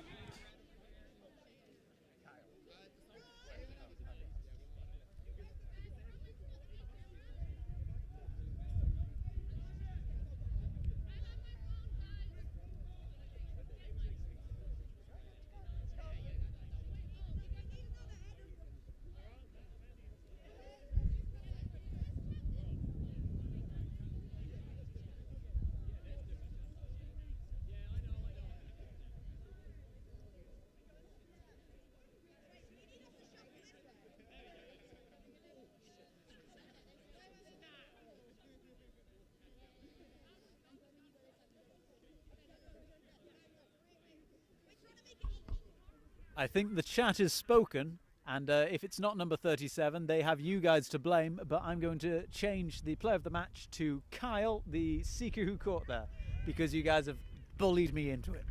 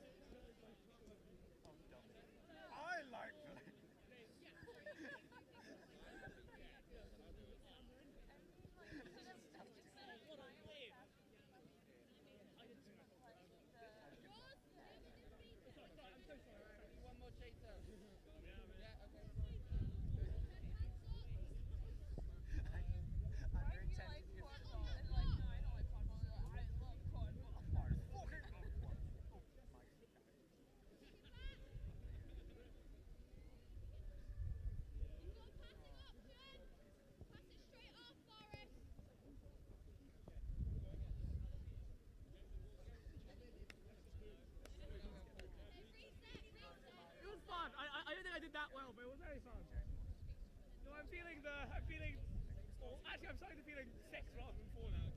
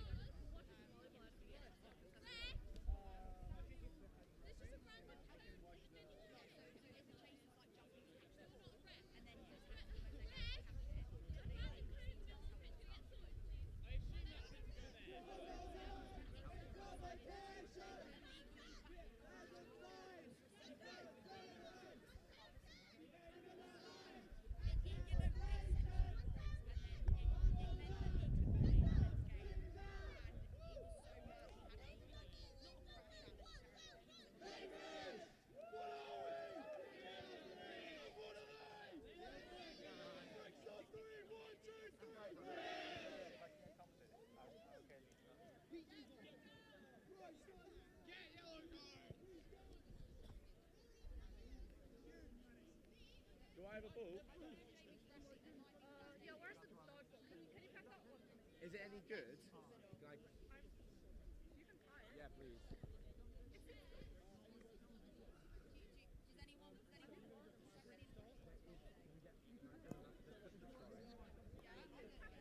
Callum, who has choice?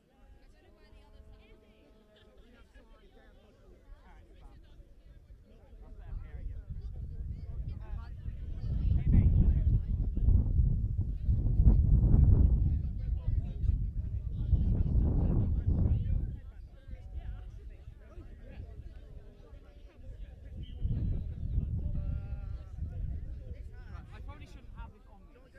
got the flag running. They're flag running.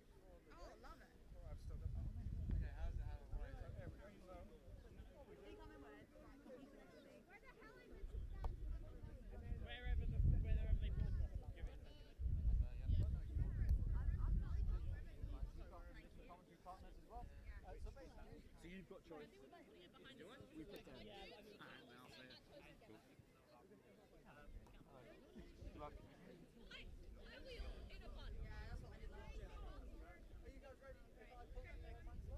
Remember, introduce yourself, say hi. Okay, I'll put the mic slide. Are we missing?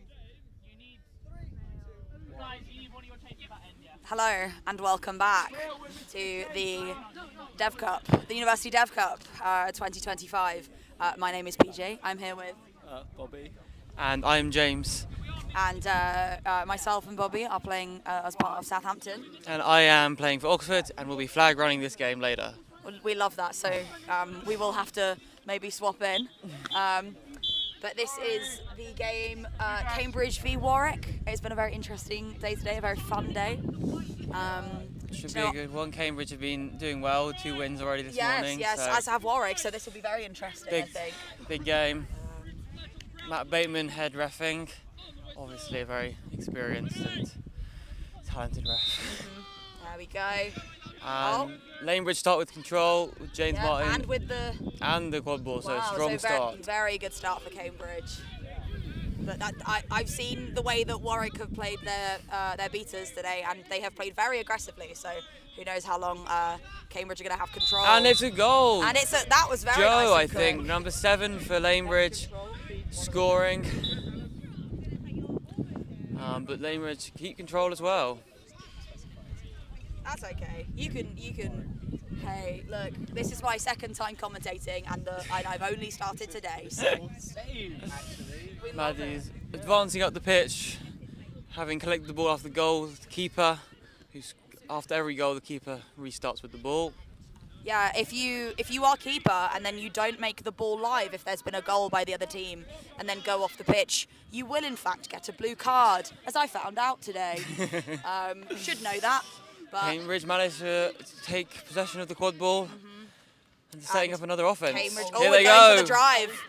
Going through. And got hit by the Warwick beater there. Oh, that was a lot of recycling. Lots of beater action. Helen here for Lanebridge, cleaning up. Both beat. Both beat. Lots of duels today. Lots of loose balls. Well, on the chaser side of things, Warwick on the attack. No goal, unfortunately, for Warwick there. However, Warwick have regained control. Could be a big. Oh, Warwick is still going. Still on the attack. Oh, never mind. Keeper's ball.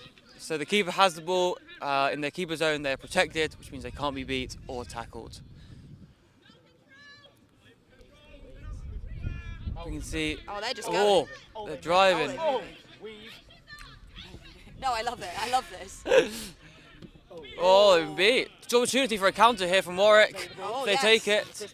Contact's made. No, and they're still Maddie's pressing. still able to go forward. It's keeper on keeper. Well, there is. Still an opportunity, and it's Oh, gone and through. it's It's a goal, for bringing the Warwick. scores to 1-1. Beaters exchanging for no reason. And control seems to be falling into the hands of Lanebridge. James Martin and Helen both beating for the first time. Helen a fresher, James Martin a very experienced chaser. James Martin is a very experienced player. So I find it interesting to see how the tactics sort of work out with players who. Archie beat. Anyone that was in watching while I was commenting the other game will know that I said that if I were to play against James, I would sit down and cry. I am going to be playing. Yeah, we're playing him last. Yep, and we'll see how that goes. You've been a very aggressive beater thus far, Bobby. So I wouldn't sell yourself short. Oh, Cambridge very much going for the a good block there from the Warwick defender. It looks like a foul has been called. And now we've had a stoppage called by the head ref. So you can see the ARs with their hands in the air pointing at the hoops, the team that committed the foul. So that means that there's been a foul with the Lanebridge side of things. No, So there's been a foul from the Warwick player, but there seems to also be some sort of foul that the Lanebridge player has made separately. There have been a lot of cards called this weekend, or Yeah. today rather. I agree. I guess everyone's learning the rules. Lots of freshers. No, absolutely. Like. So no. Well, I think because it was if the goals just happened, then the goal negates the penalty. Yes. So doesn't seem to be a card being called though. I mean, maybe they're still just deliberating before abatement. Or he's. Let's see what his name says. Seems to be no call on the Lanebridge foul. There is number 16 in the. From one of our very wonderful sources, said that it is a third bludger interference. So third bludger Menace the interference is where if your team has 2 of the dodgeballs and the other team has none, the third dodgeball becomes the third dodgeball and you're not allowed to interact with it in any way. So that must have occurred, and it results in a whole turnover. Ping a ball, then pick up another ball, so it might have just been the ball he pinged was sort of technically not. It was technically still his, yeah. Sort of had not settled yet. And Lanebridge are taking this foul from the back line, so you're allowed to restart from the back line. The shot's gone. Yeah, so they've now used their reset. Calls to go from Jesse as. However, they've got. Still a chance, and it's gone through. And it's a goal for Cambridge. Another goal by number 7, Joe. Oh, he caught it.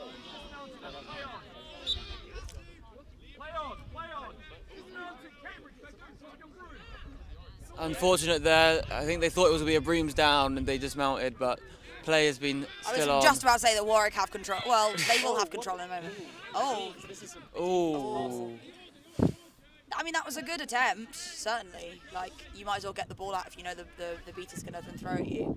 Warwick still on the offense, trying to move it around.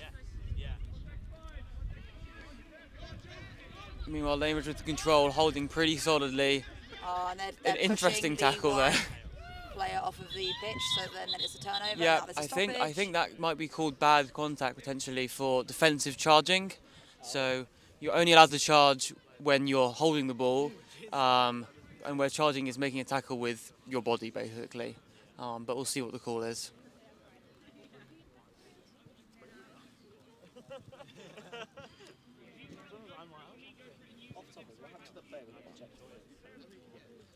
Well, they would have probably. It might have subbed off. Yeah. 1 card, you go home. That's obviously how it works. Depends what the red card's for. Oh, okay. Usually that's just a yellow, but. Oh, so if it's a well, it perhaps could have been an ejection.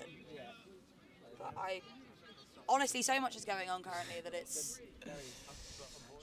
Seems to be, no call on this play. Oh, so Warwick have now called for a timeout, so they will have a 1-minute timeout as each team during a game has a chance to call a timeout when there is a stoppage. Do you know what the game time is? No worries. There are a lot more Warwick people calling Cambridge, or is it just that Cambridge is much more sort of tight? I don't actually know. I think the Lanebridge team is quite small, having only been revived last year, whereas Warwick have been, I do remember being here last year, and then they played for like the first time. And I keep saying this, but I remember there was a storm last year. Right.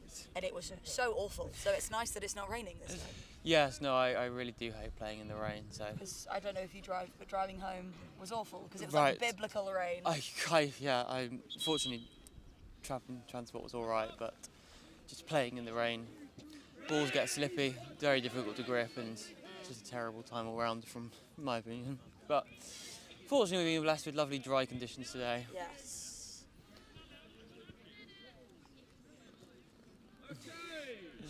So it's currently 2-1. 2-1 to Cambridge. As they make a series of subs, freshening their lines. Yeah, that was very unfortunate. Archie coming in here to claim immunity. So if your team has no dodgeballs, you're allowed to claim immunity. which means that you can't be beat. Oh. Oh. That was a. Well, I'm not going to lie. I was looking at the beta play there. I was also looking at the video play. I didn't see what happened. They're doing so well. But We're not look. watching the call. So looks like Rob for Warwick had some sort of foul, but Will, who's the keeper for Lanebridge, managed to score nonetheless. Yes. But I don't know if that goal means that his penalty time is not served. I don't know. I just know that they're number 19 because they've got a silvery, Yes. a half duct tape number. Yes. Okay. Not quite sure. What Must the have been call must was have been a foul after the goal, I guess. Yeah. That's the only thing I can think of. Billy getting beat out there Yeah, as they are not and in their keeper zone. James Martin trying to do a bit of clear up by the looks of things. And now Warwick have got control again. This is what I'm saying is that... Big tackle from Oh, Will, yes. who then gets beat and taken out. Yeah. And James is going for that. Yeah, Oh. James is just... Oh, wow. Yeah, James is I just going... think trying to intercept it while the substitution was happening didn't quite get that off. No. Trade in the centre, and this is an opportunity to Oh, drive. and a nice tackle made by Will there. Yep. And it's a counter opportunity. Here comes Cambridge. And goal they from score. Making themselves 3-1 up. Oh no, they're 4-1 up, sorry.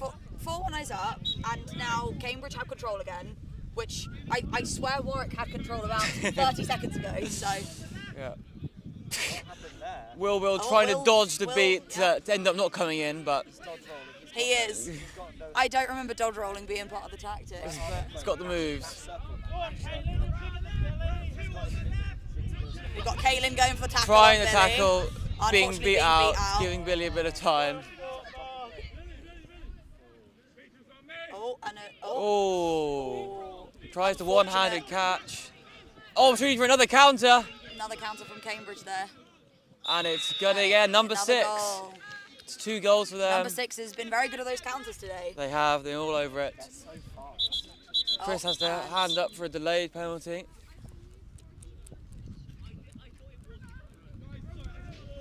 I'm kind of worried if I need to be ready to flag run, but don't quite know what the game time is. So in Quadball you have your speaking captain, and if there are any problems that you are having during the match, you go through your speaking captain. During the game, it's fine to ask a ref for clarification or something. Again, just remembering to be respectful, because again, this sport is built on the back of our volunteers. Indeed. Especially those who have taken the time out of their, no doubt, busy lives to get themselves qualified. Yeah. So, yeah. Respect is at the heart of the sport, really. Oh, absolutely, absolutely. Yeah. All the people coming all the way across the country. Yeah. I mean, with this. From the north, the big north. Yeah, all the way from Edinburgh to Southampton. We've got representation up and down the country.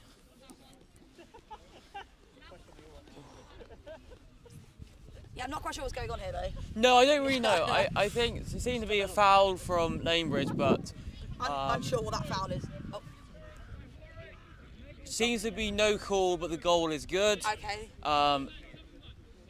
What's the game? I want to know the game time. Yeah. If I had signal, I would be texting one of my Southampton lot over there. However, I unfortunately don't. So. Fair enough. Not to worry. I will. Okay. We can pull up the live stream.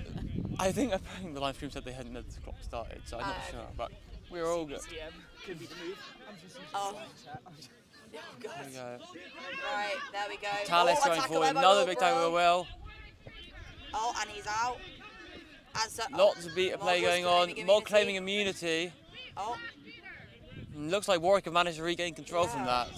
Nice play from Again, Mod. I know I keep repeating myself, but with these two teams, it's crazy how much they're passing control back and forth between each other. Really switching between the two teams. I can't really say that there's been one team who has... Oh. That was really unfortunate. Lovely beat, though. Very unfortunate. Lovely beat, to be fair. Obviously, Cambridge are going to have to take this one nice and slow, as, you know, which is really nice for Warwick, gives them time to set up a proper defence. They're putting a little bit of press on here, Warwick. Both BAs get beat. Oh, now there's Will's no coming on the in. floor. Oh, can't quite connect the pass. Oh, and looks unfortunately, I think Caitlin's, Warwick are able to recover on defence. Back yes, in the hands of the keeper's keeper. ball. I mean, Warwick did have a bit of the upper hand there with having control and having time to set up a defence, but with all those 3 bludgers to the floor, it could have easily very gone in Cambridge's favour quite quickly. It's definitely been a chaotic side and the beating side of things. What Caitlin doing? Some marking there. The reset used is being called by Matt Bateman. Number 27 on Cambridge. Matt Bateman taking the time just to adjust the halfway line. Okay, I've been playing for a while. I'm terrible with people's names. Oh, making that. Oh, that's Pass goes long. Will they be able to keep it in? There we Kept go. in. Nice scoop. Oh, not get in apparently. Unfortunately, over to Cambridge.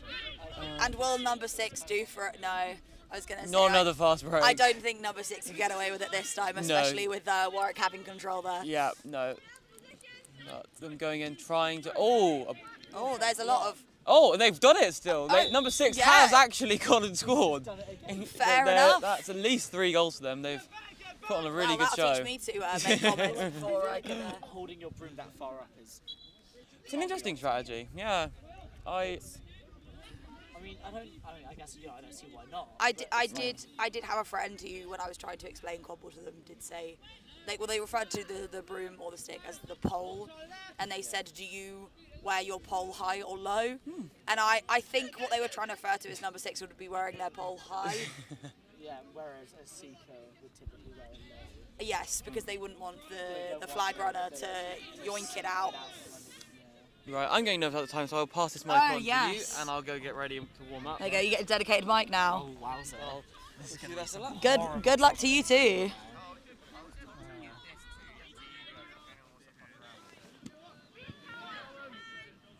Oh, there we go. Warwick are going back on the counter. Passing it. Oh, to no one. Yeah. Oh, back in the cans of Cambridge. Cambridge Chasers got it there. Pass to Caitlin. And back to Cambridge keeper. He's scared. Oh, you can see number 19 going in for the tackle. They're all so fast. Going in for the wrap. Oh, there you go. Nice beat there by number 13. Oh, he's staying on room. Oh, no, there we go. There we go. Oh, and a cheeky little call.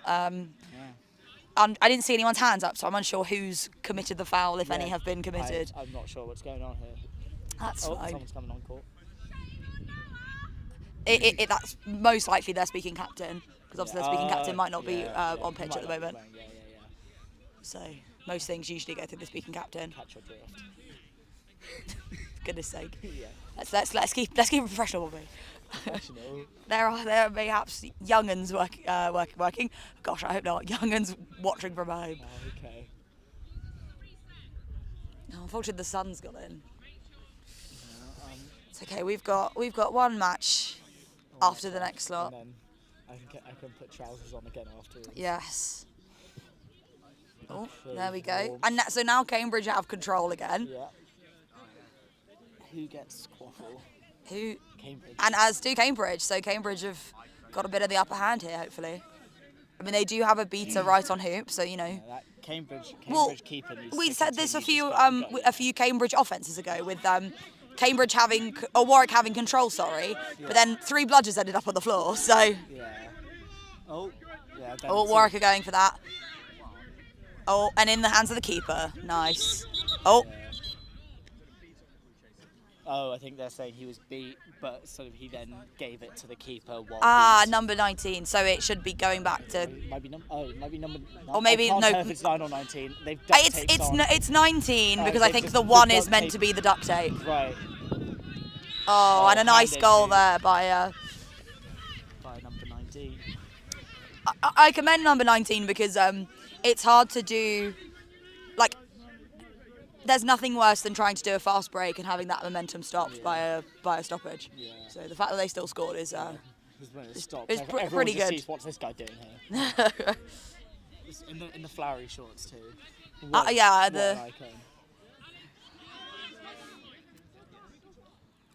Control and quaffle. Yeah. Oh, good beat. Also, I think they are.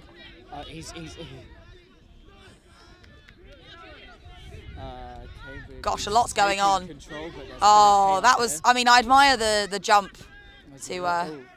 Oh no, and the block. And we've gone for the turtle. Warwick gone for the turtle. Oh, and they're off. Yeah, off. There's just so much going on.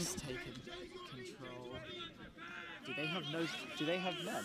No, where's the Cambridge? So now, yeah, so they have. Cambridge has forgotten that. So once you hear the chorus of none, you know that. That Cambridge you has know to 0 start running. Bludgeons, yeah. Bludgeons. Bludgeons? Is that not what they are? Bludgeons. Was that a That's bludgers? the bludgers. My bad. It's okay.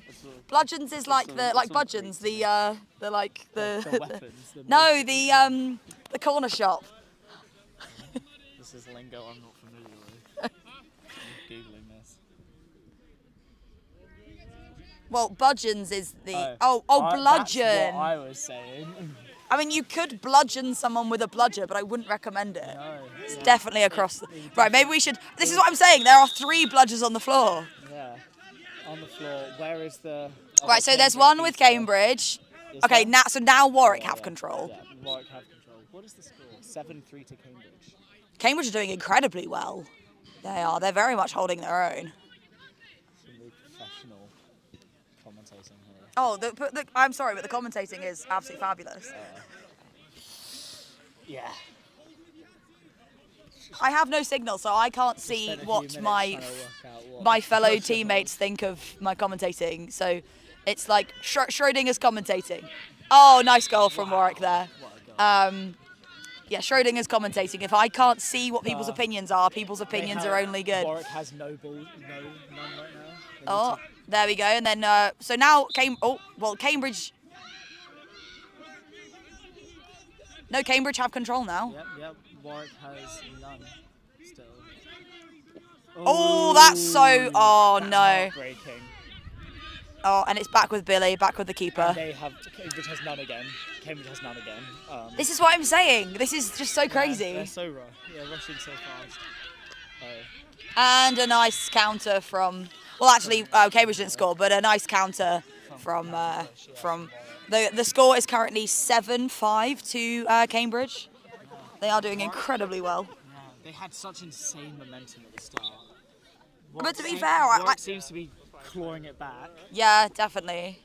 But they both teams are very, very aggressive, which... Yeah. It's great to watch.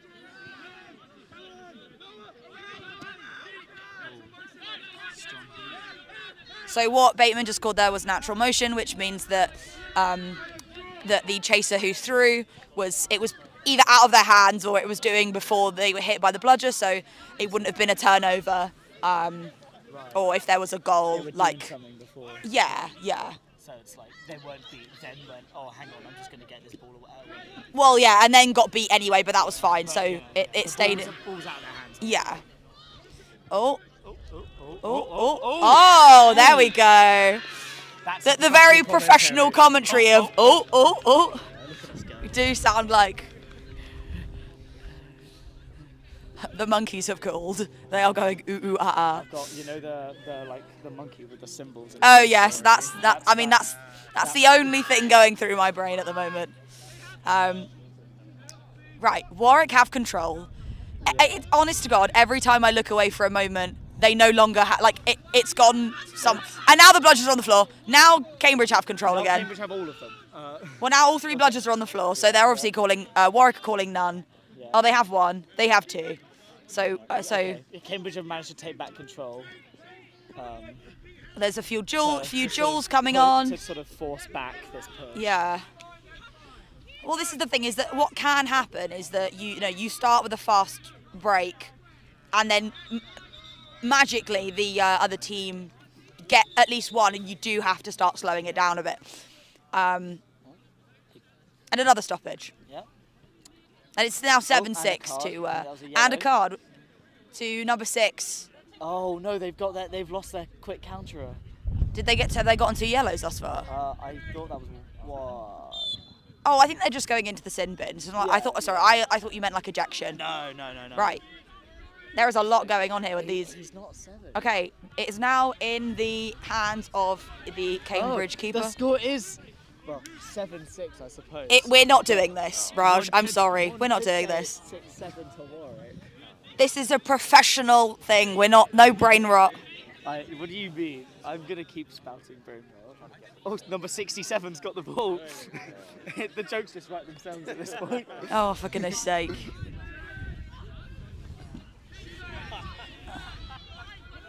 And then Will's going for it. And Will scored the goal. Oh, very fast. And Billy's going for the counter. Fast. They have none. Cambridge have none.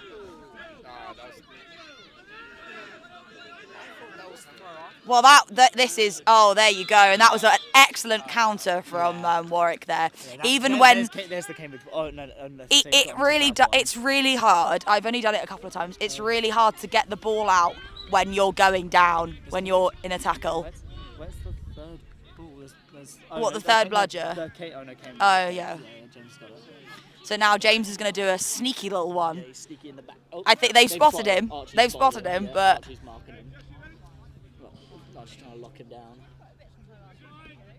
Oh, and Cambridge just scored that goal. Sixers back out the sin bin immediately with another goal. Which is just crazy, isn't it, really? Yeah. And then now both bludgers are back being thrown over this side. Now 9-7 to Cambridge. Oh, and then he's got James out. Archie. There's so much happening with these bludgers, man. I honestly can't tear my eyes away from it. Warwick, big push. Big push, Warwick. Come on, Warwick. Oh, no. Oh, and number 6 is going up with the counter again. Big dodge. Oh, gosh. That was a... You know what? I mean, You've got to rate the commitment. I absolutely... What was that tackle? Right, that was, so much is happening. That was a crazy First tackle. of all, I so much admire number 6 for absolutely just going for it and trying to leap over the bludger as coming towards them. Well, tackle from behind's okay, as long as it wasn't with momentum. Well, I think it was a problematic tackle. A problematic tackle. Well, he pulled a yellow out immediately, so... Right, so there is a... He's just handed over his... Yep, so that is, well, number 11 from Cambridge getting a yellow card for something. The tackle. Well, yeah, it's the contact in the tackle. It was a bit... yeah. Team England player bullies uni student. Yeah, Team England player bullies fresher student. Quadball UK and all associating people at Quadball do not condone bullying. We do not condone bullying here. I'm new to Quadball, but very much not new to uni. I really thought you were going to say I'm new to Quadball but not new to bullying. Which I hope that's not the case. I'm remaining. No comment on the microphone. What a thing to admit on a live stream. Crazy thing to say. It really would be. We've seen our fair share of wedgies.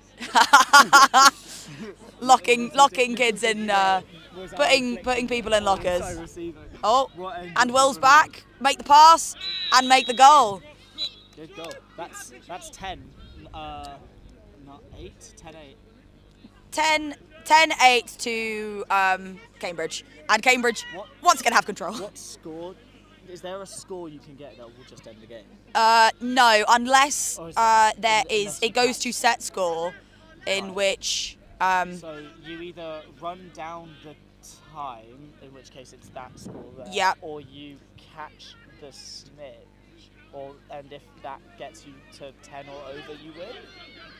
Yeah, so it's like... Oh, and he's quick start. And Six has done it again. He gets it done again. So there's something called swim, which is snitch when it matters. Right. So right now, right now Warwick are just out of swim range because it's obviously the snitch catch is worth. Our fellow commentator getting ready over there. Yes, James, our wonderful other commentator, left it in the most capable hands, obviously. Don't laugh, it's a serious moment. So yeah, swim, snitch when it matters.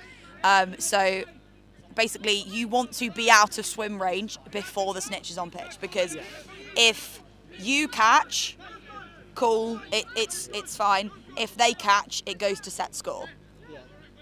Set score is basically, that is the score which set score is. So if we had to go to set score now, the set score would be 14, because it's 3 plus the highest score, regardless of what team that is.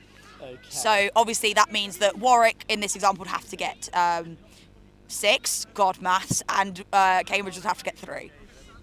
But that's if like Warwick caught right now, for example. Yeah. I've probably explained this a little bit wrong. Oh, that's a very nice save there from the Warwick keeper. Yeah, I said this earlier, I'm going to say it again. The keeper headband on the red beanie is giving very much Christmas. It is. Well, I believe that I will say, just gone mid-November, simply not acceptable. Well, that is in completely your opinion. Very much my own opinion. Well, we've got some very aggressive beta plays coming here from the Warwick. Oh, big Throw it back. Ball back. Oh, not letting number 6 do that. Well, and number 6 has done it again. And here's another stoppage. Oh, sorry, that was me shivering. It really has dropped. It's a really brisk like day. last. Oh yeah, it's cold. Got away from James there. Good luck to James. James, our fellow commentator. Yes. Ready to run. Yes, ready to rumble, as they say. Oh, the flag looks so. Oh, I can't take it seriously. Yeah, hey, it's a little bit goofy, but honestly, it's still fun at the end of the day. Yeah, it's all. Well, I it's always all silly just stuff. we're all just having a silly, goofy, fun time. It's all a giggle. It really is all a giggle. You will be sore tomorrow, though. Oh, I'm gonna die. Well, you also played dodgeball yesterday, didn't you? 7 hours. I had a uni open in Basingstoke for dodgeball yesterday. Oh, you're in Basingstoke. I'm so sorry. Then team training with a club in Winchester afterwards. Wow. Do you drive? No. Oh, that's even I had worse. someone else drive me. Oh, that's okay. That's not well, too I bad. took the train to Basingstoke. Southampton to Basingstoke on the train's not too bad. No, it's only like 30 minutes. Yeah. So the okay, so what is going on? We should well, probably come back to the game. we should. Well, it's just this stoppage is taking ages. So it's currently 11-8 to Cambridge. Both seekers have gone on. Warwick bubbling. Yeah, we got Will and Billy being our seekers. And we've got Warwick in control and bubbling. So yeah, I admire Will's try to become an ostrich, bury your head in the sand Billy can pull it off again. Say, rabbit out of the hat or flag out the flag runner. Flag out the shorts. Oh no, number 6 has gone down. Sorry, we're both watching the flag run play. We are gonna get we've got Jamie on pitch as the first aider. Yeah. Is that number? It is number 6. It's kind of a number 0 now, unfortunately. The duct tape on the back of their shirt has. They mayhaps Icarus. They flew too close to the sun. Is it a shoulder? I can't tell, but we give them all a nice round. I'm not going to do it into the microphone. I'm going to do little crab claw. We always give our players a nice clap off when they've gone off for an injury sub. And number 9 is going through again, scoring another goal for Warwick. Whoa, gosh, that was... Will really just came out of nowhere there. Oh, and that's a catch from Billy. That is another catch from Billy. Oh, they're ahead with the snitch. It's 12-11, isn't it? So I'm unsure because I saw that, because Warwick got another goal, so this might have actually won Warwick the game. That's crazy. Which it is, isn't it, just? It's just... That's what you made. I don't want to say, I felt like it's been a really dominant show. For Cambridge, have absolutely stole the show, but we've got Billy there, Billy, and that's for Warwick. That is game. That is game. The final score is 11-12 to Warwick. Warwick are actually very, very happy about this. But yeah, fantastic for all of them. Both teams played very well. Does our flag runner have anything to say? Does our flag runner have any comments and wonderful commentator? I did the same thing last time. Billy caught me earlier today. Should have learned. Yeah, Billy, they are clearly great at this. But yes, we have been your commentators, James, PJ, and Bobby, and we'll be back soon. Probably. You're rushing us playing, aren't you?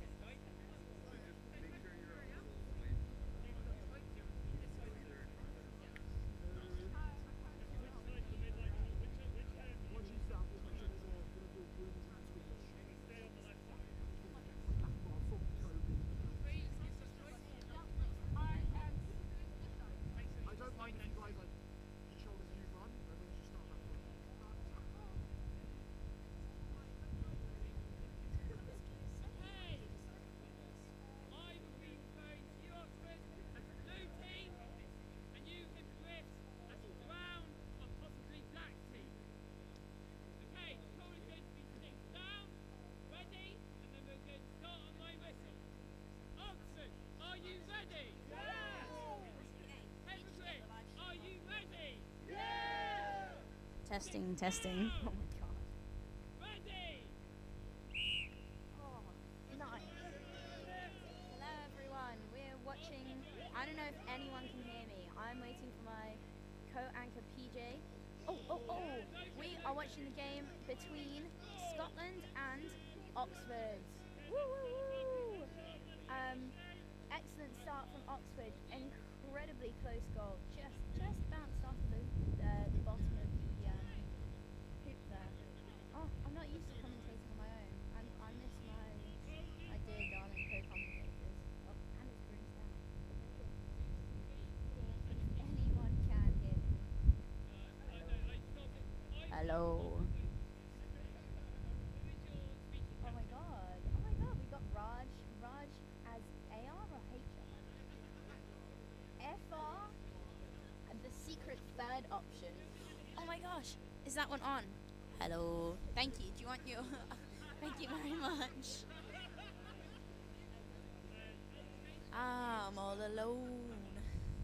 There's no one here beside me. My brother. Emma, help me. Commentating. Just while Peach gets here. Where's Peach? Peach! Peach! Come commentate. Can't believe it. I've been singing to the mic. I've been singing to the people. Harry, come commentate. We're gonna move slightly away from the ambient. Oh, all wrapped up, nice toasty warm everyone. Okay. Well, that was certainly an interesting start with having one too many chasers on pitch. You ever seen that before? Are you actually? Yeah, is that what happens? Sometimes. It don't always last very long. Yeah, Edinburgh had one too many chasers on pitch. Had a nice goal there from 55. James Kramer.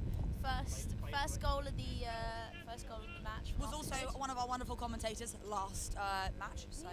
James is very impressive for England at Q Nations this year. Oh, incredible. What team did they play for? Oh, another mic. Oh my gosh. Oh, another amazing. Michael. Another. No, Jamie. No. Jamie. Okay, so we've got nice catch there. Oh, ball's being rolled back to the Oxford keeper, unfortunately. and coming up. Yeah, that was. What are we owing about? What happened? They couldn't call it a kick. A potentially dangerous kick. Oh, something has happened. That was a long time between whatever happened and what is happening now. Sam. If there's no light on, does it mean it's not on? There's nothing on it. Uh-oh. Nothing on it, mate. Nothing on it, mate. Nothing at all. Oh, we one mic down. We lost a Michael. No. No, we have regained a Michael. Oh, yes. Again, we're not going to make a joke about No, it. we're not making any. Because we're professionals. We are professionals. We like to party. We like to party. Yeah. Make it non-copyright. I'm not going to lie. We like to party. Okay, I don't know what's going on. There's been more brooms down than there had been brooms up. There was a card for the Oxford dangerous beater, kick. a dangerous kick, which I think is very harsh. I think. Do you now, Harry? Yeah. Interesting coming from a kicker. You're allowed to kick. It's in the rules. Yeah, of course. You are. Oh, wow! What a wrap! What an wow! That was amazing. Unfortunately, it wasn't enough to stop the goal, but still very impressive nonetheless. That's what being a beater down does to you. Is that it puts so much pressure on your chasers that even if you make that first tackle, the ball will come out and then and it can just go to it can just go to someone else, can't it? But still, extremely impressive nonetheless. Incredible tackle. I do love the. Is it Scotland or is it specifically Edinburgh that this team is? This team is Edinburgh. Edinburgh, excellent.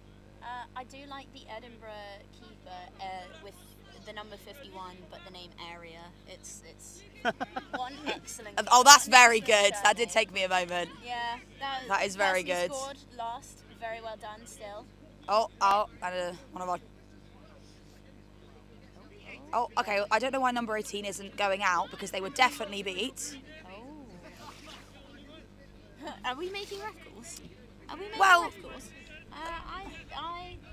Well, but you know, this is still a part of commentary. Alright. Oxford are getting control of that. Yeah. Volleyball's There we coming go. back up with Edinburgh. So Edinburgh will have to back up a little bit with. Nice, good passing. Oh, just over the high, there. pull it back. Yeah. Oh, great from the beaters. And now it's back in the hands of the Oxford keeper. Excellent. Taking their time to walk up the pitch, set up the attack. Also gives a chance for James to sub, and now they're back to full strength on the attack. Very quiet on pitch. Yeah. Very quiet. I'm not going to take it to the grave. And what are you going to do about it? And Edinburgh coming up. Oh, here we go. Edinburgh coming up on the counter, and it's a goal. Nice. Oh. Very good fast break. Very, very nice fast break. Throw a little bit far back from the hoops, but you know what? It still works. Hey, if it gets in, it gets in. If it gets in, it gets in. They were being pressured by a beater at that point. Yeah. So you just have to make the call, don't you? Yeah, that's very true. Very true.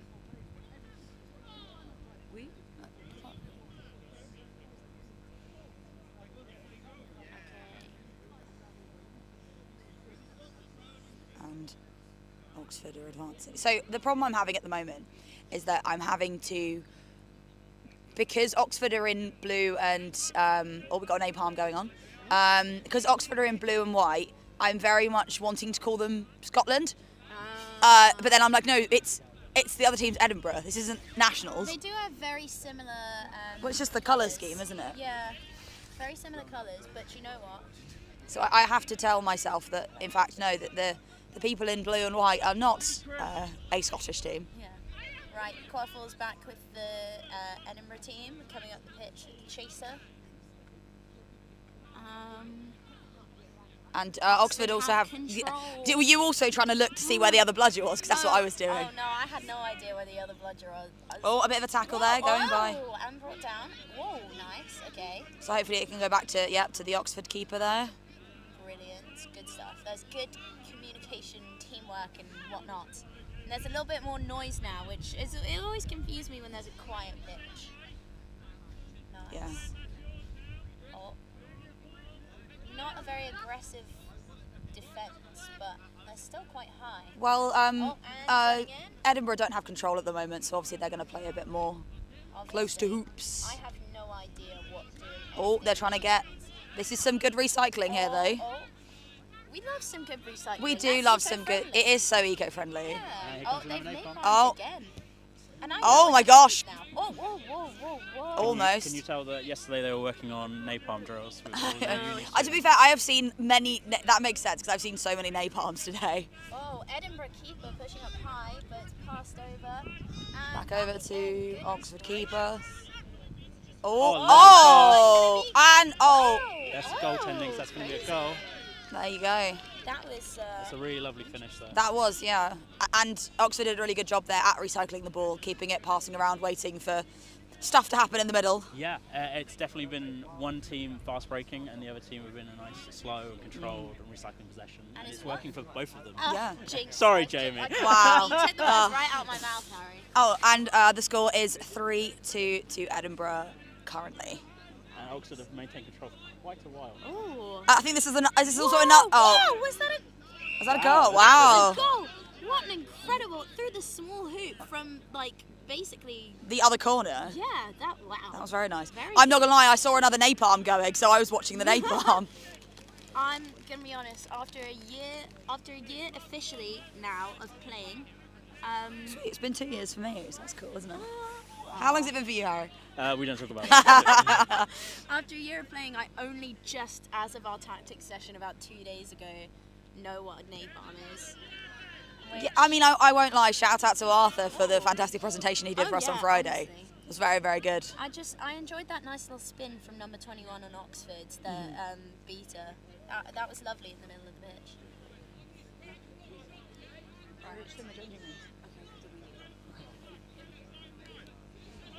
Oh, and coming Up Oh. Oh, whoa. Being a bit aggressive from the Well, Oxford defence. you know, they have control, so they can afford to do it. Well. And Oh, now they don't. Nice. Now it's Edinburgh who's got it. Whoa, Oh. and a good attempt on a wrap, but they were just Yeah. going backwards. Well, number 69 just kind of slipped out from number 12. So remember to be professional, Jamie. I could have just been quiet and careful. Oh.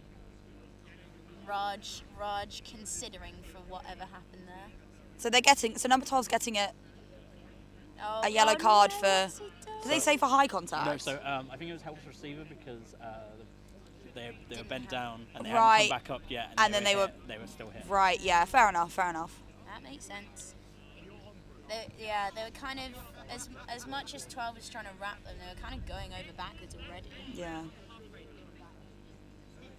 If those at home don't know what a helpless receiver is, it's actually what is a helpless receiver, Harry? Well, I'm starting to think I got the call wrong now. It's newer to the rule book. Basically, if you're basically bending down to pick it up and then come back up, you're basically considered. It's basically the same rules as back contact. So with momentum, it's dangerous to hit someone as they're As well as someone who's like jumping to get the ball, right? Yeah. Makes sense. Oh, nice pass off with the quadball to the keeper in Edinburgh. Oh, and then we're waiting. Oh, then the Edinburgh beaters are coming in. And they pass it off, but Oh wow! Oh my gosh! That was a delightful goal from Edinburgh, number 16 there. Yeah, honestly, I thought that went straight into the hands of I mean, the keeper. I would have said they. Oh, never mind. Number 77. I thought it's. Oh, I read it as 16 on their shirt. There's so many passes so quick. Oh, it's because their shorts say 16, right? Easily confused. But no, that was fantastic because I thought I was just gonna say they did a good job getting the ball out of the way, but a lot of aggression there from our Edinburgh keeper. Yeah. Oh. And not quite, unfortunately. Score is currently 5-2 to Edinburgh. Back up the pitch. Can Edinburgh? Not quite a fast break. They've delayed them. They pushed quite hard. Oh, and then slipped out. And in the hands of number 64. Control, but Oxford is not having it. Oh my goodness gracious. And then a little bit unsure as to why. Pushed out the way by number 14, back into the hands of Again, not to sound like I'm seeing what I just saw Edinburgh's beaters be quite far back there, where I feel like they could have gone up a little bit more. I don't know. So there's a real decision to make when you're on the attack about how much you want to prioritise having control. And you notice that Oxford were only scoring goals when they had control, whereas Edinburgh were able to score goals with or without control. So it's not worth risking losing control if it's helping you so much defensively that you won't risk it on the offense. You guys are seeing beaters. This is the problem playing a beta. I struggle to watch the Quaffle game now. Yeah. And back to the Edinburgh keeper oh, there. Some nice passes. Oh! That's a great. That was a fantastic. Oh, no good. No. Ball's still live. Go on. That was stains. such a. That was. Big stains. I mean, like. Oh, big stains. Just.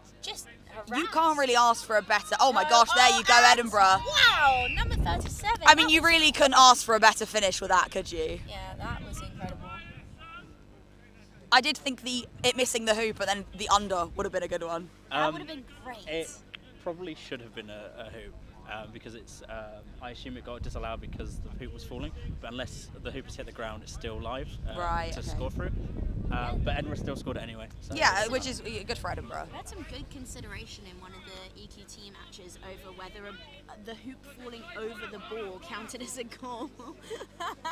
It didn't in the end, but it would have been funny if it did. There was a goal I scored in my first EQC where someone threw a ball at me and it hit the hoop, and I caught it and the hoop fell over me, and it counted as a goal. That is fantastic. Because I was holding the ball. That's incredible. Wait. But it was good for you because it was you wanted. Yeah. Okay, That's that cool. works. Yeah. That works. I thought it'd have been really awful if it was like an own goal. Oh no, it'd be horrendous. Yeah. Oh yeah. Possession back with the Edinburgh keeper. Oh. Mine. I was going to say me when there's seals about. Wow. Nice goal there Excellent from shot Edinburgh. by Area 51. Oh, you have to love it. I'm not alien to that type of comedy.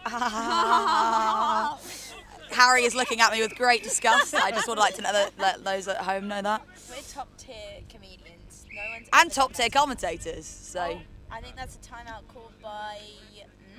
probably, I imagine Oxford. I think Oxford. They look more ready for There it. you go. Oxford looked like they knew what they were doing. Yeah.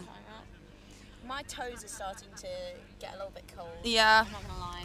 So if you notice, since Edinburgh got control, they've started to pull away in the Quadball game because it just kind of allows them that freedom to take their time with attacking, and they still have the option to fast break. And it's clearly been working. It has, and now Oxford are probably going to have to work out how to get control back, and just kind of bring the game back to how they want to play. Especially as now they're out of swim. Yeah, yeah. And with the way that we're just doing one day of matches today, normally in the UK at least, your matches are 45 minutes, not including stoppages. However, the organisers today have chosen to do 45 minutes including stoppages. So we have gotten quite close today. I believe it was Cambridge. Yeah, we had one cut off. Yeah. I think it was Cambridge versus Edinburgh, perhaps. Yeah, it's really bad because I definitely commentated that one. Oh no, I was first aiding that one. We're definitely paying attention, folks, I promise. Got to overtime and eventually time just ran out and they had to call one the winner. Okay. Here we go. We're back. We are so back. We're so back. Oxford coming up the pitch with the quaffle. A nice air of confidence about Edinburgh's Staines got there. Control. There we go. I do know how to play the game. Oh, nice. Wait, you play quadball? Occasionally. That's crazy. Sometimes. I've been known to Oh. dabble. Oh, what's happened? Oh, and a nice goal there from Oxford. From number, come on. Clearly, whatever they spoke about in that timeout really did work for them. Yeah, honestly. Yeah, that was fantastic. We can see the beaters here trying very desperately to get control back. Oh, I mean, I thought that was safe. I thought it went like through the arms, but I guess not. Just skimmed, I think. I think they had a lot of integrity. Oh, good That's the passes thing. around Normally, the high if I'm doing like a full weekend tournament, I'll put my hair into braids because it's so frustrating when you get called. Oh, lovely goal there. That's why it's so important having your passing options on goal either side. ref beat by Quaffle as Yeah. well. Honestly. Oh, are they okay? Take that goal away. Yeah, no, it was just Oh, okay. It was. Oh, it's because they were holding their face. I thought it was the No, I face. think it was the embarrassment. It was the. But yeah, there's nothing worse than having your hair in like a ponytail and then being called beat because it touched your hair, but you didn't feel it. Oh, that's crazy. Like it still is valid, fair enough, but like it's just annoying because you don't necessarily feel it. I swear, I get so like into the game that I don't even feel when I'm beat. Like. Ooh, wow, 37 trying to go in there for that cheeky little intercept. Incredible work. The only times I feel I get beat are when it's like very, very clear. Like Oh, oh, yeah, that's gonna be a. And the beaters. That's gonna be a. That was a nice head beat there. I saw a little. Or face hand beat to the rather. face there. Did you see a hand? I did not see a hand to the face. No. It was the face beat and then the person afterwards just. Which I always see. indicates something. Pain. Pain. It's a good indicator. I reckon if you just. I reckon if you just, stood there and you held your face enough, someone would be like, maybe they got face beat. Well, it also slows momentum, doesn't it? Like which can be good or bad depending on who it's happened to, who's on the offense, who's on the defense, etc. Yeah.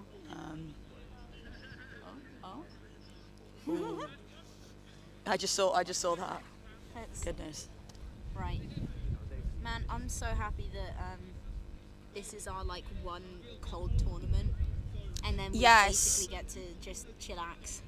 Well, to be fair, I don't actually think I've certainly been to colder tournaments. Oh yeah, 100%. Last year's Southern one was definitely colder. Again, I've mentioned this so many times today. The last time we were in Warwick, there was a storm. There was a storm. We fought it. We were fighting each other and the storm. Mm-hmm. And then those of us driving home had to white knuckle the steering wheel to not in the biblical rain. Yeah. We had to keep Martin. I've just been hit with a ball. Uh-oh. I can't believe it. Wow. It's fine, it was a quaffle, so I'm not beat. Yeah, get him out of here. Get him out of here.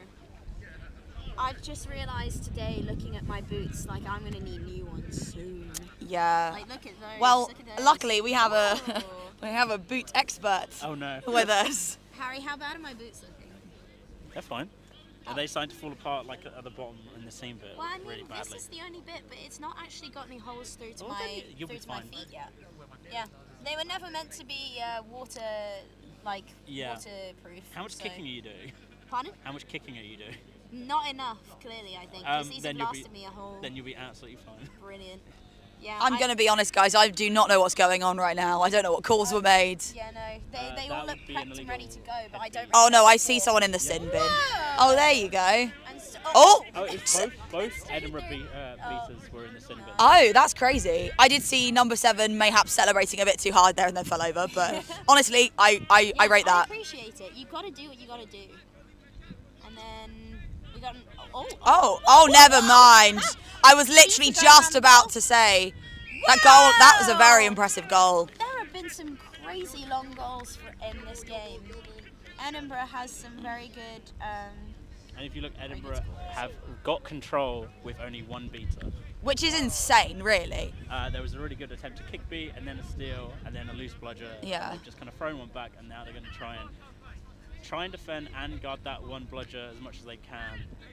But they're going to follow the... Oh, they're going to, yeah. There's one beater that's just behind their goal. So now Oxford have... And now Edinburgh get their second play back, and then... Oxford have got control. Good job, Oxford. Control now. But Edinburgh now have both beaters back on the pitch. There you go. I mean, Edinburgh have done a fantastic job thus far of keeping control and not needing it to score goals. But hopefully Oxford... We'll see if Oxford can come back from this, because it's still not... I mean, I see Billy there getting ready to act as flag runner, but it does not mean that Oxford can't come back from it. No, definitely. They're out of swim, but it's... Wow, that was fantastic from number 21 there. I hope everyone can hear that. What an amazing...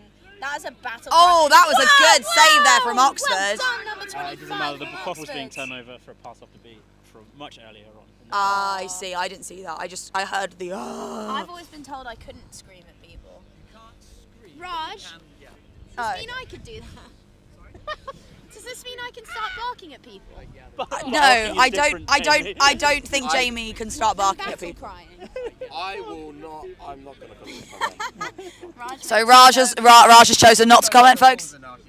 Raj says he does not know the. Head ref Raj doesn't know the rules. Yeah. Well, to give on record. We all saw that LQC Wolves match. We know. So I think like you can kind of like yell if it's like you know how Elliot will yell mine. Yeah. And that's very scary. Mine. Yeah, exactly like that. I think you're okay doing that if you shout mine, but you need to be doing it with like a purpose. I'm gonna start going towards people. Oh, no. I got him. You can intimidate. Basically, the difference is you can't scream. So a scream makes it sound like you're in pain. Right. A yell is more of a... There we go. Never mind. We've got some confirmation there from South. Yes. No threatening behaviour. And I feel like barking would come under that. No. What if it's a friendly bark? You can't interpret that. There's no friendly. Right. We are. Oh what? Oh my goodness. That is tragic. That's the second and they're still gonna go for it. Oh, no. Oh Edinburgh. Oh Edinburgh. Oh my gosh. Oh my gosh. That was like... If I were Edinburgh right now... I'd be fuming. Wow. I'd be fuming. I know they're 4 up, but I'd still be fuming. They're probably fuming listening to them doing great plays and us talking about Jamie barking. That's so true. That was a fantastic play though.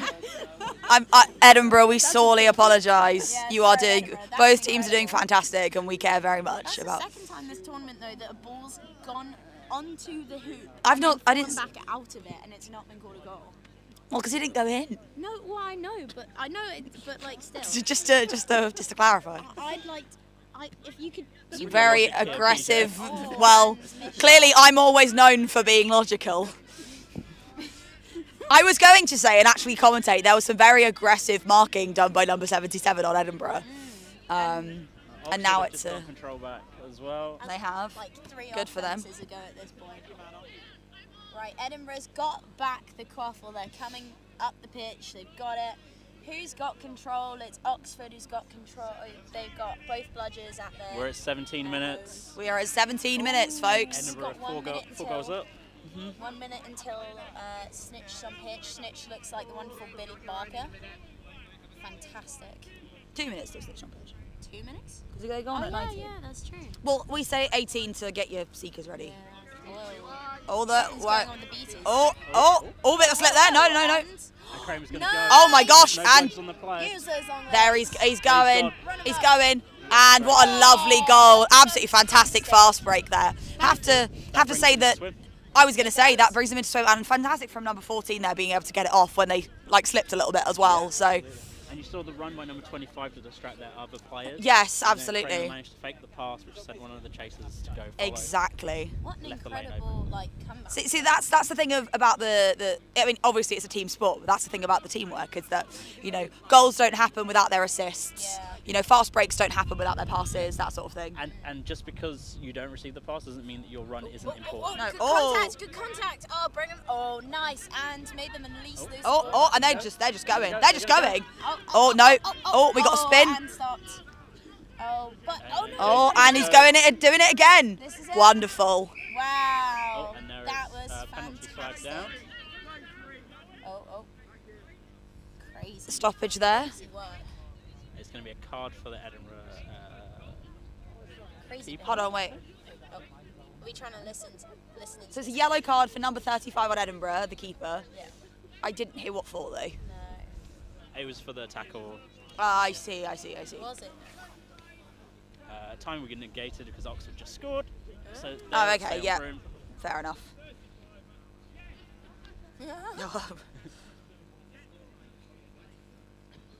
So yeah, it's within swim now, which is... Well, it's 9-7 now. It's 9-7. So, Well, I mean, honestly... if it stays like this, it will be catch to win for both teams. Yeah, absolutely. And I really do have to commend Oxford for coming back. Again, we've had a few really good comebacks today from certain teams. Definitely. So, like that previous game, whew, that was wow, that was crazy. Yeah. And I just love watching Billy. I just love watching Billy snitch. It's such an experience. I love seeing seekers get rolled. Or like their brooms absolutely just yanked out from underneath them. Just sent over into the next stratosphere. county. It's excellent. Ooh. So Oxford have, I had to look, I was like, right, Oxford have control. Got a nice fake there, a couple of nice fakes. Oh, wow. Now we're getting to the point in the game where teams will want control for the snitch on pitch. Yes, so they can do some cheeky little bubbling. Oh, nice, good catch. And oh, wow. Oh, nice block there from Oxford. That was wonderful on the defence. Well done. Edinburgh have just got to get back. Oh, they could have. Oh, nice. Okay. And here they come. Billy Barker. Billy Barker. Nice to Oxford there. Can they do it? Oh, a little bit. Yeah, you saw that Edinburgh. Oh, lovely goal. Smacked back. Oh my God. I feel like that might have been high contact. That was crazy. The hips don't lie. There was a beat from Edinburgh Visa on the goal scorer. Well done, James. What can we say? Once again, well done to our fantastic volunteers today. I've said this once, I'll say it again. We're nothing without our We volunteers. said fantastic volunteers, not you, James. He doesn't speak for all of us, James. Here to make friends and enemies. Because keep your friends close, your enemies closer, obviously. Exactly. Oh, nice catch there from... And a good beat from the Oxford. Yeah. Really fast to hit those receivers behind the hoops. And Oxford has still got control. Oxford, honestly, whatever they spoke about during their... Been released. Seekers are released. From Oxford, we got Luciana, and from and Edinburgh, beat. we have, unfortunately, I don't actually Oxford know were her name. very late on realising. Yes, that they were snitch on pitch. Unfortunately, 28 did just get Oh. stepped over. And unfortunately, that has now given... Oh, 28. That has now given Edinburgh control, unfortunately. Oh, no, it hasn't. Wait, Oxford have got control now. And here comes the chaos. Balls are just flying everywhere. Oh, whoa. Now Oxford have a chance. Chaos snitching. So Oxford are being given a moment to be able to try and catch the snitch. Oh, did Oxford just score as well? And one excellent throw from the Edinburgh. So it's now it's 9-8 to Edinburgh. It is so close, folks. Oh, that was a really close call from Edinburgh there. Like I said, I love watching them get rolled. Oxford don't have any bludgers currently, so... Oh, and that was a goal from Edinburgh. It's now 10-8 to Edinburgh. Okay. So there's what we like to call a window. Oh, Billy's just debroomed the Seeker. Just instantly just yeet it out. Yep. Of course. I do like how the snitch shorts also match the yellow accent on the Warwick. Edinburgh Seeker's got a bit of time now. Chris is coming in to keep away the Oxford Seeker. Now remember, Edinburgh Seeker. Oh, the Oxford Seeker was called safe. They were going for the sneaky one there. Yeah. Oh, Edinburgh. This is really good bubbling from Edinburgh. Yeah, absolutely. The gymnastics involved. They're really not letting Oxford get close, are they? No, and we see Edinburgh coming in for the counter here on the Quadball game. Oh, they've taken someone down. Oh, no goal, unfortunately. And that's a beat on the Edinburgh. Oh, we've got our one of our Oxford, one of our Oxford beaters putting their body on the line to hopefully let the Oxford Seeker have a chance. I love how Billy is. How Billy points at the Seekers, especially when they're right in front of them, yes. And I also love how their top does say emotional sport. Oh, fantastic. Oh, Billy's not paying attention, I suppose. There is quite a lot going on, though. There is a lot going on. Oh my gosh. Oh. And with almost no time being close to the snitch, Luke. What, Harry? Do you think that catch was good? I think James Martin is calling for a beat on the Oxford Seeker before he caught. That is what I also thought, based on. But what do you think? Yeah, do you think it looked like a beat. Oh yeah. I do agree. To be fair. Really good. I need to swap hands because my hands are cold. If Oxford have caught it, is it theirs? Will they win, or does it go into overtime? It'll go to overtime because they're free now. Yeah. Of course. Sorry? Yeah. So, I doubt this catch is going to be called good, but if it was... Is that beat? Yeah. Live from the refs. Catch no good officially. Well, it's given everyone a bit of a break. Yeah, I think that's definitely what the Seekers needed. Right. What an excellent... Oh, nice. Oh, wow. Nice to Oxford there. It's now 11-9. So once again, it is anyone's game. And there are bludgers flying everywhere. Oh. Oh. And now Oxford have got a chance to catch. Yep. And if Oxford catch this, it is their game, folks. Oh, never mind. They're now out of swim again because Edinburgh have just scored it. It's 12-9. That's the thing with the Quadball game going on in the background when it's so close. Yeah. Smacking of the thighs. Oh! Whoa! Oh, there we go. Sorry. Oh, cuddle on pitch. There's a little cuddle on. Whoa! Oh, wow. Head over heels over here, folks. Slipped. Wow. What an incredible. Wow. Raj is staring so intently. From number 15. Absolutely rolling number 13. Oh, there is going to be a call being made. It might most likely be for injury. Yeah. So whilst the cuddling was going on, it gave the Oxford Seeker so much time on the snitch to kind of start wearing Billy down. Yeah. And and again, we've noticed a few times where Billy has almost been caught out. Yep. It's why it's so important that you kind of keep your beaters around the snitch game, especially when it's wind swim. So you have two seekers trying to catch at once, it overwhelms the snitches so often. Yeah. And it's a real 50-50 on who's going to catch then if you're both going out. It's just so hard, isn't it, when like the beaters have to remain up. Sorry? Yeah, oh, ouchie. That's what I've heard. At the very least, not something else. Well, at least not a head injury. Yeah, for a second it didn't look like Thomas could get up there. But thigh cramp, obviously not what you want in the sport, but Well, you don't want to cramp at any time, do No, you? oh god. I've only had one real proper cramp in like my thigh in my life, and that was crazy. My entire leg was sore for the whole day. Yikes. Be careful when you stretch in the morning. Oh, you guys are stretching in the morning? No, it's like, you know when you wake up and you just kind of like... Oh, like, yes, the morning stretch. Like I know, I've had that. My calf, it just tapped out. That was it. I can actually feel like all the muscles in there just turned Do you over. think anyone watching at home is like, wow, this is the forget Sky Sports. Yeah. This is the commentary we need. We could play. A nice little round of applause. Oh, yes. Oh, good. oh, bless them. Oh. Played incredibly well. Oh, absolutely. Yeah. We can play rock paper scissors verbally. Well, we can just say right. Yeah. Well, I think they're about to sort it out now. So there's no point us playing rock paper scissors while. One round, verbal rock paper scissors. Fine. Okay. Not even visual. We just gotta do what the. No, but I need the visual. No, we just gotta do what the viewers can see at home. Sit on your hand, PJ.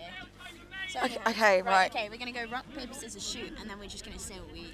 Well, then why don't we do rock paper scissors and then say the thing again, so we don't say shoot and then do it. No, it breaks it up a little bit. They're literally about to. Right. Okay, let's do it without the shoot then. Okay, right. Rock, paper, scissors, rock. I win. Yeah. Oh, there you go. Well, that was right. Wow, and a goal from Edinburgh.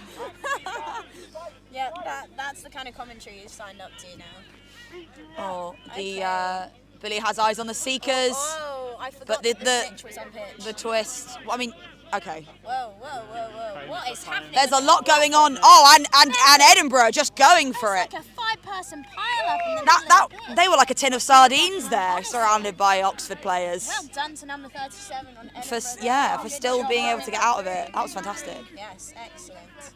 Whoa. Oh, and then we got the Oxford beater coming in to clean up there. Looked like Oxford beater almost just had a beat on Billy for a second. I can see Billy starting to tire. Oh. Maybe not, actually. Honestly, I do not think it takes Billy that much energy to just put someone on the ground. Yeah. Or just yeet the. Edinburgh. I really thought they were going to get it then. Yeah, that. Oh. Another goal by Oxford, I believe. Oh, wow. Score is currently 14-10. So. 14-11. 14-11. Okay, so there's still. Oh no! The flag. Woo! That was close. Yeah, there are just bludgers everywhere. My goodness. Oh, and number 37 going for it again. That was fantastic. Oh wow! That was a catch. That was a catch from Oxford. Wow. And that looked, I can't see anything wrong with it. But then again, Sorry to folks at home. I'm shivering. It's very cold here. Brother, it's getting colder. It is cold. Luckily, we've only got. Cold outside. Well, so one of my previous commentators, Bobby, said that it was too early for Christmas things. So. I've been singing Christmas things. It is too early for Christmas. I've been singing. Hey, if the shops can have Christmas items on the shelves. Okay, they had it on October 1st. They had Christmas. They had it from mid-September. I saw some stuff in August. We're agreeing with capitalist society on when Christmas. Oh, I'm which not. Which is capitalist. Okay, I'm not agreeing that it should have been up there. I'm just saying that if the shops could have had it 2 months ago, I could at least have a little bit of Christmas mid-November. Hi, I'm PJ. I have nothing else to add to this conversation. Hi, I'm Jamie. And so catches no. The twists, the turns. It's just never ends. Right, so our head ref had called that there was the catch is no good due to third bludger interference. Harry, can you explain what third bludger interference is for those at home? Third bludger interference is basically when you already have control of two bludgers and you basically throw one away without making a legal beat attempt and go pick up the other bludger that is on the floor. Essentially, in the rules, you are controlling all three bludgers at once, why it's called third bludger interference. I didn't see a third bludger interference. No, I didn't. To be fair, I just saw a lot of balls flying around. I'm not sure about that call, but I will go with the referees on this one. Yes. I'm not gonna lie, I gotta warm my toes up. So just wiggle them. Yeah. Well, don't take your boots off. It's not even at the point of wiggling them. I gotta get some like. So well, Oxford. If Oxford score a couple. Did you see that? Did you see what happened? Yeah, that's why I said, did you see? Because I heard that, but I didn't see it happening. Come on, Will. Right, so if Oxford score a couple more goals and they catch again, they could just win this. Oh, never mind. Never mind. Well, that was crazy. Look at that. Hey, twice. I think that one's good. That was quite something, wasn't it? Really. Last one was good. Actually. There's another third bludger up here? Yeah. There's a fourth bludger. Actually. Yeah. There were. Well, there you go. Bludgers. 4 bludgers. No, a third bludger interference is. Game time over. They've hit the time cap. Oh. With Oxford That's so. Well, still amazing effort done by Oxford there. Yes. So the final score was 15-14 to Edinburgh. Both teams played fantastically. Edinburgh had a strong start, but Oxford really picked it up, and those catches were incredible. Who could have known what would have happened if it had? We didn't have a game cap like that. Yeah, exactly. But we have been your commentators for this one. Yes. I'm PJ. No. Okay, sure. Jamie. That was Harry. And that was Harry. And thank you very much. See you all on the flip side.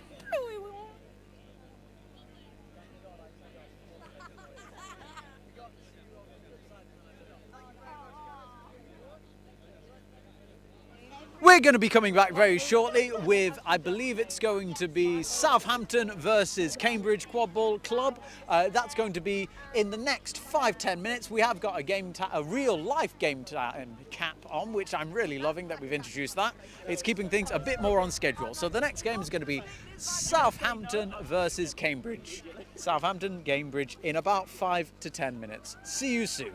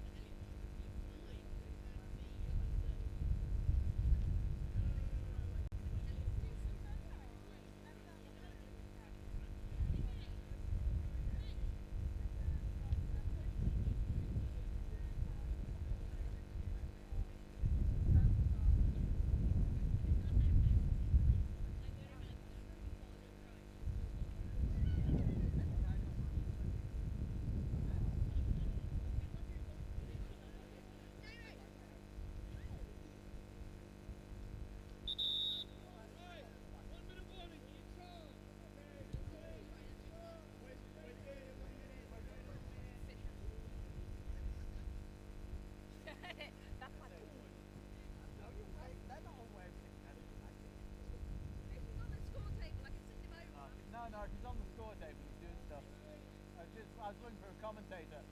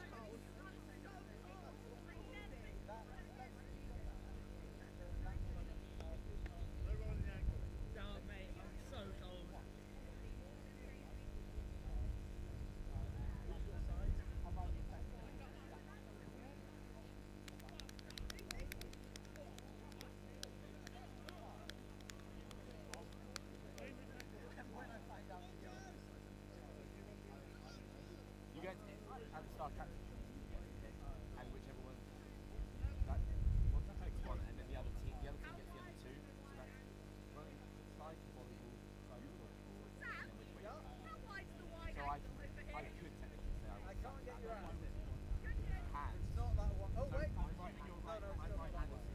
But if I turn, you will have hands. So what is this? This is well, good luck. Thank you.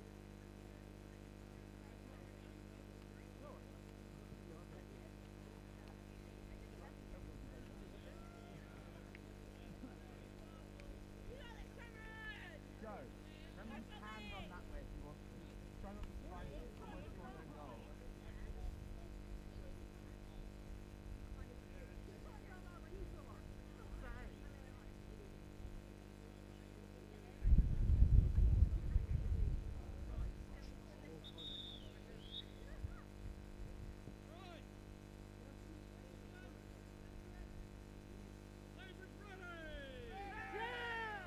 Hello and welcome back to the Quadball UK, the Quadball UK Development Cup. We are live with, who is this? Cambridge versus Southampton. I think that was the first goal going to Southampton.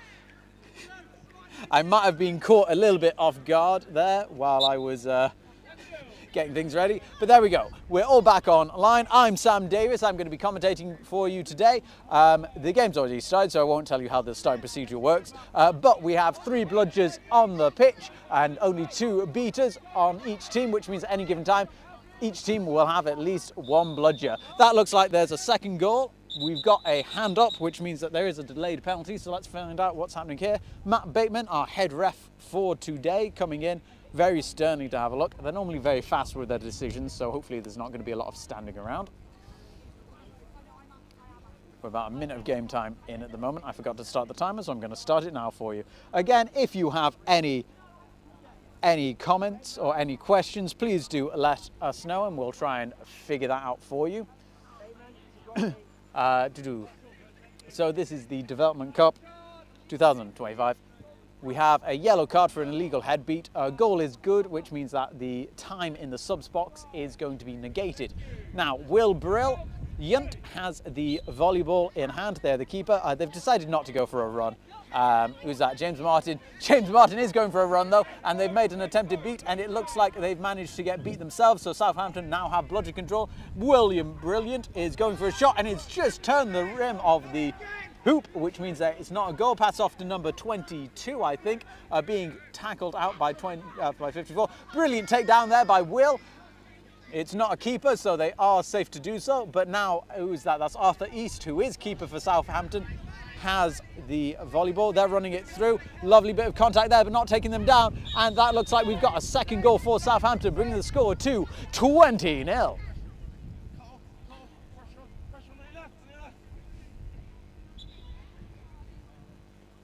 Right, let's have a look. So, back in the game, we have a beater chasing another beater, but it looks like Southampton is going to bring it out. And it looks like James Martin coming out of nowhere there. But Southampton have retained the bludger possession. But it looks like we have got a disrupting beater coming in who is making it pretty difficult for Southampton to defend. Pass over to the side, not quite getting it through, no goal. And it looks like we have the ball back in the hands of the keeper for Southampton. Brilliant work there, keeping the pass nice and steady to their keeper's hands. Arthur East going for a run, but it looks like we're going to stop. And I think this is going to be for arguing.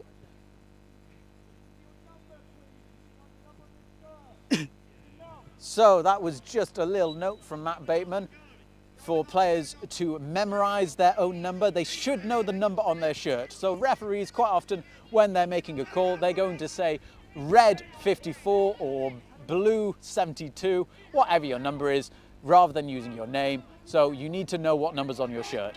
Like, for example, I played as number 2 on every team that I played for 13 years. And I did that specifically so that I didn't get confused over what number I was playing in. Though, weird story about that. If you're old enough to remember who Emily Autobridge is, she was my first ever captain in Bangor. The reason why I played number 2 is because originally I wanted to be number 5, and they spray painted the uniforms, and apparently Emily forgot which way a number 5 points. So I became number 2, and that's how history works. Here we go, running in towards the hoops, number 15 going for a shot, and they've managed to get, it looks like there is a goal being called good. There was a little bit of confusion if the ball actually went in or not. Matt Bateman has used their goal ref to determine that that did go in the hoops. That leaves the score at 2-all apparently. I'm terribly sorry, I got it is 2-3, but it is 2-all. So Matt just reminding players that they have to beat him to the halfway line in order not to be slow balling. Lovely shot on number 7, and it looks like we're going to have a breakaway. There is 2 defenders in front of them to try and stop this, but that's not going to do much as we have a goal going in from the side, bring the score to 30-20 in favour of Cambridge. Ooh, it's getting a little bit nippy. Right, game's still on. We're just coming up to the 4-minute mark, I believe. Southampton coming up. They're not really setting a deep offence, using a bit of a flat line. It looks like they have a stack on the left side of the pitch with Bromwyn, I think, as a receiving potential pass on the left, but that's not going to matter because the beaters for Cambridge have cut that down. I'm told actually it is Cambridge and also Leicester playing together as one uniformed team. And that's a beat. Ooh, this is going to be a turnover of ball. Oh no, they've called it play on. And another beat coming in. We have possession, but that's a beat on the ankle. And again, another player picking up. And a beautiful goal there. I think, was that Caitlin? Scoring. Yeah, that was Caitlin. Getting a goal, bringing the score to 30-all. No, I'm terribly sorry, to 40-20. Both teams today having played fantastically throughout the day. I'm very excited about this new batch of players. Both, well, all teams today have shown that they've got fantastic new players, that the older players are improving so well, and that we're just seeing very fun games. One of the best things about Quadball is just when people are actively moving, when they're having fast plays. No inbounding player. Ooh, sorry, just stopping a bludger coming for me there. This is very reminiscent of Quadball from a couple of years ago. Fantastic players who are going to develop and evolve the game, and I'm really looking forward to seeing it.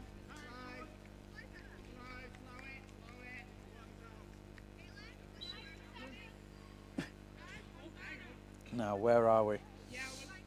Volleyball with the keeper for Southampton. Centre. Bludger possession is with Cambridge. Pass over to Jamie. Jamie passing to the wings. Southampton again taking a very flat offensive shape. They have one troll, a trolling player, not quite getting their hands to it, missing that goal. And beat on the back of him. There's going to be a brooms down. I think this is potentially for a beat on the back of the head, but I believe Jamie was bending down, which does negate that. So we're going to see. We've got two very experienced referees discussing it here, with Eamon coming on as an assistant ref too. So the beat was valid because Jamie was bending down when it happened. So essentially, if you're hit in the face by a bludger, there's certain parameters around it, but that is a foul. However, if a player bends down into the beat, then that is not a foul, and that's what it was decided by the refs had happened. Jamie bent down when that happened. So we're back in play, and I think that's just going to go straight through. Yeah, there we go.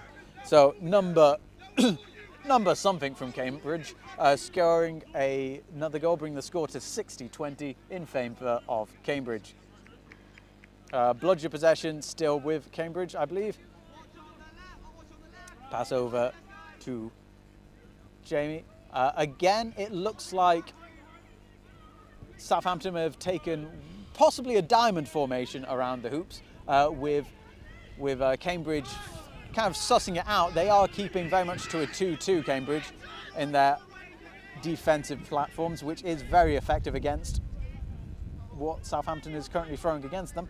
And we've got a crush around the hoops. It's not really going to do much. I think, unfortunately, Southampton on their defensive line lacking the height to stop number 15, who is a very tall player, from simply just dunking over them.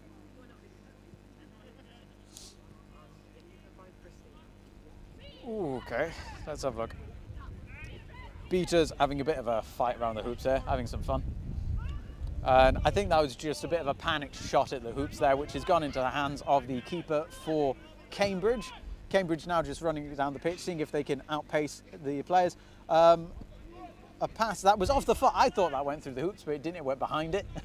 But we're still in play. I think, unfortunately for for Cambridge there, that was a little bit of a panicked pass. They didn't look where their supporting chasers were and just threw it roughly in the direction. Southampton, again, a very flat. They are sending one player behind the hoop, so this is a trolling player, so just one player who's there as a passing option. But I think that was Arthur attempting to just end the play and score a goal from a shot, but not quite making it.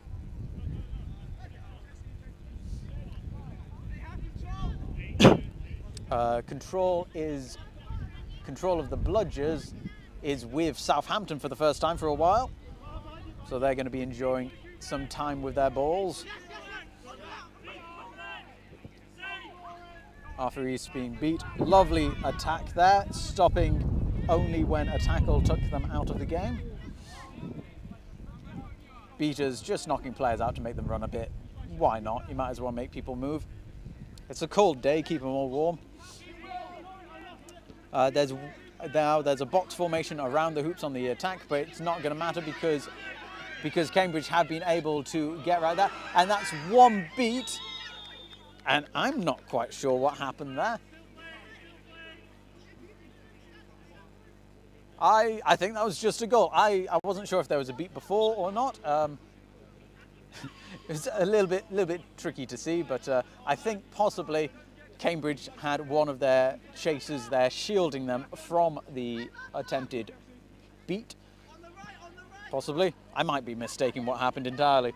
Whatever happened, Cambridge got a goal, bringing the score to 80-20. It was a good attempt. I think that was an attempted pass. Southampton getting the ball back, but losing it just as quickly. Pass to keeper Will Brilliant.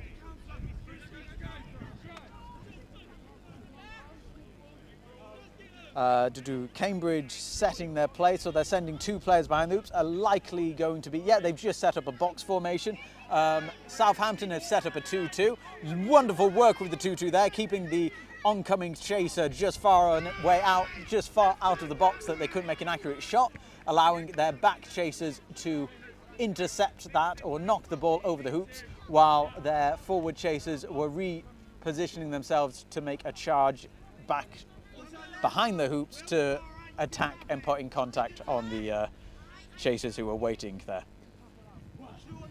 I'm sorry, it's cold and I'm tired, and that was a bad explanation, but I think you get what I was saying.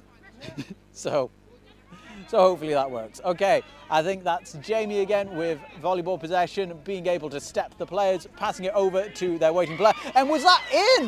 That looked like it was in. We're going to have a bit of a debate about this. Was that a volley into the hoops? I think that was a volley into the hoops. Do the refs think it was a volley into the hoops? We're going to see very shortly. I think that was a volley into the hoops. Let's find out. Beat before. So no volley into the hoops. It was a beat before. I'm just watching VR now. Was that a beat before?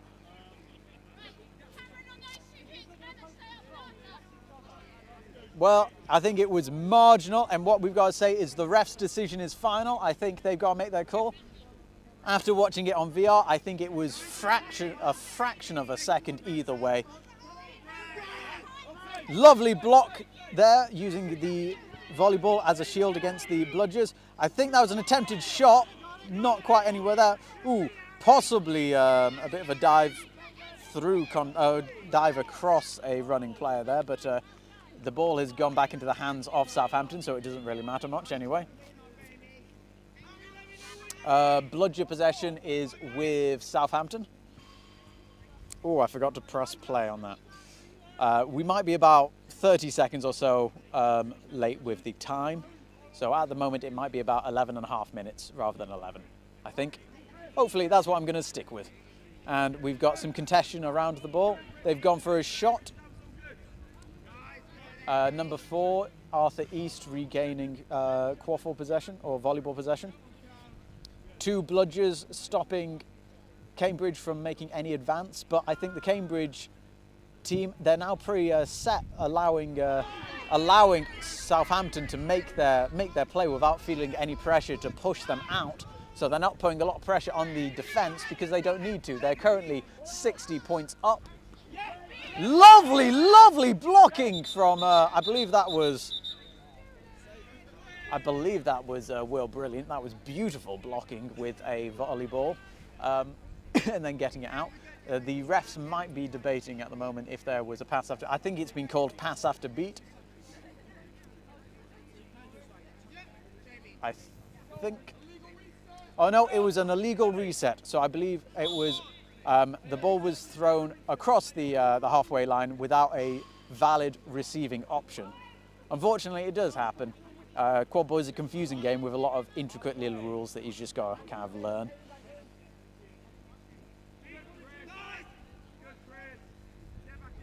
Pass over to Jamie. Jamie going for the shot. And we are going that good. Which brings the score to 80-30.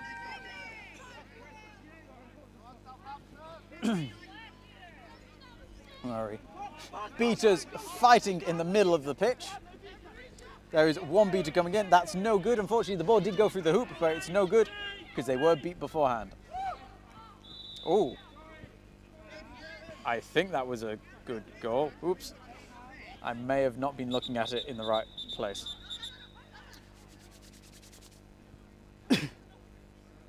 So I believe the score is currently 90-30, though we are having a little bit of a chat with the refs in the middle of the pitch, so this might change very suddenly. Ooh, look at that. Goal is good. Remount. So volleyball is with the keeper, Arthur East. Bludger possession is also with Southampton.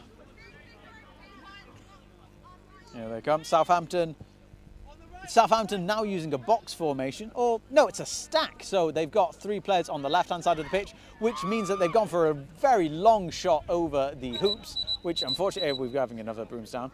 So because they've gone for a stack, that means 3 players have gone down one side of the pitch. On this occasion, they've gone down the right-hand side of the pitch, leaving 1 passing option on the left-hand side behind the hoops. Unfortunately, this time, because it was such a long pass that had to be made, it looks like the Cambridge team were able to anticipate it and get into the position to stop it. There was a shot at the hoops there, it didn't go through, no goal.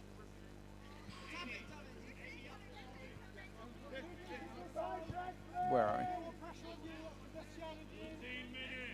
So the time check is currently 14 minutes, so we're about 25 seconds behind. Pass over to the wings, back to Caitlin. Caitlin looking for a pass. Ooh, possibly a bit too loopy to keep the speed and momentum up. Lovely shot at hoops, and it looks like it didn't go through though. We potentially have a breakaway run by Arthur East.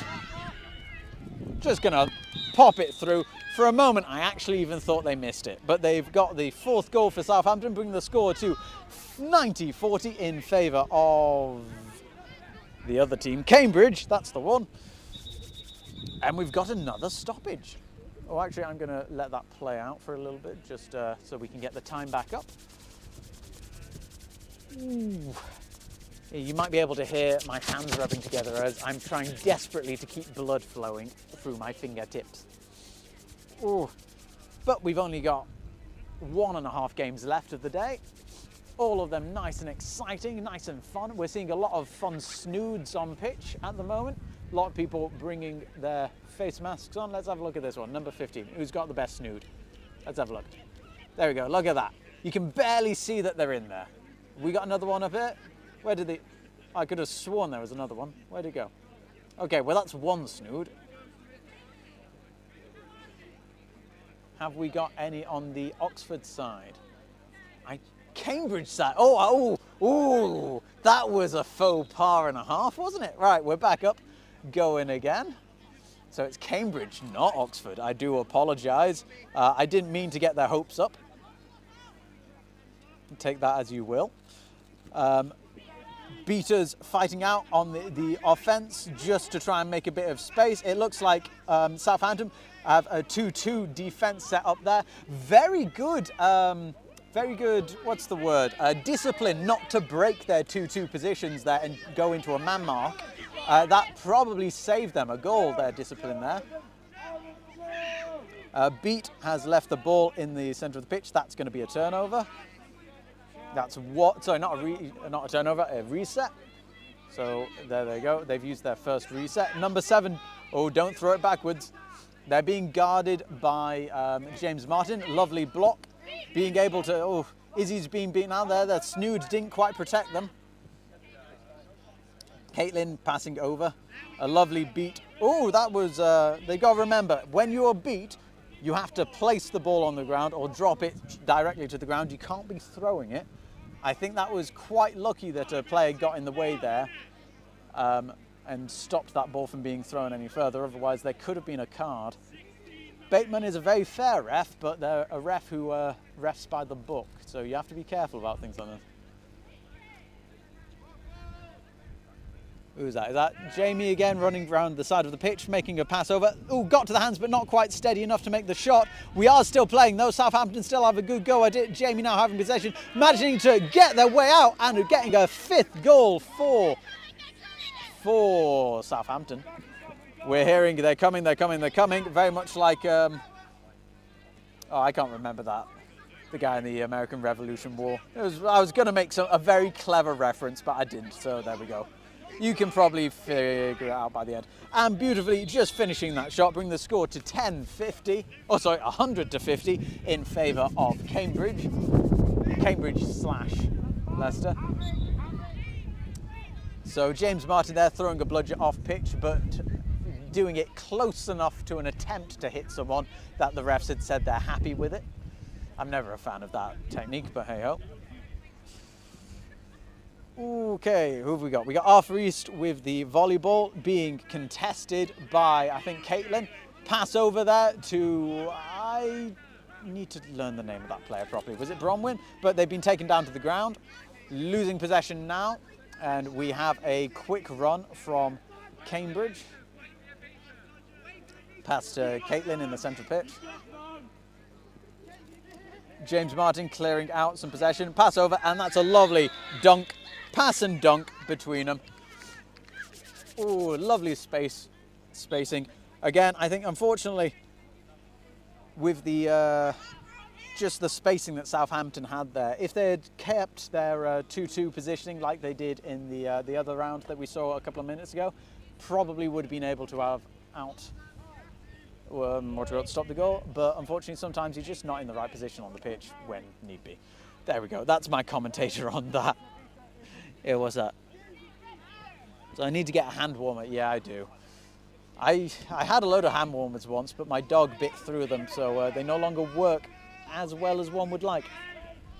I think that's a goal from Arthur East, bringing the score to 110 to 60 in favour of Cambridge still. With bludger control, we have, I think, Cambridge has bludger control.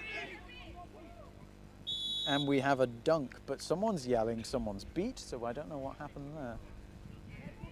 We have about a minute until, I think it's going to be Billy coming on as the flag runner. Oh, here we go. Let's have a little discussion.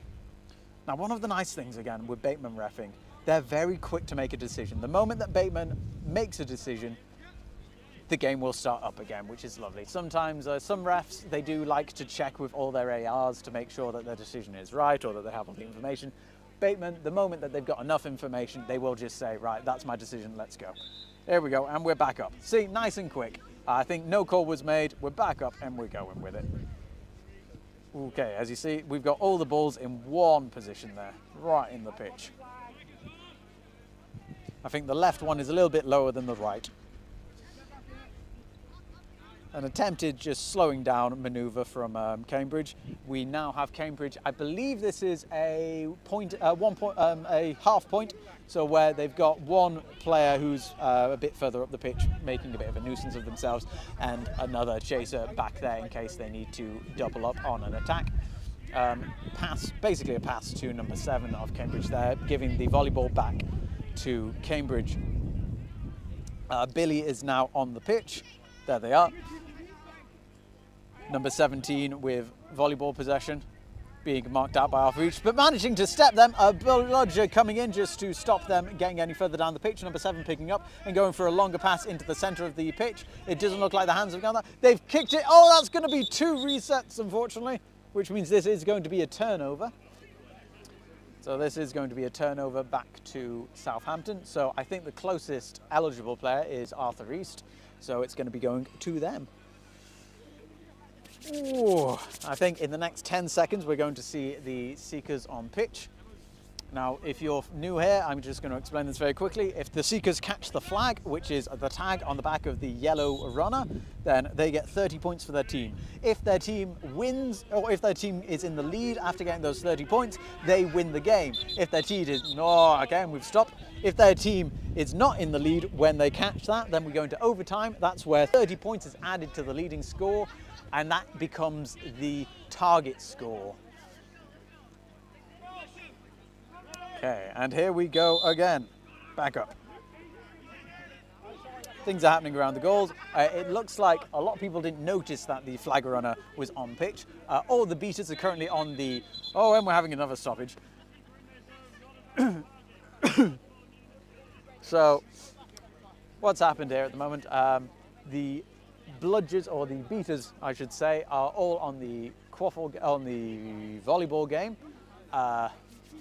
A bit distracted, not really noticing that the flag runner is there, but it does look like Cambridge heading up by, well, both their beaters are, well, all the beaters are in the Southampton area of the pitch at the moment, but it looks like Cambridge have been knocking the seeker for Southampton back to their hoops while being inside their own keeper zone.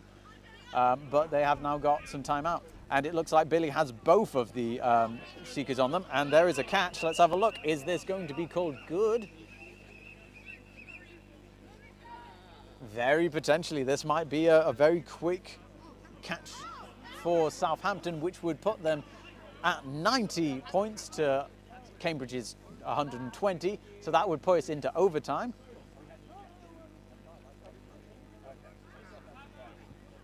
So let's have a look. So the refs sound like they are happy with the catch. It's just going to be a case of do they or do they not?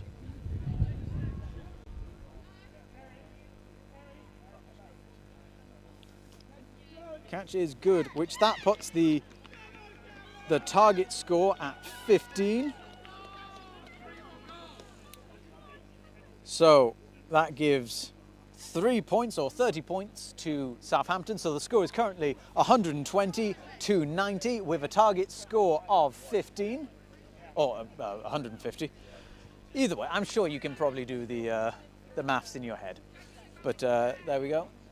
I think this is the first overtime I've seen, or at least paid attention enough to notice. And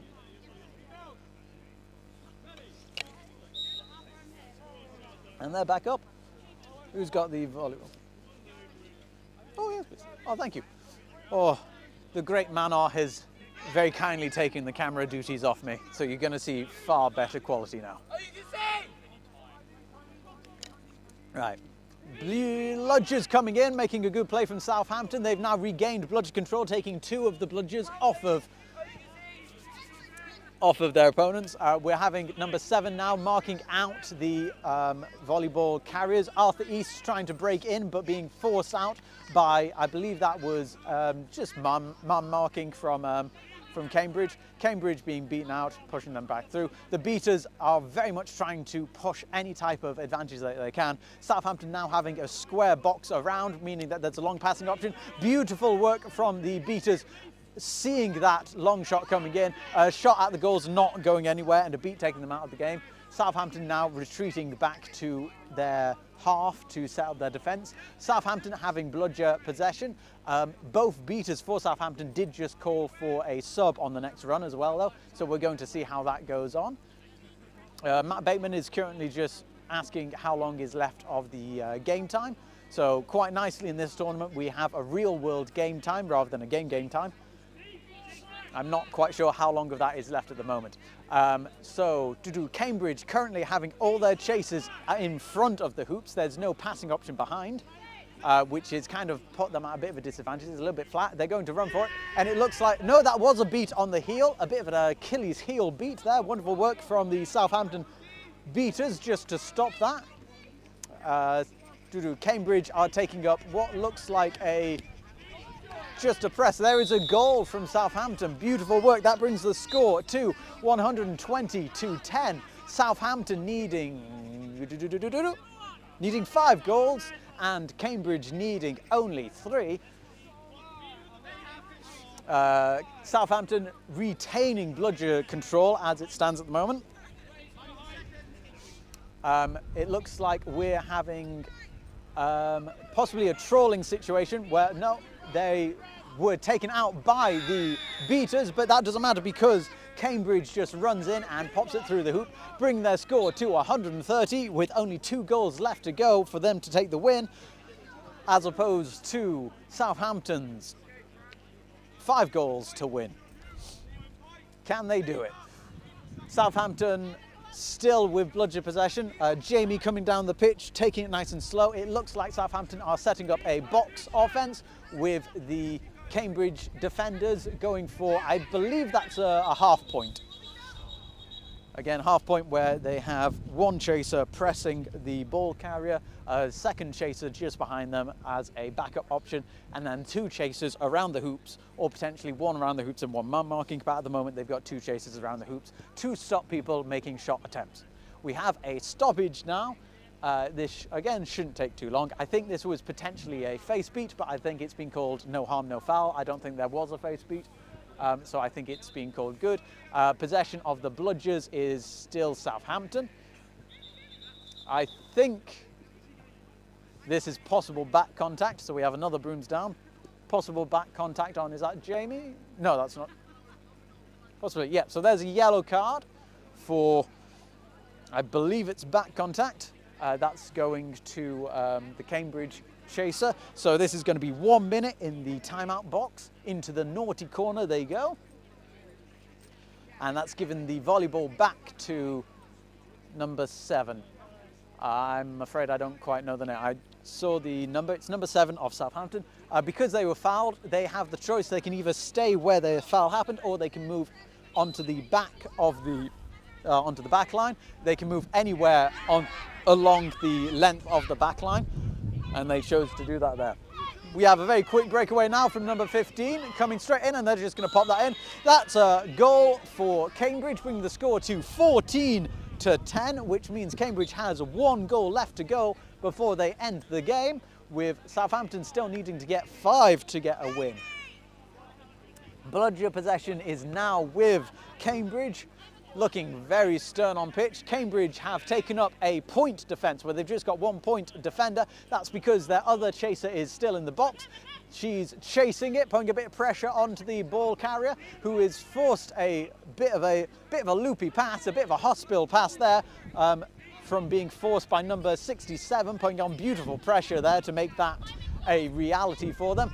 James Martin coming in hot with a bludger, and it looks like there is a safe call, and all bludgers are down for Southampton, but a beautiful catch by number 42, taking James Martin out, but it's not going to stop the goal, because there goes the winning goal of the game for Cambridge, bringing the score to 150-100 in favour of Cambridge after a flag catch for Southampton. A brilliant game.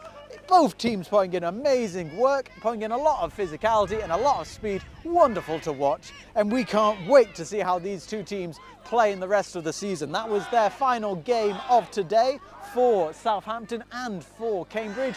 Both of them playing absolutely amazing games today. They should both be very proud of how they've done and how they place. You'll be able to find the final score placements for all the teams on Quadball UK later. I'm sure they will post it out. We are going to be coming back very shortly with our final game of the day, which I'll be able to tell you what that is in a moment when it comes back on the screen. That's going to be... The suspense is killing me. It's coming. What's it going to be? It's going to be Warwick versus Oxford. So the final game of the day, Warwick versus Oxford, that's going to start in probably about 5 to 10 minutes. Between 5 and 10 minutes. It's one of those. Either way, join us for that. If you're enjoying the stream, why not give the channel a like, give us a subscribe, give the video a thumbs up. It really helps other people find the sport and see what we're doing here today. And if you fancy it, go onto our social medias and give them a like and a subscribe. Every little helps. We'll be back very shortly with Oxford versus Warwick, the final game of today.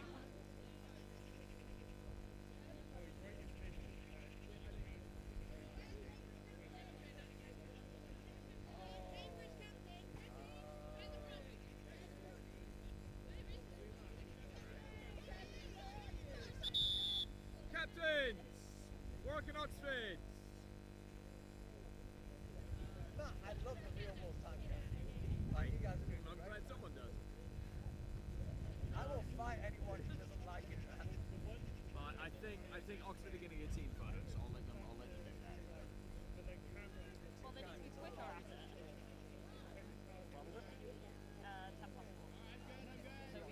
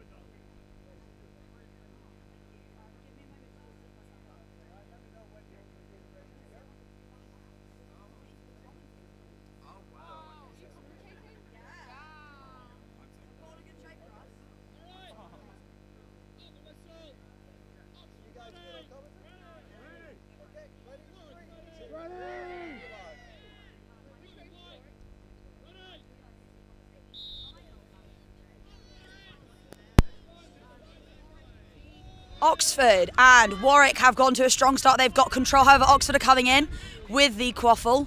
However, they're going to be met with some resistance. Oh no. Hey, that's some good recycling there. We've got a few fakes. Already the beaters trying to go in to regain control. And a block from Warwick. That was a. I don't think that was the best attempt, but hey, we'll take it. If they're trying, that's all that matters. Oh yeah. I have noticed that it is a lot darker than it was when we started playing in the last slot. But no, we've got Warwick on the offense. But still, good on James there for being quite a good marker. Oxford beat Kira? Yeah, Kira with the clear out, and James running and down James the back on the counter. Side. He's got one step. Oh, right, that's and wow! There we go. Annabelle's got the ball. No, goal is no good, unfortunately. Yeah. Have you got any thoughts? No thoughts, just monkey. No thoughts, just monkey symbol in brain. Today has been a fantastic day, I think. I hope everyone watching at home has enjoyed it. I know I have. A lot more competitive than I was.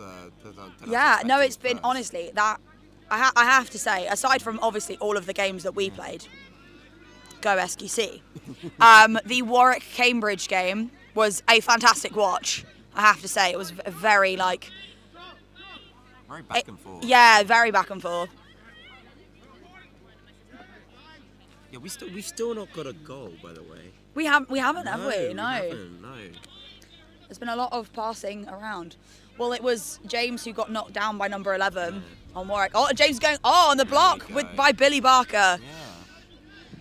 Annabelle's collected. Yeah. One day I will. Oh, they're trying to push Annabelle off pitch. Yeah, I was going to say. And Annabelle is rug. My goodness. Oh no! Oh, and it's back to the keeper. That was amazing from Annabelle there, just going all the way around. Especially being able to just keep the ball live. Yeah. You had well, you give your chasers time to come back up if they've been picked off. So. Still 0-0. Still 0-0. Yeah. This is the last game of the day, isn't it? Yes, it is. Yeah, it is. I thought so. Have you enjoyed this weekend, Raj? I've enjoyed it a lot. I've screamed so much. I've been a nightmare for refs. You always are, buddy. I am, yeah. Playing or not, you are a nightmare. Thank you. I say that with all the love in the world. I'm not buying you lunch ever again. Do you know what? That's fine. I actually forgot that you bought me lunch, so thank you. Where are my hula hoops? My hula hoops are somewhere. Uneaten. Go for Nathan. Oh, go for Nathan. Nice block there. Annabelle can still go. Annabelle can still go, and she will certainly try. Picked up by number 18. And through the legs. Oh, no. Oh, that's so tragic.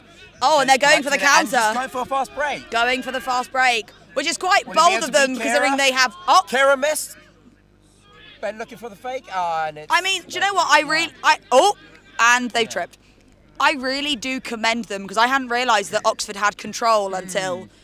I was following them up the pitch, so I commend it, certainly. I commend the commitment made. Yeah. How the intent and to be fair, they did get past the first beater, so who knows?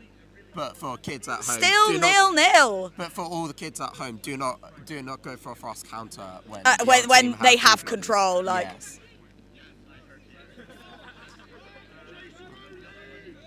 Oh, a bit too high there from Oxford. However, Annabelle's coming. Is that Annabelle? Yeah, Annabelle's coming in. Billy's collected it. So it should be...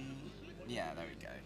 And Oxford still have control. And we still have a 0-0 game. We still have a 0-0 game. This is crazy. Billy getting tied up by number 7 for a little bit, but it seems a few subs have already happened. We've got, I think it's Archie. Yes, that is. Archie's going in for the... Archie did get beat, unfortunately. Can Ben make it back inside to beat Billy? But they have now gotten control. Collected by Jonathan, run the back. Goal is good. And now Warwick have got control again back thanks to Archie. So finally off the mark there. Lovely little bit of... I don't know how long that took for the first goal to happen, but that was quite a while. Yeah. I feel like that's maybe been the longest start. Well, the longest first goal of today, of course. At least of today. I'm sure there've been plenty of games It was a previously. lovely little press bomb Ben. Yeah. To get the to tie Archie up, but he couldn't make it. Oh, back that in was time. a bit. That was quite a very good pass, just not to someone who's in. Oh no. Oh, never mind. It is back to Warwick. Can I hand you this? Just because I am actually going to try and zip my coat up because I am chilling. And you're leaving me all alone down here. I mean, for the whole 10 seconds. You're gonna... Oh, don't. It's probably going to take longer than that. This is so embarrassing. Don't worry, I'll make sure to commentate all of it on live streams so that all the viewers at home can realise how bad I did it! PJ is Haha! like. Never mind. Sucker. Billy looking to charge, going for Billy's Annabelle, going for popping the. it through, And a it goes goal straight from through the middle Billy. hoops. Well done. That is fantastic. And yet Warwick have still got control, and it is 2-0 to Warwick. Sometimes Billy needs to be put in their place, and unfortunately, in that occasion, Billy did not get put in No, their place. but Billy, in fact, is like, no, this is my place, and you will abide by the rules here. It has been a very long day. But a very fun one. Oh, yeah. Oh, Oxford trying to go in for that swipe there. Oh. Number 7 Oh, looking and then, for an there option. you go. There you Fakes. go. And Oxford have regained control. That was very impressive. Well done to Oxford. Oh, and Archie's going in for the napalm. I really wanted to shout out Oxford, but I realised that I am not, in fact, on... well, I shouldn't shout into the microphone. I do not fancy bursting the eardrums of but you've done it those. for the last 4 minutes. Choosing to ignore that, I think. Choosing just to ignore that is probably the best thing. I still have to sit opposite you at dinner tonight, so... Billy going for another drive. Oh, and I think control's back to Warwick now as well. That was very good. Yeah. Rotosh getting beat. It being picked up by... by Jonathan. Yeah, by Jonathan. Oh, wow! from a beat That was from behind. I saw Jonathan there trying to... Lovely little beat from Ben. Lovely, lovely beat. It was very fun to see Jonathan kind of discuss. Did you see them mentally pick where they wanted to go? I could see the cogs turning. And Ben was having absolutely none of it. Yeah. Absolutely none of it. Oxford back on offence. Yeah. They're playing, with Warwick still have. Oh no! Never mind. Oxford have control. They're playing a bloodless offence, which, to be honest, is not the worst thing to do. Oh, are they going to get it? Oh, going for the fake. Going for the fake. Passing it off. I feel like that might have been a kick and then before B, but that's B. As Number in B. 25 still got the ball, just recycling. Oh, so I think Oxford have to be careful of the third bludger interference here because they have all Thomas oh, knows never mind. What he's doing, Going for the tackle. Pass behind hoops back to Tom Barker on the width. Oh, there we go. Back to number 14. I'd go for it now. Yeah, go for it. I mean, number 14 is brand new. I did speak to them earlier, but oh, nice catch there. Oh, really good block by Jonathan. Maria going for a shot on the middle hoops. Yeah, but still commendable. Unstoppable in break. God, bludgers are just. Oh, and we've got a stoppage here. A stoppage. Let's see. Do you know what I did learn today? Oh yeah. That ARs make their hand gestures based on which team has committed the foul. Yes. I did not know that. So. Yes, the procedure is you send the offending player back to their hoops, pointing at the hoops, and then you raise the fist up. But don't worry, everyone gets it wrong. Love it, especially you, Raj. Oh, especially me, especially me. The best AR, the best HR. There is none like Raj. There is none like myself. Has it felt weird for you this weekend to not play?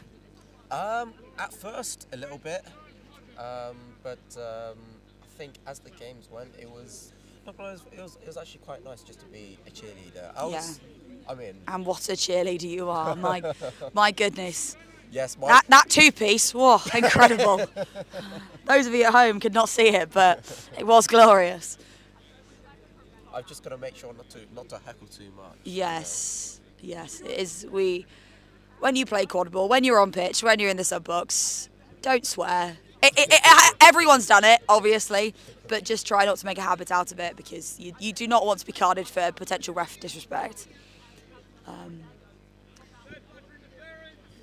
I did say, didn't I? I was like, I think there's going to be third bludger interference. Yes. Thank you to Harry earlier. So that's a double volleyball, dodgeball turnover to Warwick then. Mm-hmm. Yeah. Maria's still hassling Billy, but Billy just Billy, chasing yeah. off two chasers. Oh, good for no good by Billy Warwick there. collecting, Oh, and then handing off to Jonathan. Dodges once, twice. Oh, Dodges and in on the lovely. middle hoop. I do like how Jonathan could have just took the goal for themselves there, but decided to do the assist. That's always very nice. The double fake as well was Well, was interesting. it both would have worked, but it's so nice when you realise you do have the options and you can just then pass it off. I think one thing from this weekend I'm loving is the fact that I can see more players playing with more confidence and trying. Oh, absolutely. Trying new, making the moves they're going to move, but with a little more flair. Mm-hmm. Like, I've not had much experience in the uni league, having only been a community player before. However, I think that this has probably been the best, like obviously this is also a lot of what I've just watched. Oh, never mind. Oh, Billy's coming. Billy yet again. Oh, stop there by the beaters. Nice from Oxford. Oh, wow, out of Jonathan's hands. No good. Jonathan's down. Warwick is still going. No good. Oh, Warwick. No good. And Thomas is there to beat Al Rutledge. Oh, finally, do you know what Oxford pick it up. Yeah, but you have to hand it to Warwick for their commitment on that. That was just. Yeah.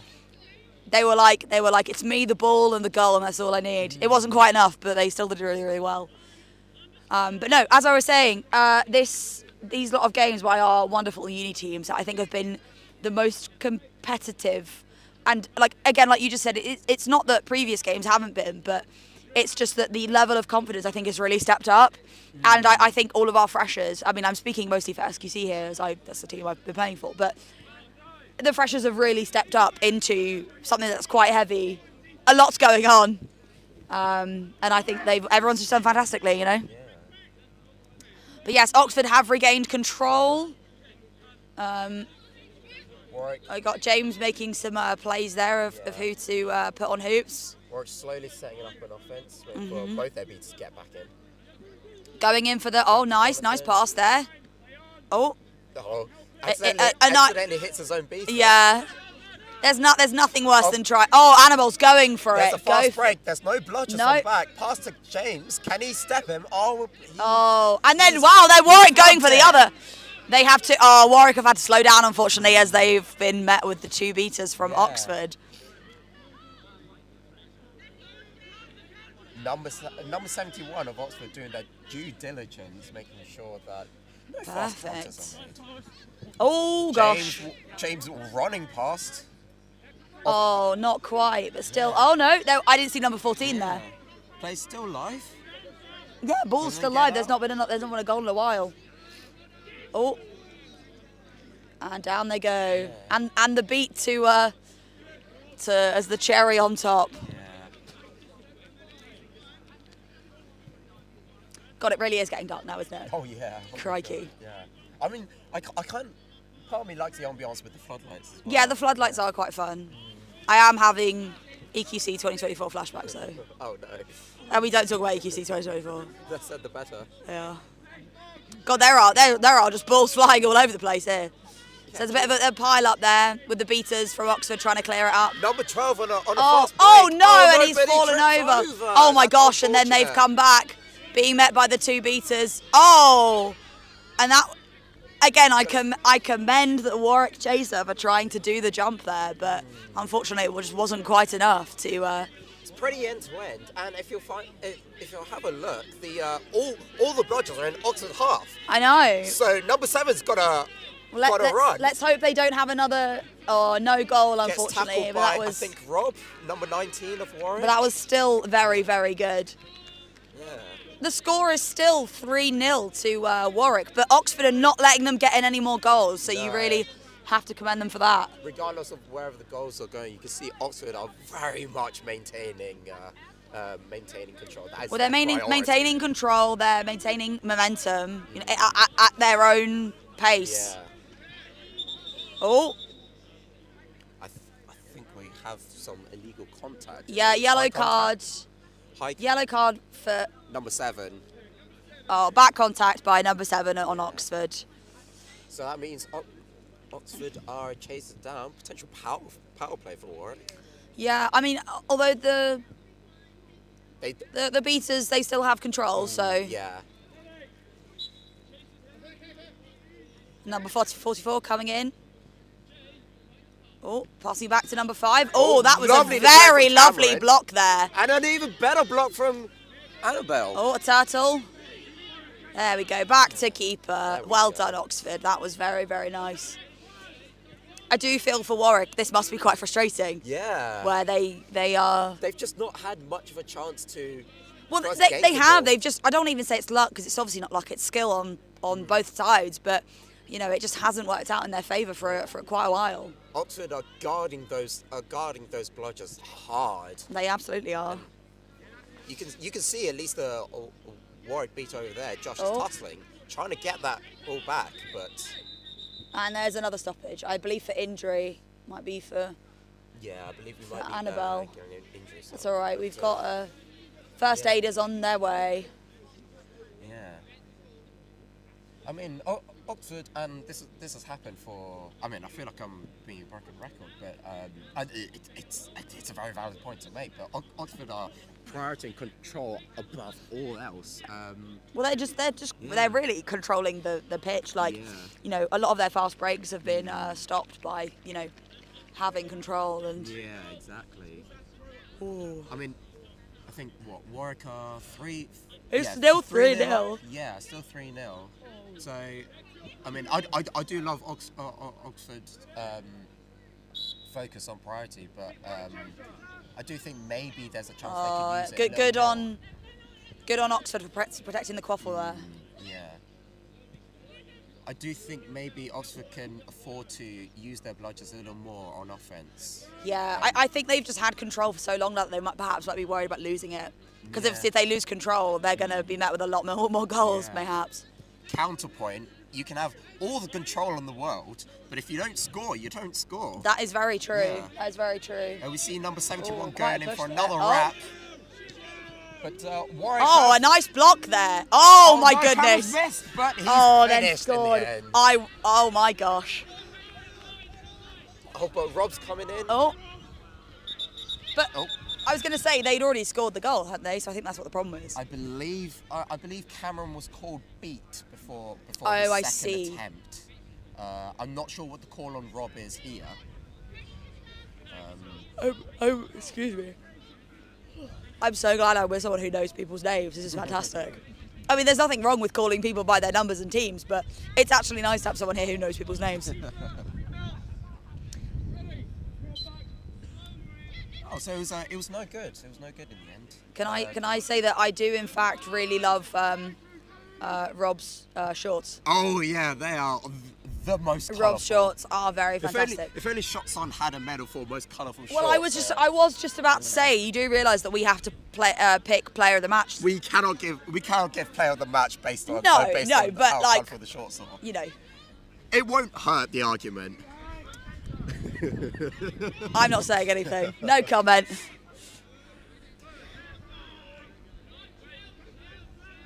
Oh, we have an advantage.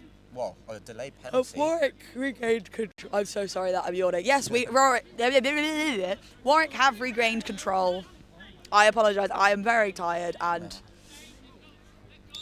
wish I was able to take a day off. Yes, that's right. It only took esteemed and very experienced ref Matt Bateman about 20 seconds to see the delayed penalty.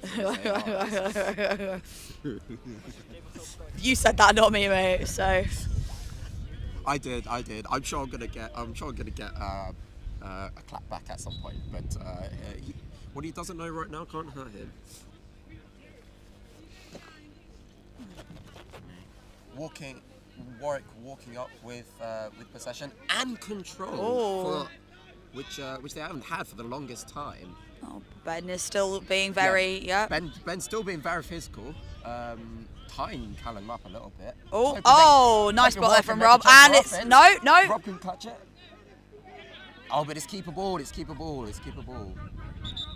And another stoppage. I think Bateman's going to explain that because Maria had the ball, it is now keepable, and thus it's Well, not a turnover in the traditional sense, but it's. I'm not entirely sure because this we also can't hear what they're saying. This conversation's taking more longer than 5 seconds.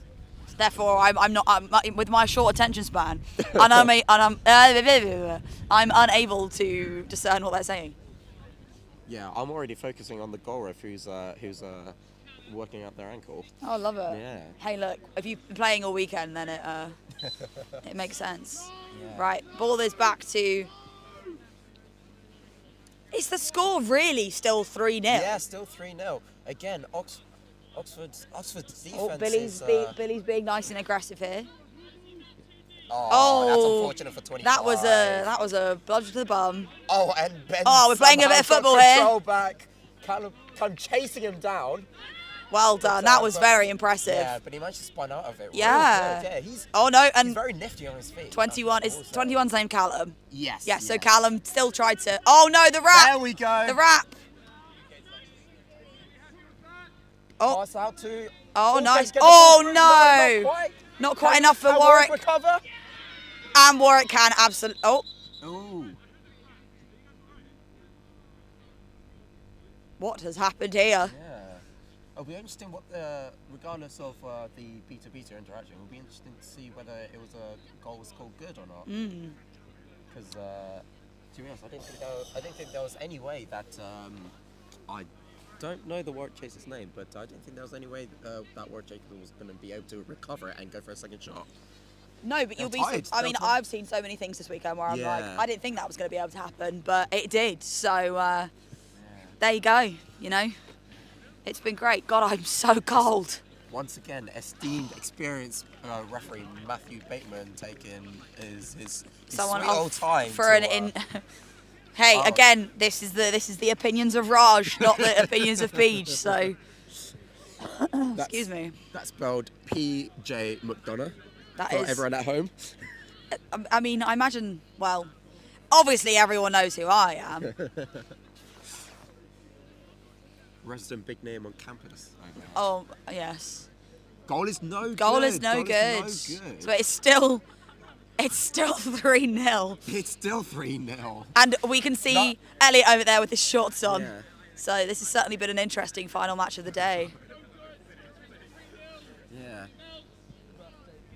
Possessions with Maria. I wonder if they're going to go for a fast move or anything. No, I don't. Well, there's. Again, apologies for the yawning, but there is. Well, I can see one bludger up there, and. Yeah.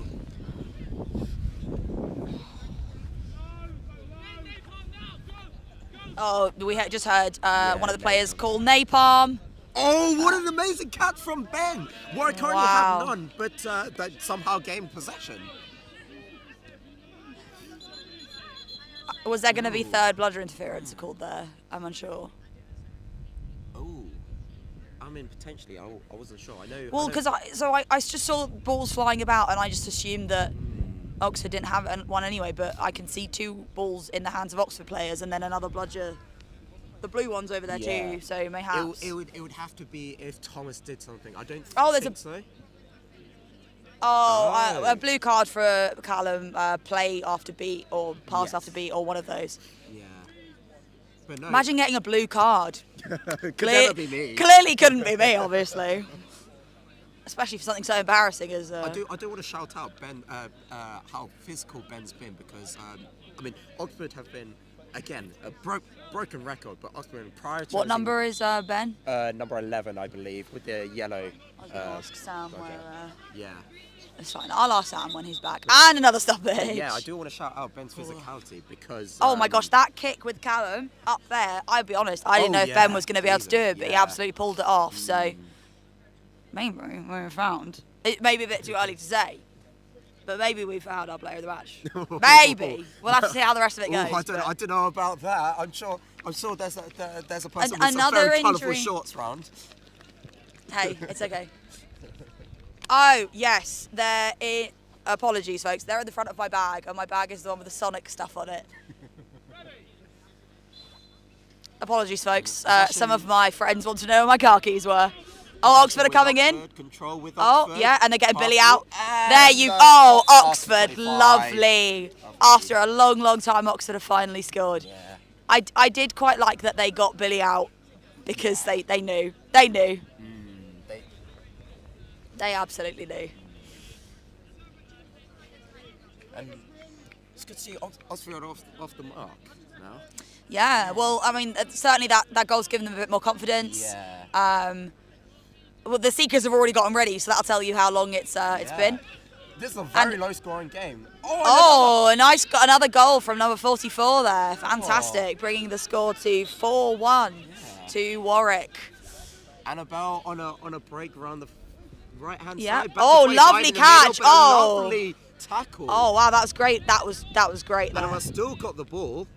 Oh, wonderful! That was wonderful between the two of them. Hands for 25. Oh, that beautiful was pass from Annabelle. That was just some great collaborative teamwork. Oh yeah. They're not gonna let yeah, I would sub after that too, to be honest. Yeah. They're not gonna let they must be buzzing. Yeah. After that, yeah. And we can see the shout out to our flag runner, Mr. Elliot.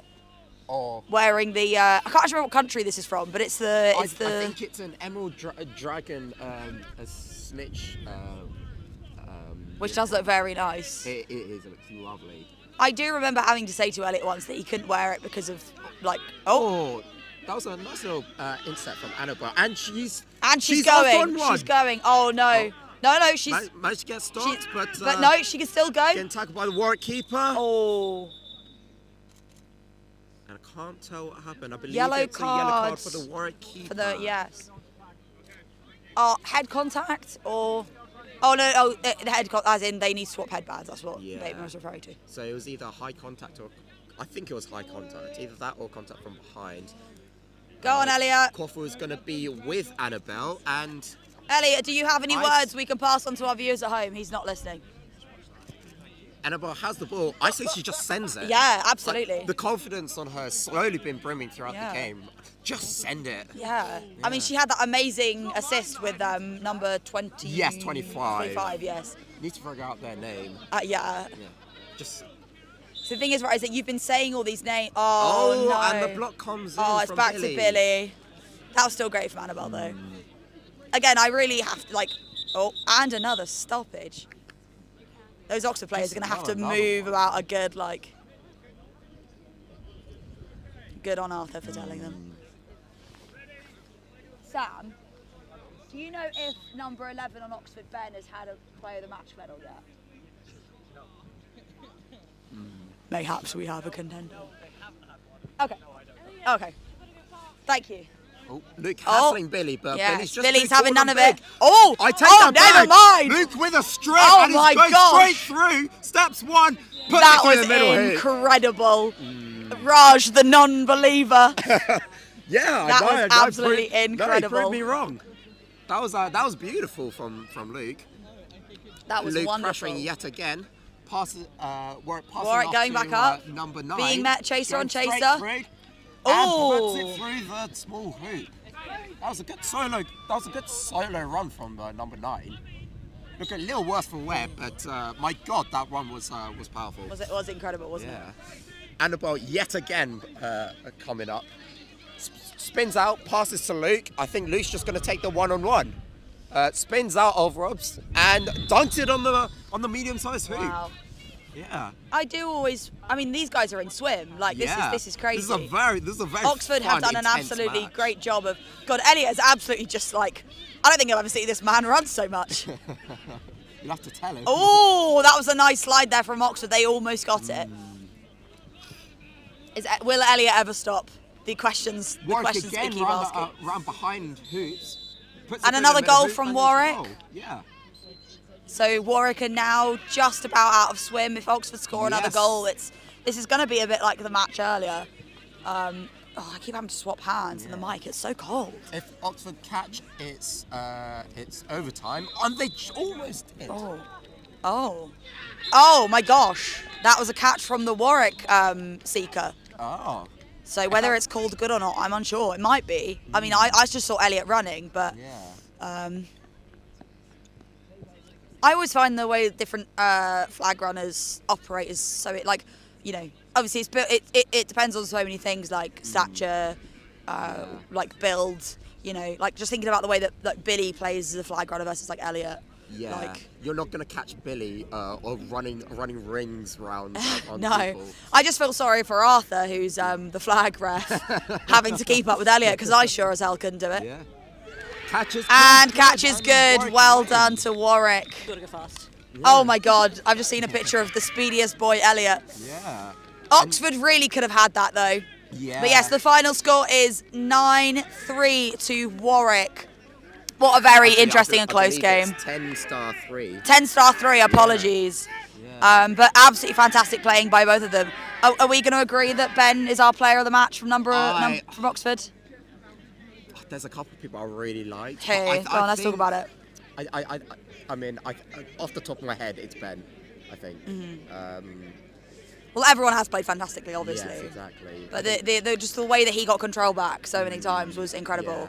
And stepping up against bigger, taller, you know, Warwick beaters. I managed to get a good few strips. Oh, yeah. It's a shame Oxford couldn't capitalise on the control they had, But yes, well, that will be all from us today, folks. Thank you for joining us. It has been fantastic. It's cold. I want to go home. So, yes. And I want hot food. Exactly. So, I've been PJ. I've been Raj. And we're going to say goodbye. Well, thank you very much, guys. Thank you very much. Fantastic commentary. Thank you very much for joining us for the Quadball UK University Development Cup. Thank you, Raj. You can see I was struggling. The Development Cup 2025. That's your lot for the day. We've had an amazing day here filming, taking photos and just seeing some amazing players showing us what the new players are going to be doing for the next bit of the season. This has been absolutely amazing. All the volunteers here, we need to say a massive thank you for both the volunteers, for the refs, the first aiders, the pitch managers, everyone who's put in a massive shift. I know that all the university students are massively grateful for everyone who spent their time yesterday volunteering, going over drills, going over experiences to help students get into the mindset of Quadball, teaching people how to play and what we're doing. I'm not quite sure what the mass on the pitch is doing at the moment, but we're going to end the stream there. Thank you very much for watching. If you enjoyed it, please give us a thumbs up. If you didn't enjoy it, then bugger off. But if you want to do a massive solid, like and subscribe to our channels, and that massively helps us. It gives us the ability to continue live streaming and filming sports just like Quadball that are gender inclusive, that include everyone and allow people to play and just have fun. But until then, have a good night and we'll see you soon. Goodbye.